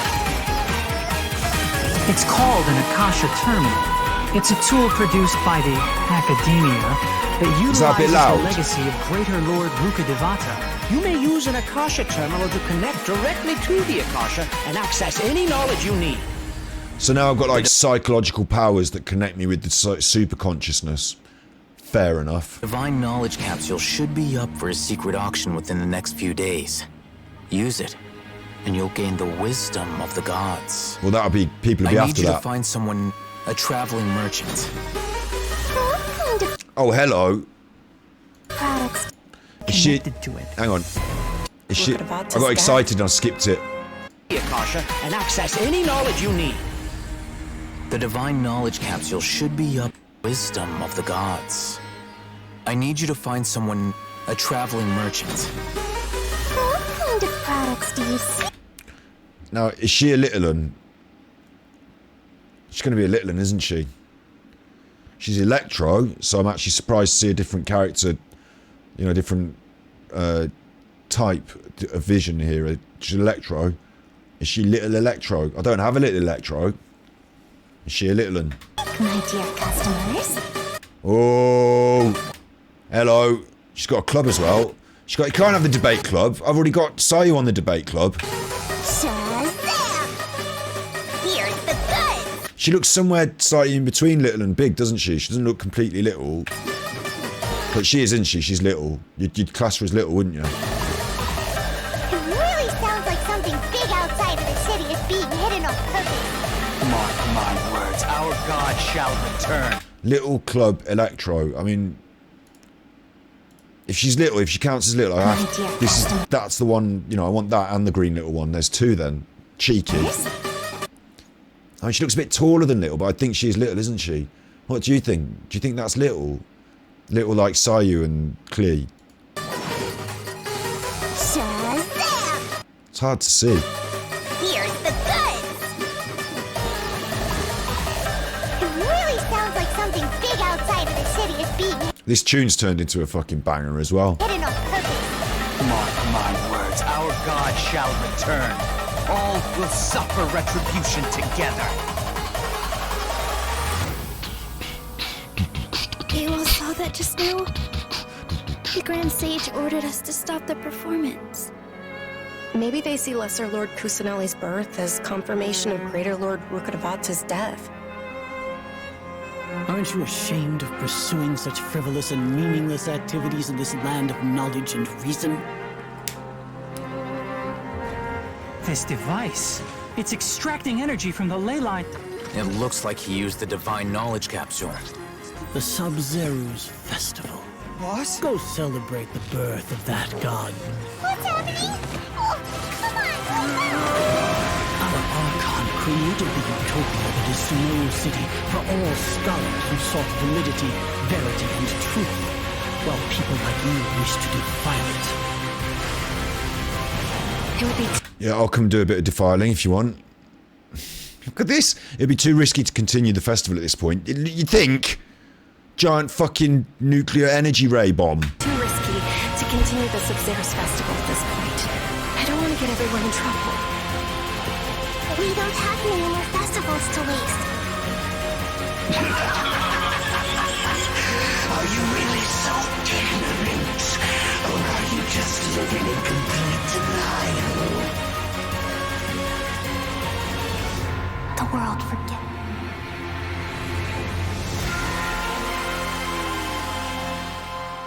The morn 1,000 roses brings. It's like a weird name. But oh, goosebumps, tingly, oh. She's a 4-star and little, but the other one's a 5-star. The other one's a 5-star! And they want me to wish for 2. I can feel this is about to get expensive. You know, we've done free to play all the way, money spent 0-0, but when the new expansion comes out, I'm going to say I played Genshin Impact free to play the whole time. You know, I got through the whole thing. I had a perspective on it. And now I'm going to find out what it's like to have to get this fucking character. I have to spend money. I hope we save up a lot of primos before then. I got to get my head screwed on for primo grind. What's that? Oh, some sort of shit with the camera. Great, that's primos. In the bag. I can take photos of things. Primo's in the bag, mate. Stuff going on, challenges. Yeah, I understand. Yeah, lost riches. Primos. Look at that. Taking a photo with all them. Oh, new artifacts. That'll be good, won't it? I suppose. At least, well, there'll be new domains, won't there? So you might as well put new artifacts in them. Yeah, that's cool. I'm happy with that. New weapons. I imagine. Hello, Boris Johnson. Hello, Boris Johnson. That's going to be weird for me to talk to Boris Johnson. I'm assuming the real Boris Johnson wouldn't put his name in all capitals. Actually, he might. He's a bit of an oaf, isn't he? Sometimes. So, shall I assume it's the real Boris Johnson and imagine I'm talking to the real Boris Johnson? In which case, would you please hand over some of that money back to the people? There's no point in asking, is there? Probably don't care. Anyway, how am I today? I'm doing quite well. Having quite a good day. It was hot, and it's still quite a bit hot, but it's getting on, and it's getting less hot. It's past midnight now, so stream will be coming to a conclusion on the near side of the next hour. But no, we're having a good time. A good time. But despite your leadership, I should add. In spite of, not because of. Right, new weapons, right? Sorry, you're on summer holiday and you can't hand any money over. Yeah, well, there's always a reason, isn't there? Tell Nadim that he shouldn't have been taking the money for those stables. That was it. Well, he knows. He knows. You all know, don't you? You all know what you're up to. I know you know what you're up to. It's just the right chuffer that you're up to it. Right. Anyway. Yeah, look. Enjoy your summer holiday, you big chuffer. But actually, directly, personally, forget the rest of the country. Give me a great big slabbing whack. Because I know you've got some great big slabbing whacks of cash lying around. Give me a great big slabbing whack and let me handle sorting it out to the other people who are in need. I'll do that. If you gave me a great big slabbing whack of money, tip me on coffee.com/Ganji. You can just do that, and then like a Richie Sunak's wife slab of money, and I will honestly, you'll see it all on stream. You'll see, and you'll get some ideas for how to. Well, you won't need the ideas for how to run the country, will you? Because you have different things to do in the future. But look, these new weapons. I wonder if this is the weapon banner, or if this is the stuff that's going to come through on the banner when you're wishing for these other characters. If it's the stuff that's going to come through on the banner while you're wishing for the other characters, great. These things look cool. Instead of crappy bows, I've got cool bows. Claymore looks cool they look cool. But if they are the weapon banner, I'm not going to get them because I don't wish on the weapon banner because I've got my head screwed on. Genshin Impact. We know what it is. We're watching your channel. But yeah, brilliant. Good stuff. I mean, totally hyped for it. It looks really good. It looks really well thought out. The depth of the story, the complexity, the ideas that are at surface level that drag you in and seem like fun to have a look at, that then develop into deeper, more interesting themes. The issue with the Archon is not like Mondstadt. The Archon's just absent. Where's the Archon? Oh, he's drunk. And then in Leeway, they got a bit more clever, didn't they? They were like, the Archon doesn't really want to be the god anymore. He has to take retirement. So we're going to hand it over in this modern age of secularization. We're going to hand it over to a human government, so to speak. We're going to hand over the power of God to human governance. Like, it's allegorical for the world in a way, isn't it? And because that's what the Communist Party did, is they said, like, no more God, no more religion. Now it's us. Love the party, you chuffer. So the cheesing, we actually became part of that. We were a big cheese in that, and in Mondstadt, we were a big cheese in Mondstadt. The cheesing took over. The Archon story, it was interesting. In Inazuma, the Archon was only a puppet, really. The real Archon was hidden inside the sword of the puppet. And the real Archon just wanted eternity and continuity of eternity.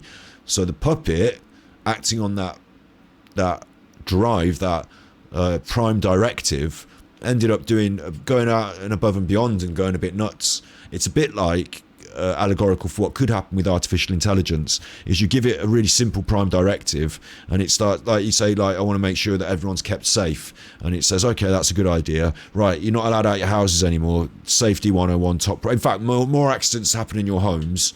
I've looked on the internet and it turns out more accidents happen in the home than anywhere else, so I burned down all your houses, so now less accidents. Like, you know, like, it doesn't have to go well just because AI does it. So it's a bit like that. The AI, the Archon's puppet, took over and said, like, we want all your your visions, and we're doing a totalitarian regime, and we had to break through and sort it out. It was good. And this, from what I'm getting, and I'm not very good at picking this shit up, what's been thrown down. I'm not very good at picking it up, but what I'm getting is there's some sort of festival, and the festival is actually, was it the festival that's interfering with this other thing that's going on? Like, oh no, the divine capsule, someone's interfered with that. What we're supposed to be doing is dancing, and the nascent Archon reborn is going to maybe be reborn through our dancing and festival and like enterprise. That, the god's birthday, is it the actual birthing date that I think, or is it like a birthday? I don't know, but anyway, there's a problem with that. Can't be doing that because baddies interfering. We're gonna have to sort that shit out. It looks like we might have to like be instrumental in the birthing of an Archon. That would be cool, wouldn't it? Or is the little character, hello Chinese spy, the fishbowl, god. Oh, it is a birthday. It is a birthday, right? So maybe the Archon is the little chuffer. I'm happy with all these concepts. The fishbow, though, yeah, I'm not happy with the fishbow. I did say that earlier. Spotted that.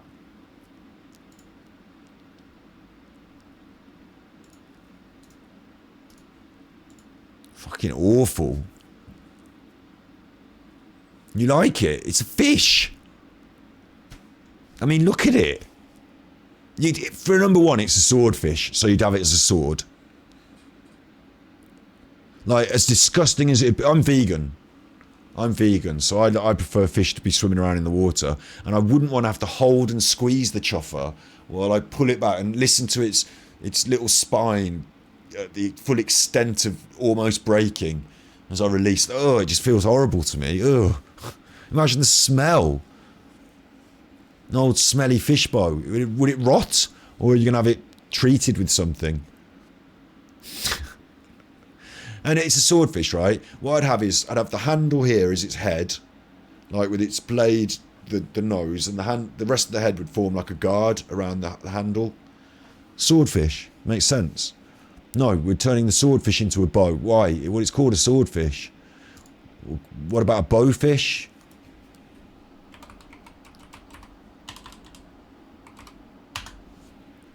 That's a bowfish. Could use a... Oh no, they're bow fishing. Right, right. It's not... There's no such thing as a bowfish. They're just using a bow to fish them. Bad. Bad. Bad eggs. Don't kill fish with archery. Fish don't like it. What are there's a swordfish. There's a dogfish. Catfish. Extra scent damage. God, check. Being smacked around by a... Ugh.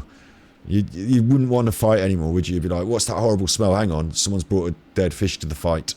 This is why, if anyone attacks you in the night in the street, you should roll yourself in dog poo to escape. Swordfish. I wonder if there's probably not a halberd fish, is there?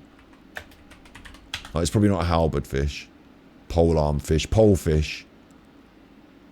There's a halberd with the fish on it there, but... Spearfish. No, that's fishing again, isn't it? Spearfishing. I don't know how I've gone on to fish. Maybe I need to come away from fish. But,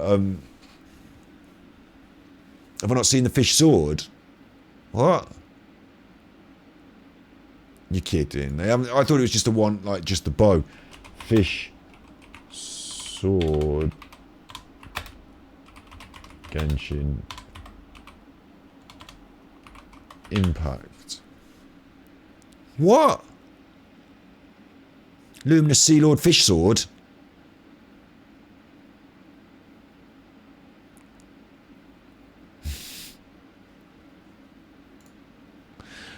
I'm thinking this is an event that I've missed.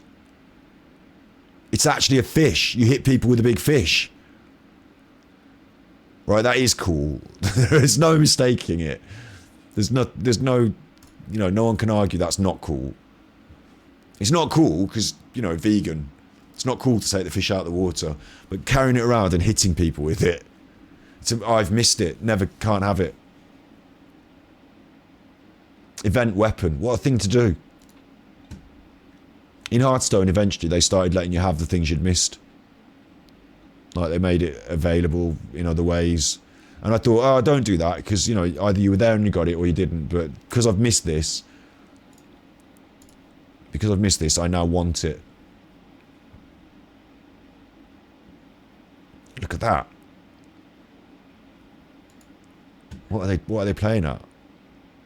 That's a Genshin Impact plushie, and you wouldn't know it is unless you knew it was. Do you know what I mean? You wouldn't know it was unless you knew it was.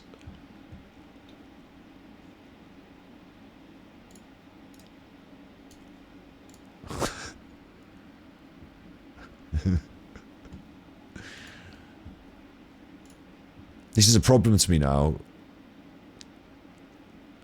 Like the way it looks in game as well. This is a problem to me now because the feeling that I can't have it and that it's fucking cool, making me feel like I want it.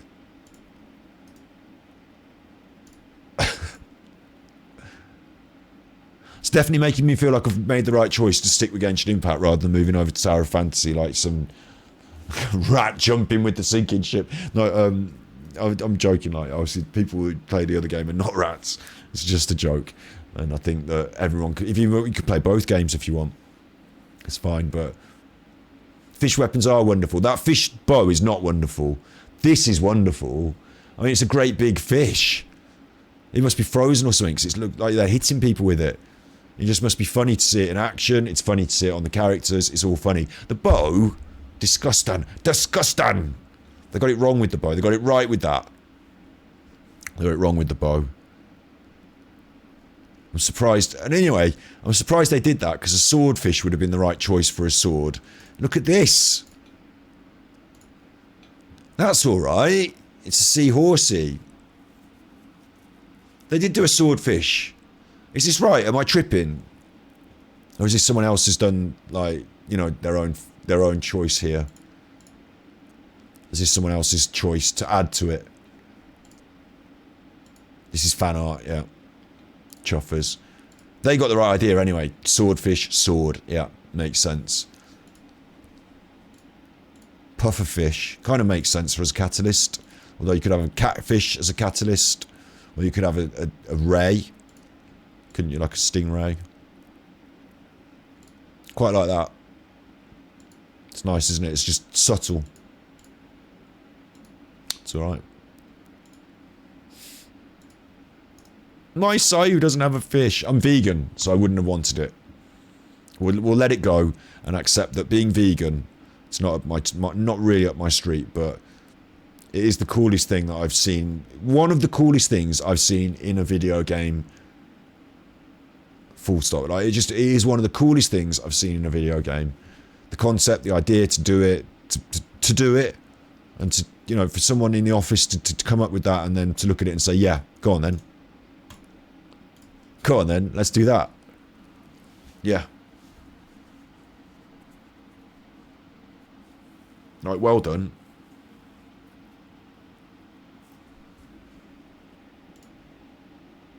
Definitely well done. That's Indiana Jones from earlier. This is the festival. Festival. I forgot what I'm doing.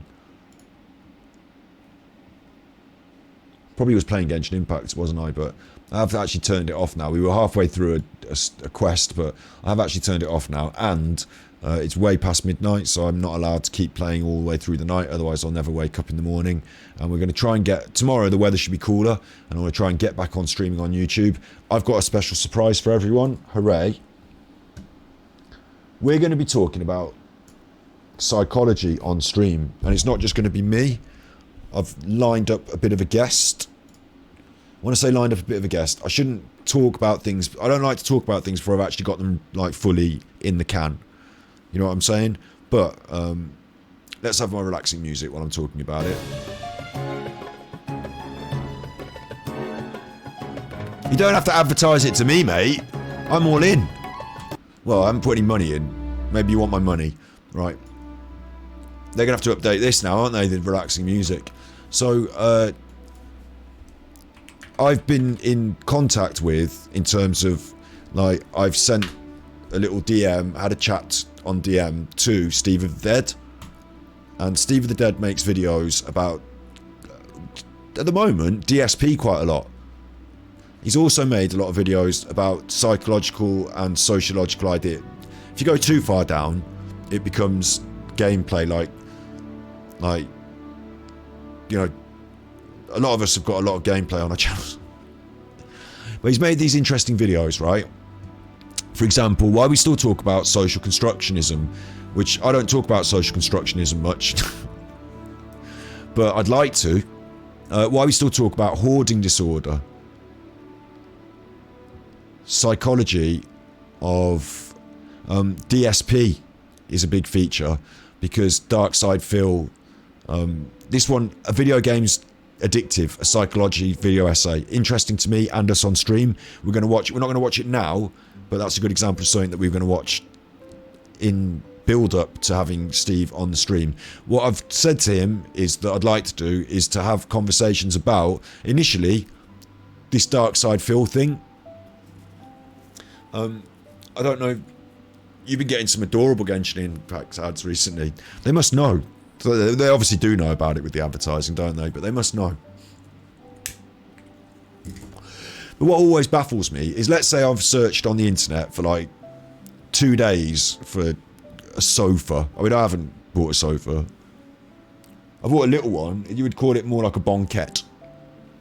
I bought these chairs.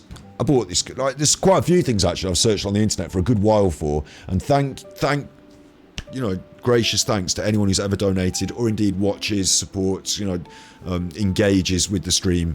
Like, absolutely thank you. You know, leaving a comment, a like, all that, brilliant. That's, you know, I've searched on the internet, I bought some stuff for the stream. That's a better example. This microphone stand. I search for it, I go on Amazon, I buy it, I've got it, and then 2 days later, Google's like, oh, do you want to buy a microphone stand, mate? I hear you're in the market for a microphone stand. And I'm like, listen, I was searching for microphone stands, yes. It doesn't mean I've got an ongoing fascination with fucking microphone stands. Stop bringing up the mic. I can't tell it. It has to get the gist. It has to figure it out. But for a good few weeks, I'm looking at fucking pictures of microphone stands on the side of every website. And I've already got one. I ain't buying them. If anyone's not buying them, it's me. If anyone's, out of everyone that's not going to buy them, I'm top of the list of people that are not going to buy it. Maybe that's why they want to advertise it to me, I don't know. But really, I should go for the easier pickings, the people who are in the market for a microphone stand. Maybe people have bought other items and not a microphone, but yeah, I don't know. I'm telling them how to run their logarithms now. Let me quickly get a fresh drink, and then I'm going to tell you about Steve of the Dead and what's going to happen on our stream.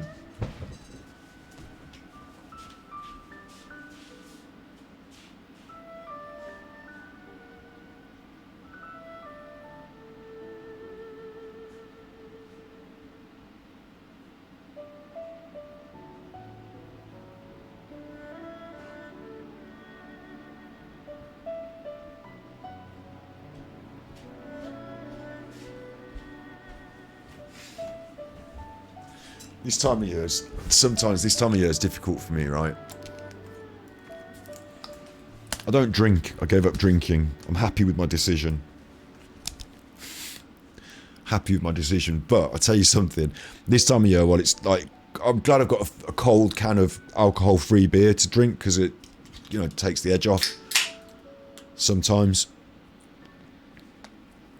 But the worst thing is when the fridge is packed with frozen, chilled, lovely chilled, in my fridge now, because other people come round for, you know, sitting in the garden, having drinks, things like that, barbecue time of year. We've got like frozen, chilled, not frozen, like properly chilled cans of beer, cans of cider, there's white wine, there's this is what I'm like, is I drink a few beers, there's a limoncello, it's like limoncello, it's like some lemon. It's for making some sort of like cocktail vodka thing that my sister makes. Limoncello spirit, what you call it, like liqueur thing, like a lemon liqueur. Like someone's bought that special. It's in there for like invited guests and making nice drinks for people. Like when I used to drink, I would have started on the beers, the cold beers that are in there, they'd have all gone. And at this point in the night, I'd be drinking that fucking limoncello, whatever that is. Doesn't matter what it is, it's 40% proof. I'd be getting it down me. I'm glad I've made my decision not to drink. But when I saw that I opened the fridge and saw that, I thought, oh, hello. I thought, fuck it, I'm not drinking that. But a previous me would have seen that and thought, hello, the night's about to get fruity. But no, Happy Me is going to sign off stream in a little bit after I've had a bit more of a chat with you. And, you know, we're all good. We're going to be back next week. And hopefully getting Steve on stream next week. So, Steve is a psychologist, forensic psychologist. And his speciality is, like, talking about psychology stuff. So we're going to have a look at some of his videos on a stream together, you know, before we get him on. But, the other aspect of it is, and the avenue into our first couple of episodes are going to be this dark side Phil phenomenon. So Steve's made videos, and when I say videos, like some of these are pretty long, like 5 hours, 6 hours, 4 hours. So the entry point is probably one of the shorter ones after you've watched a bit of DSP and got embroiled in a bit of that. So I'm going to show you some DSP stuff and embroil you a little bit on stream.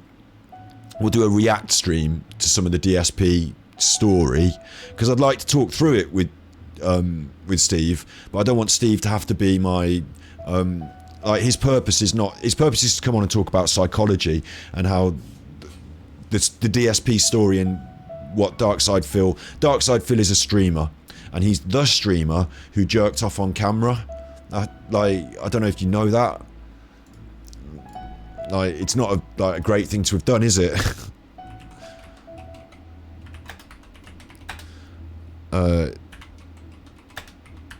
If I just put that, I mean, oh look, like there's going to be like a million videos about this because it happened, and this guy didn't realise that he'd left his webcam on.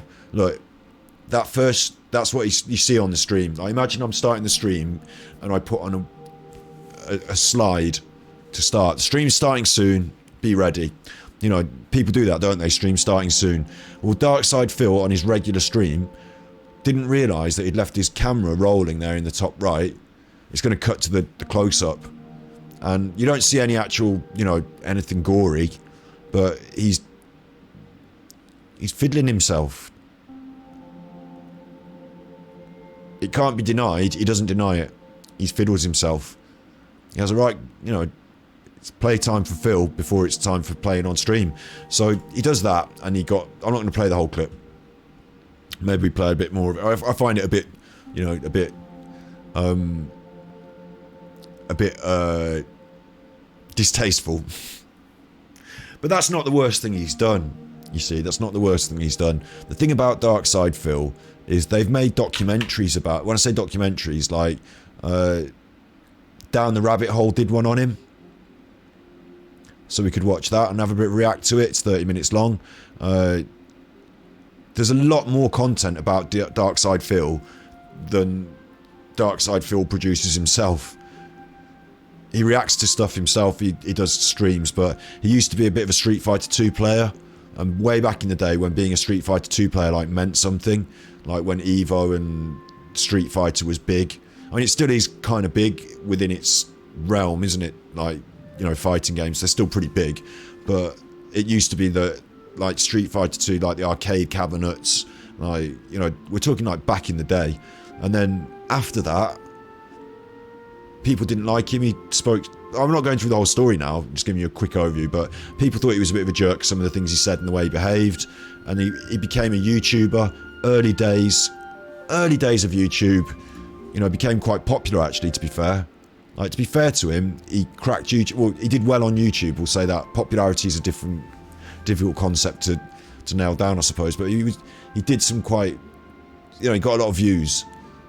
He was doing well, he was earning money. And then it's kind of like tailed off.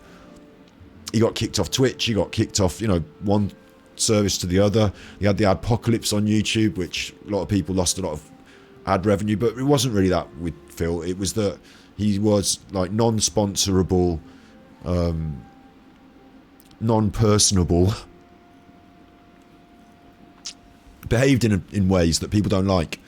and people think that he's a bit of an e-beggar and that he sort of begs for money on stream. At one point though, he did lose his job and decide to become a full-time streamer, and at that point it was like a big plea, can you help me, I've lost my job and need some money.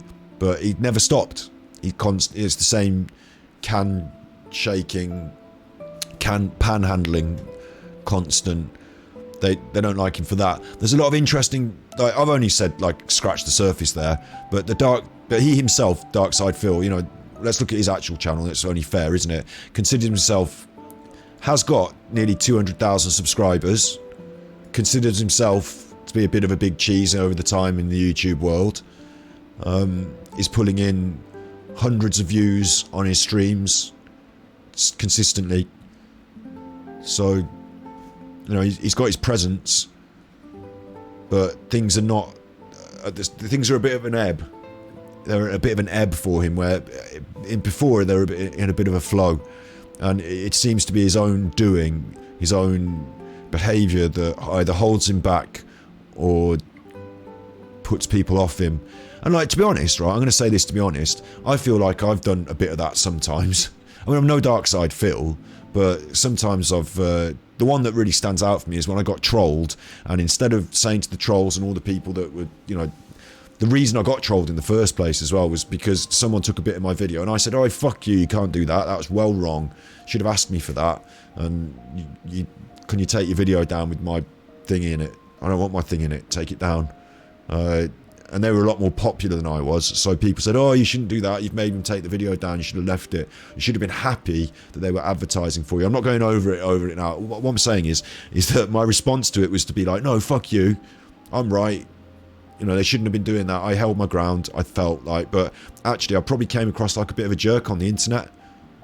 That's not like a consistent theme in my content, whereas with Phil, he's got more of a consistent theme.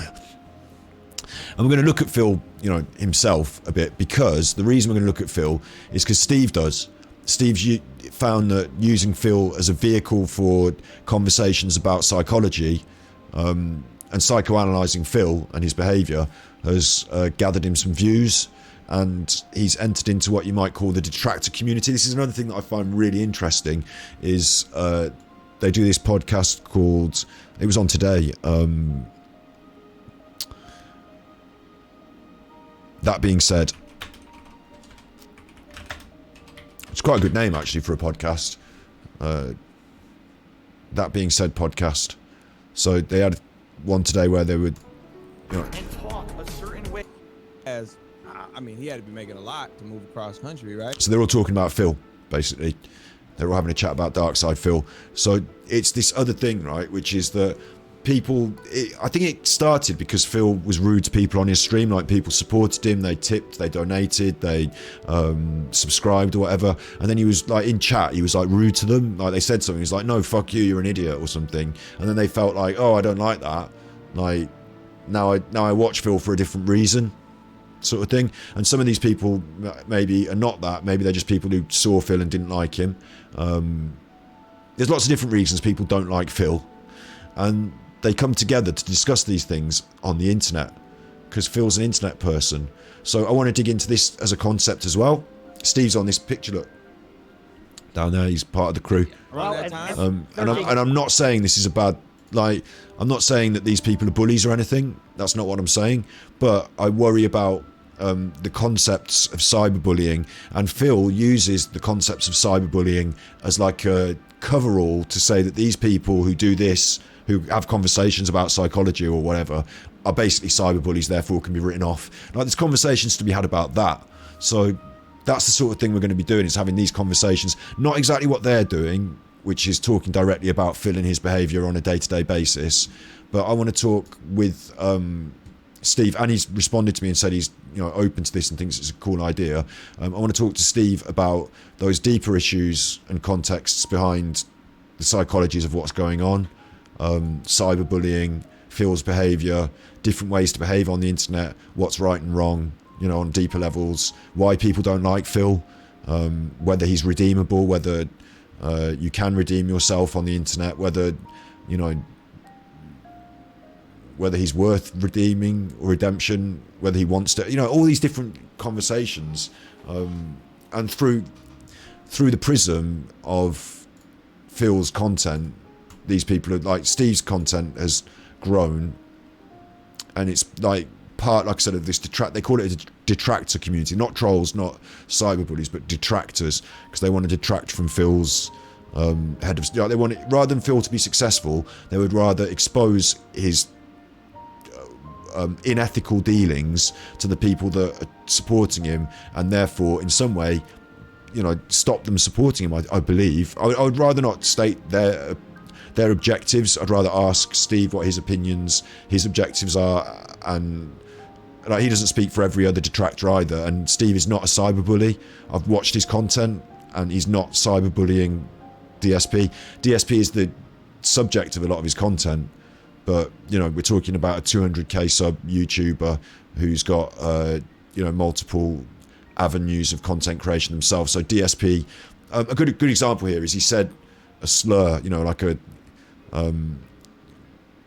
hateful slur, and you know, an hour and a half discussing it isn't even enough to finish discussing it, because it's like discussing why someone would be motivated to defend their position and continue to make, because he's not the first time he said a slur, he said another slur.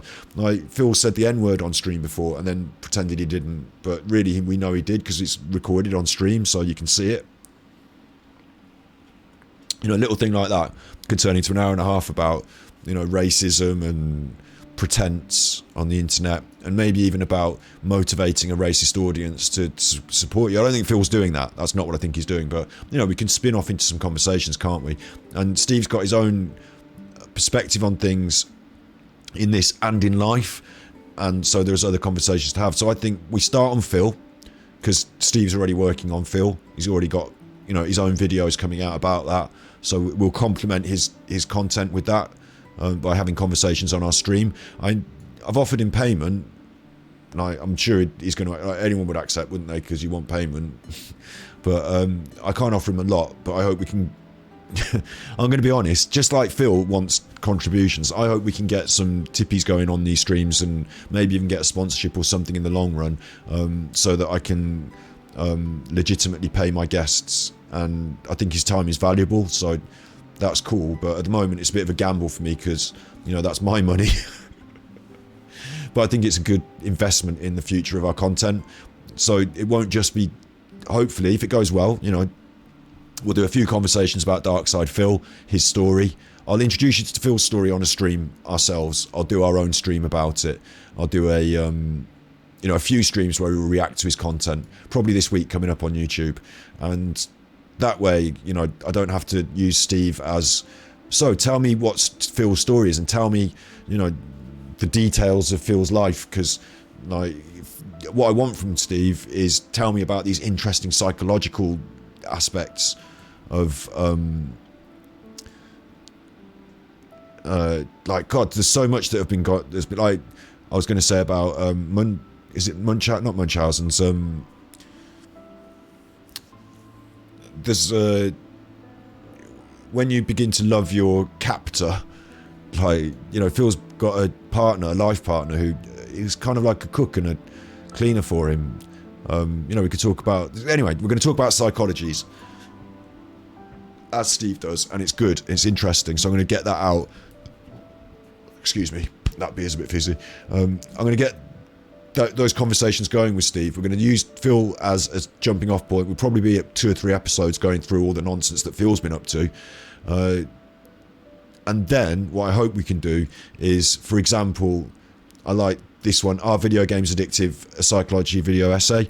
You know, maybe we can review or add, you know, more in-depth conversation to the opinions that Steve has put into that video essay. You know, maybe we can have conversations, because I'd like to have conversations about video games being addictive with someone who understands these mechanisms deeply. That would be really interesting to me. And then there's other people on the internet that we could talk about. There's other people in the world that we could talk about. There's other psychological things. So it doesn't have to be like a one-off. We've talked about Phil. Thank you very much. Bye-bye. I'd like to have guests on the show that I was thinking about this, talking about trying to do a podcast and stuff. It's not like I want to be the world's best podcast and anything, but I watched Lex Fridman, and I want to take the show to another level. I want to take my stream to another level. I want to make sure that if I just play video games and talk to you and show you things on YouTube and we talk and all that, that's one thing, that's good, that's fine. I'm not angry about that. I quite like it. I quite doing this, and playing Genshin Impact is great. I'm not going to fuck it off and become a podcaster, but I want to be able to add into the carousel of revolving content on our YouTube channel. If you go on our YouTube channel, then you get recently The Looker, Genshin Impact, Words on Stream, Genshin Impact. We've got a lot of Genshin Impact recently, bearing in mind, but we also do Is Space Fake, Sex, Respect and Waifus. We had a look at a boxing. I wanted to cover more boxing events. There's the Anthony Joshua fight coming up, but sometimes I want to do a stream about the upcoming boxing event. Tartaria, we look at conspiracy theories. There's Genshin Impact again. Then we looked at Mental Health Monday. We did Zen Cohen's. Words on Stream is a regular thing. Genshin Impact again. Flying over the Assam Valley in Flight Simulator. Genshin Impact. So we got this revolving. It's different content. It's variety, but there's a repeating theme to the variety. That's why I like Genshin Impact as well, actually. We do Words on Stream regularly. We do conspiracy theories regularly. We do Genshin Impact regularly, but not each and every video is Genshin Impact. So lots of different people should be able to find something they like on this stream. And if one of the things isn't your thing, if you don't like the conspiracy theory talk and you think it's a bit rubbish, and you come here for Genshin Impact and you don't want to watch that, don't watch that. That's fine. But, you're going to get Genshin Impact, so you're going to be happy, yeah? And then this one, the waifus one, where we played a waifu game, you might be interested in that. Not because of Genshin Impact and waifus. I'm not saying that. But you know what I mean? Because there's some overlap somewhere with different things. You're human, so you like different things. And it's me always doing the talking, so I bring it all together, don't I? Armed cookery, what it's like to have to cook in prison. Armed cookery. I thought that was worth a look. Guns in America for Mental Health Monday. So yeah, we have a revolving... It's like watching those carousels go round where it's got the horses on it, and you see the same horses go round 3 or 4 times. Not the same episode, but similar themes. I think that's quite cool. I like that. That's our stream. So into that mix, I'd like to have a video, Psychology with Steve, and we do it once every couple of weeks or once a month or so. I don't have to ring him out and work him to death. But I'd like to invite him onto the stream as a regular. I'd like to have some sort of what we'd call a podcast. Some kind of content that you can see as a bit of a step up from just me talking to you and playing it. Sometimes I do research. Mental Health Monday, I do a bit of research. I put on a show. I've got notes, and I know what we're going to talk about, and I have a journey to take us on. Sometimes I don't. I just play Genshin Impact and chat. But on the YouTube streams, I want to create these pieces of media. Is Space Fake? It's like a 2-hour video of Is Space Fake. With unscripted was a bad example, but pieces of media that, like for that one, Tesla Tartaria Free Energy, that's a good example. Before I made that, I learned all about electricity, and I did a 4-hour stream, yeah. But it took us from how electricity was made in history, how it was discovered, all the way through to Tesla and what he did, all the way through to what we're doing in today's modern world. Then finally, we had to look at the conspiracy theories that said there was free energy available and poo-poo them because of all the stuff we'd learned about real stuff. So that was like a cohesive 4-hour episode. It's a bit long, but, those things needed to get said in that conversation. If someone wanted to ask about, did Tesla have free energy? Well, if you want to know about Tesla, we're going to need to know about electricity. So it went on a little bit, but that's what I mean. It's a standalone piece of media there, 4-hour episode, stream. It's a stream. We do variety. So if we get a few of these with Steve going, I'm going to be happy with that. And hopefully there's a sort of thing that I could then show to a potential sponsor and say, look, here's 2 grown-ups having an interesting conversation about something interesting. It pulls in X amount of viewers on a sort of routine regular. We do it once or twice a month. can I please have some money off you to put your name on it and sponsor it, and you know that you're going to get grown-up conversation about interesting psychology attached to, you know, that's what you're sponsoring, not me chuffing all the time, which will also be on the same stream, so I have to find the right sponsor, I guess. But do you know what I'm saying? We could maybe get a sponsor for something like that. Maybe it gets its own channel. And then I don't have to ask people and say, oh, can you please subscribe to my channel and help us get to 1,000 subscribers so I can get monetized? Can you please tip and donate so that I can eat? I don't ask that ever. I never ask it. I've got it on the screen there, but I never ask you for, like, I need this, I've got a target, and none of that. But that is like, you know, this is my career, so I'm trying to make something happen. So I hope that by getting Steve on and doing something a bit more in-depth, we can achieve that. I mean, I could do the same thing with Genshin Impact. I've already looked into Paimon as a voice actor. She's got her own fucking stream. You're going to love this. If you sat through this, me talking about Steve, if you're still here, because I might have put people off by now, but look at this.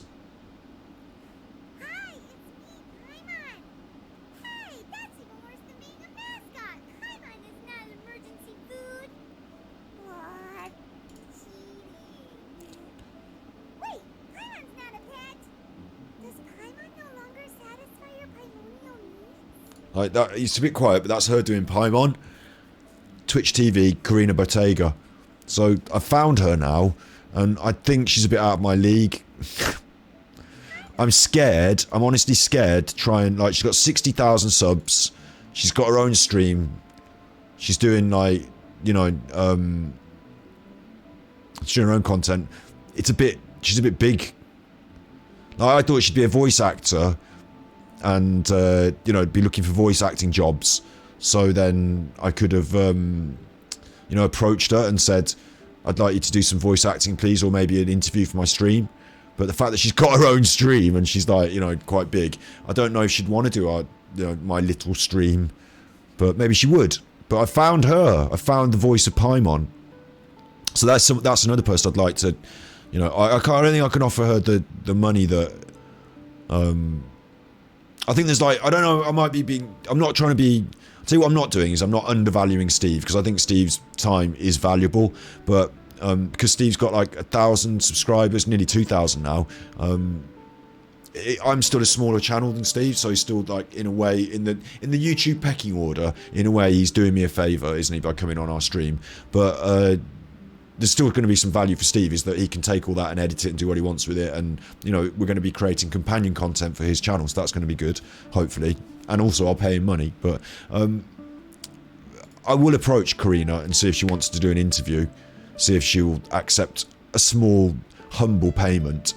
But she might not want to, mightn't she? She might have her own thing going on. She certainly seems to be, you know, streaming with good views, and she's fucking Paimon, voice of Paimon. I don't know, maybe I'm being a bit starstruck here. But we've got to try and get Karina to do Paimon on our stream, haven't we? So there's something for me to think about. I suppose I should subscribe. The voice of Paimon. She's also Mizuki's voice actor, and I don't know who Mizuki is, but she seems to lean heavily on this Mizuki's voice actor. Genshin voice actor among us. Oh, that's going to be cool, isn't it? She's doing Paimon. I shouldn't advertise this, you'll be off watching this now. But it's just, it blows my mind that she's Paimon's voice actor, and I quite want to have her. You know, so there's what I'm saying is, if I can do regular conversations, like if I could get her on to talk everything Genshin Impact once every couple of months, wouldn't that be good? Wouldn't you like that? Like, I want to get a couple of specialists to talk about the things that we talk about on a regular basis. Steve is got varied interests, so he's going to have other things than Phil to talk about. Personally, I know that Steve's into, like, quite heavy metal, and I haven't got a heavy metal section on the stream, and we're not going to have one. But if Steve has other interests that are not heavy metal, like, we could, you know, we could end up talking about other things. I think it's going to stay in the psychology realm, but, you know, there's lots of different reasons to talk psychology, isn't there, on a monthly sort of basis. And then in terms of gaming, like, in terms of, like, that was just like an idea I had like get Paimon on, the voice of Paimon, to talk Genshin Impact once a month or two. I don't know if I can achieve that, but that's where I want to go, you know. So with that in mind, this is somebody that I really respect, Lex Fridman. Lex has been making podcasts now for a good while, and I've been watching them for a good while. September the 20th, 2006. Has it been that long? Has it been that long?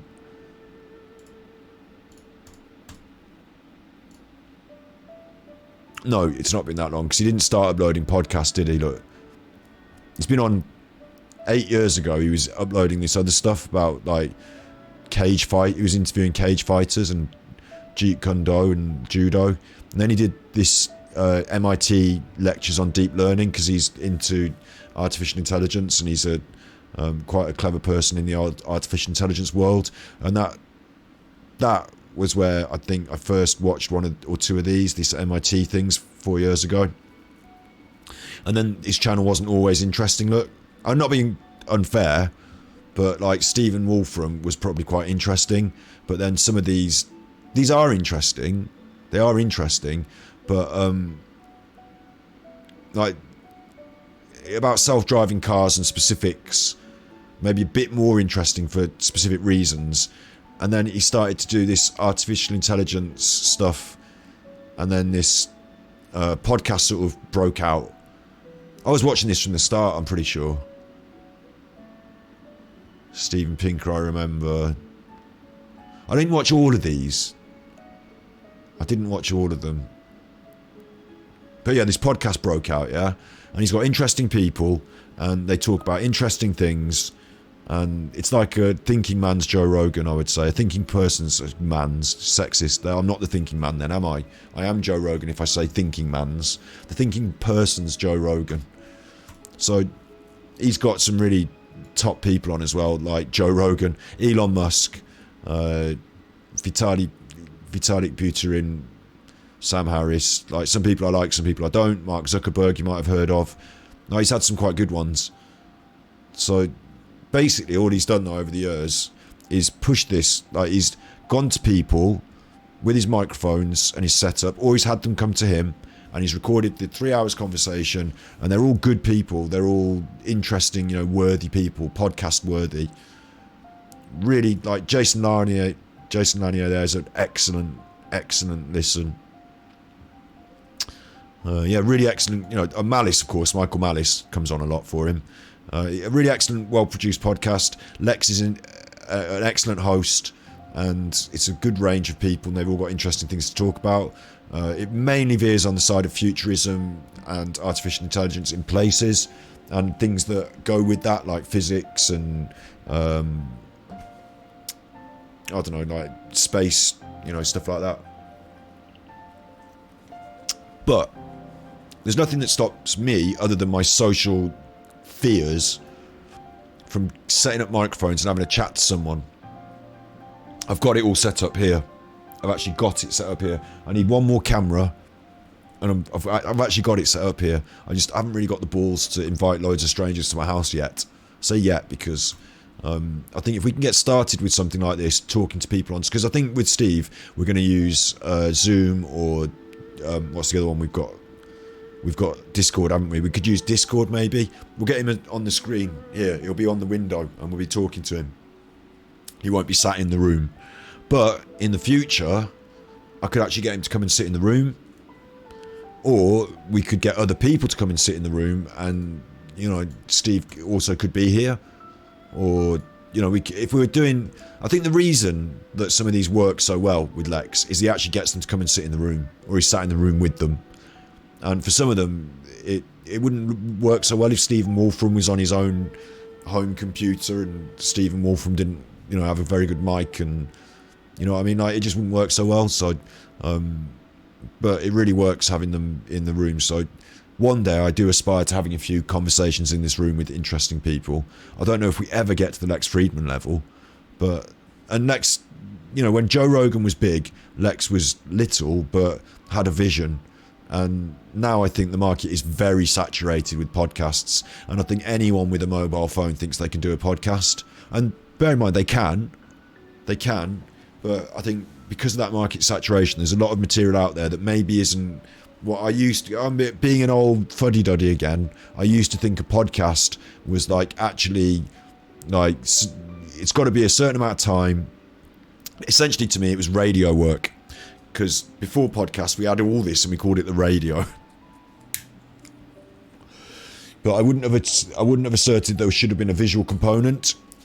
I would have said that if there was a visual component, the form, like the standard form, would be simply a fly on the wall, camera in the room, you know, maybe one wide shot, just so you've got a visual component. But there doesn't need to be. Of course, nowadays I do think yes, visual component important, even if it's going to end up on Spotify. Visual component important. But the simplicity of a seated interview, a conversation, a structure. As an interviewer, it's my job to have a script. And I know I'm not going to be able to script the answers of my interviewees. That's not going to be the case. But, you know, I've got ideas. And I know, I did a HND media module, so I know a little bit about production of media. If you sit, this is a top tip for anyone. If you start and sit down to do anything like this, and you say, well, you know, we'll start and talk about this and we'll see how it goes, it's not going to go anywhere. You're going to fuck it up.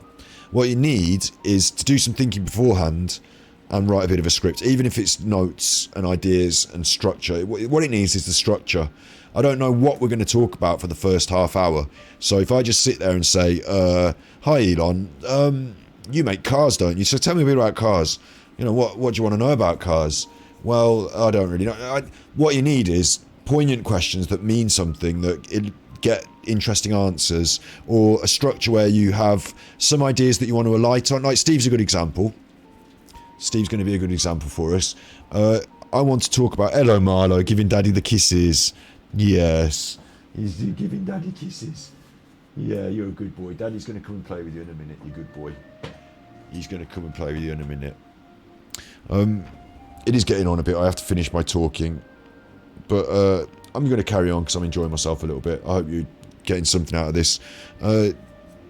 Structure, in like scripting, even like with radio shows, you'd play some music, you do a bit of chat. We play some music, you do a bit of a chat. If you don't script the chat, you're going to end up leaving dead air. You're going to end up not knowing what to say next and maybe making a boob. You script all that.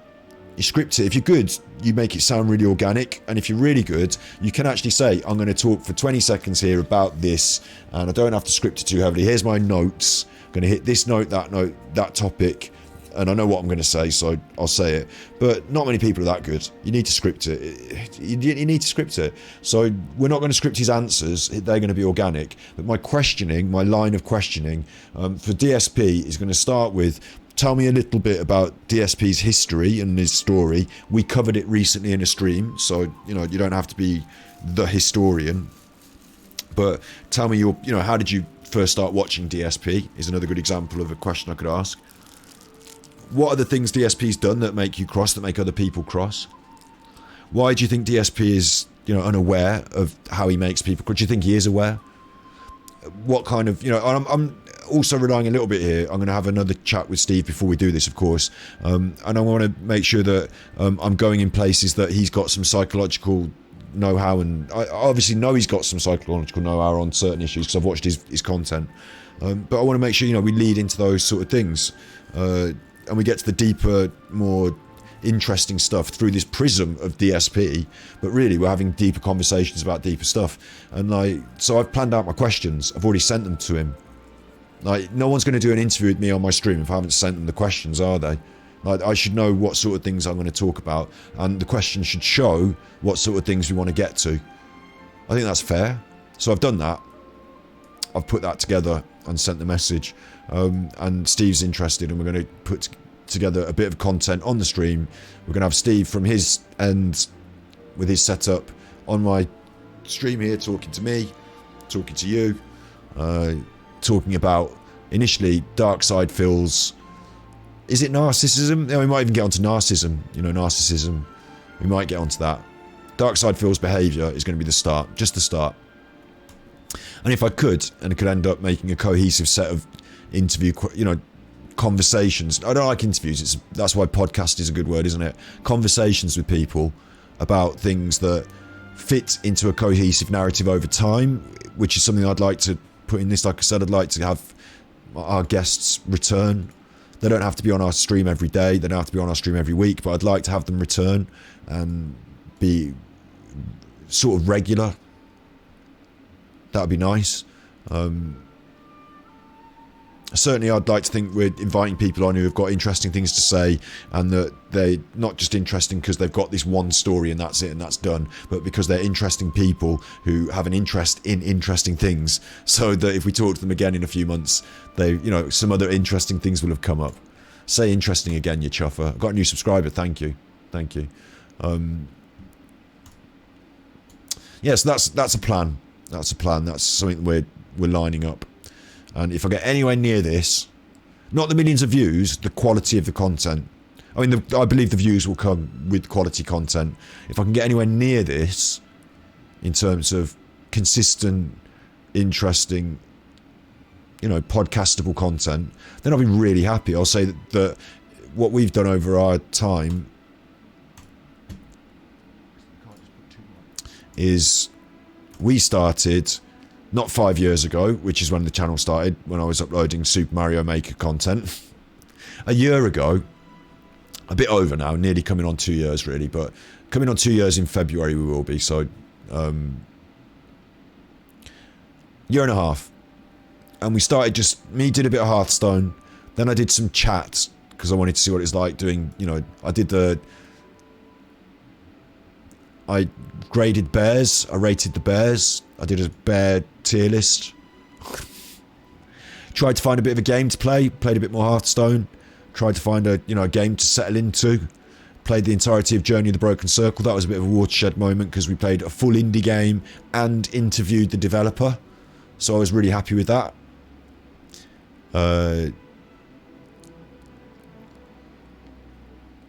Yeah, we got Mental Health Monday as a regular feature. Played more indie games. I found the playing of a complete indie game, if I could complete it, I didn't manage to complete Green Hell, but I found that to be quite nice, to complete a full cohesive indie game and to talk about it afterwards, do a bit of a review. And that's when we did 5 Dates and Fisherman's Tale, and I did those reviews on Ganji Arts. So then Pokemon took a bit longer, and I didn't get much of a review out of it. And actually recently, Genshin Impact took even longer, and I haven't done a review of that. And we brought in this more variety streaming on YouTube concept. We brought in the streaming live on YouTube concept and not just using it as a receptacle for our streams about 4 months ago. So really, I've been streaming on YouTube for about 4 months and uploading our Twitch streams there for about 1.5 years. And our Twitch streams have been pretty consistent gameplay, but building up the amount of time I'm spending on here and being more consistent with the games we play. That's a good way to say it. So, you know, I think we've come a long way. There's certainly the quality of the stream. I'm on new computer, 4K. You can see I'm calling it a spider bite, not a spot. All right, I'm calling it a spider bite. You can see my blemish in 4K. We've come a long way. I'm now consistent on the hardware and the technology and the streaming. Super consistent on that. Don't have any like mechanical problems anymore. Pretty consistent on being here and producing the content. I've got a vision for where we want to go and what I want to achieve. I'd like to continue playing games at the weekend on Twitch, continue playing indie games sometimes in the week, continue bringing words on stream as a feature to create charity money, continue doing the variety of content as a stream on YouTube in the weekdays. Yeah, that's all fine. Add in a few interviews. Not a big, I'm not trying to break my neck here. Add in a few interviews. Try and get the voice of Paim on to do a little interview with us. I've got a few targets on some people that I think are a little bit... I'll be honest, I think she's a bit big and a bit like if little Ganji kid with... And I might be wrong, maybe she'll just do it. Maybe I ask her and she'll just do it. But little Ganji kid with nearly 200 subscribers, which is a lot, we're getting there. We need 1,000 to be monetized. Bear in mind, that's like a break point. But, like, she's 60,000 subs and she's the voice of Paimon. So, I'm thinking I might have to pay her quite well or get a few more subs myself to sort of be able to swing my weight around a little. Not swing my weight, but, be able to, for her to look and say this is worth it for her to do it. Like, I think I'm not saying Karina is selfish.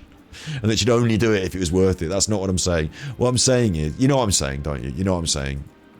That it's easier to collab with other channels that are bigger if you yourself have a few more subs.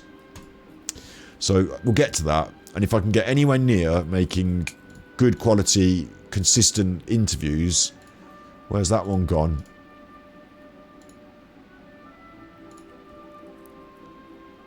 I've lost that one now.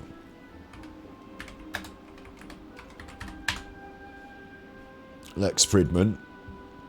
If I can get anywhere near making consistent interviews in a podcasty sort of format, then I'd be very happy, because I'd be able to say what we've done in basically 2 years is go from nothing to a consistent media content product, you know, a consistent piece of produced, well, not just that, this whole thing is consistently media product, isn't it? But quite happy to say a bit haphazard, a bit, you know, a bit DIY. If we could move to something what I'd call a little bit more professional. Now, this is the first look at our actual podcast studio. Look, I built that. It's there in that. It's that part of the room. I could go and sit there right now. I could sit there right now. What's all this then? We did that September. So a year later, I haven't actually had anyone sit in the studio. I mean, there has been a COVID, hasn't there? So I knew that I wasn't going to use it immediately. I even said I wasn't going to be able to use it immediately. But a year later, we haven't had anyone sit there. I'm all right with that. There were other things, computer, there's camera, there's still more things to get, but we're on the way. And if I can get anywhere near doing some of this, then maybe someone might sponsor the stream, and then I've got my, that's it, I'm actually a real, I mean, I'm a legit streamer right now, thanks to Capital K, thanks to Nigel, thanks to you here in chat right now, Chinese Spy, Juzzy, thanks to anyone who's like tipped or donated, or obviously Snippy Snips, big, I'd call Snippy and Nigel and Capital K, I call them like producers, because they're big, like honestly, just straight up financial supporters as well as emotional support. But like, you know what I mean? They're big supporters of the stream over a long period of time. So I call them like producers because they help me to make the content. But I want to take the weight off the shoulders of the people that subscribe and tip, and I want to take the weight off them and put it onto a sponsor, so that I can say I get my money regularly because I produce media on YouTube, and we've got 1 or 2 sponsors, and that gives me the money I need to produce the media and eat and pay my bills. You know, and then on top of that, if I'm really lucky, people support and tip and donate, and we can then go up in levels. Do you know what I'm saying? I don't expect a sponsor to give me the money to book Mark Zuckerberg, but if we can start going up in the levels, we can get it there. We can get there. Maybe one day I'm talking, I don't know, I don't want to talk to Mark Zuckerberg. The voice of Paimon. That's where I want to go. But there'll be other people. There'll be other people. So, yeah, that's coming. And I'm making it happen by starting with Steve as a regular guest. We've discussed it just over a few direct messages. So hopefully that will bear fruit in the coming weeks. I'm hoping that we have a bit of a chat on the internet this week. I mean, he's got stuff that he's doing that he's busy with. He had a busy day today because he was on a podcast, and he's got a gig on Wednesday, so I don't really want to overload his plate with other ideas. But maybe at the end of the week we can have a chat and get him on the stream. Maybe this end of this week or start of next week, and we start that ball rolling. So look out for that, my little puckos. Thank you if you've listened to all that, because it's just me talking about the stream, which in itself I understand is not content, but in a way it is, isn't it? Because you're all part of it. You know, you're all part of it. You're complicit. Frankly, it's your fault. So I hope that you don't feel... I hope everyone... I'll tell you this as well. I hope everyone... that we, because one of the things we do, actually, I'm going to carry on talking a little bit. One of the things we do is we bring in different people from all over different parts of YouTube. Keep flishing through these now. I've lost me. That was DSP. Where's me? It was this one, wasn't it? Shut up, you. Not you. You. One of the things we do by having a variety of content is we bring in different people from different worlds. So my most popular video is a bit of the Rolling Stones playing at Anfield.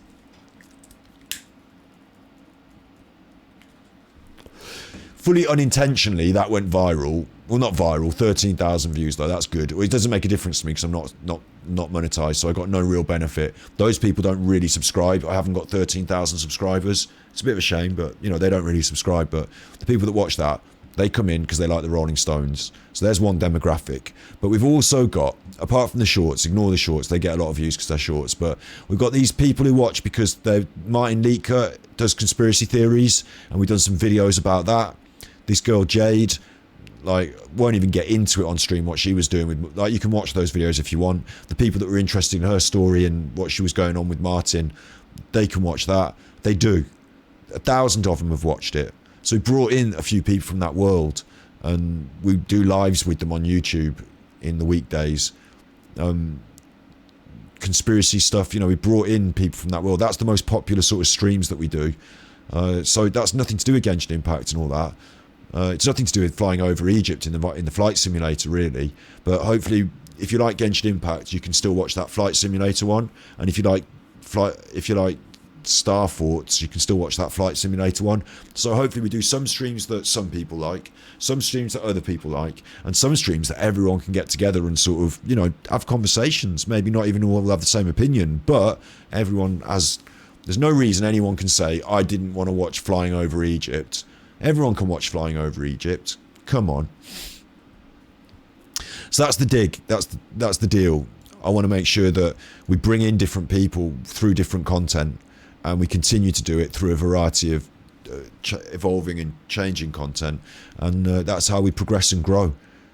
And I'm not thinking that we steal one person's audience or, like, you know, anything like that. I'm saying that by exposing my audience to different things, we share ideas, and by being part of different conversations, we bring in people from different areas of YouTube and other conversations, and hopefully we just, you know, we get our own thing going. It is going. It's always positive for me to see that sub numbers going up, and it's hard work in the early days. It's hard work to push something uphill, and I'm making it hard by not making it. Like, if I was just a cycling channel and all I did was a cycling video every day, I'd have had a lot more success now because it would be consistent and people would know. But I've got to be inconsistent. I've got to be consistent with that inconsistency so people know.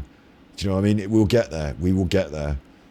We are getting there, and I'm putting a lot of work in to make it happen. And so is, like, Snips is off at work at the moment, and she gives me tips. So is Snips. But so are you. Like, just watching it. Like, honestly, just being part of it. If you're watching this now, then thank you. I really appreciate it. I think I've said enough now. I think I really have. It's nearly 1 in the morning. It's nearly 2 in the morning where I live, and I've got to go and sort the dog. He's had enough. Like, I've been on stream for nearly 5 hours now, so the dog needs my attention more than you. But you be good, my little podcast. You be good. You are good, and I really appreciate you being here. Like, this is a positive journey, and you make it happen. So thank you. And remember, if you can't be good, you're naughty.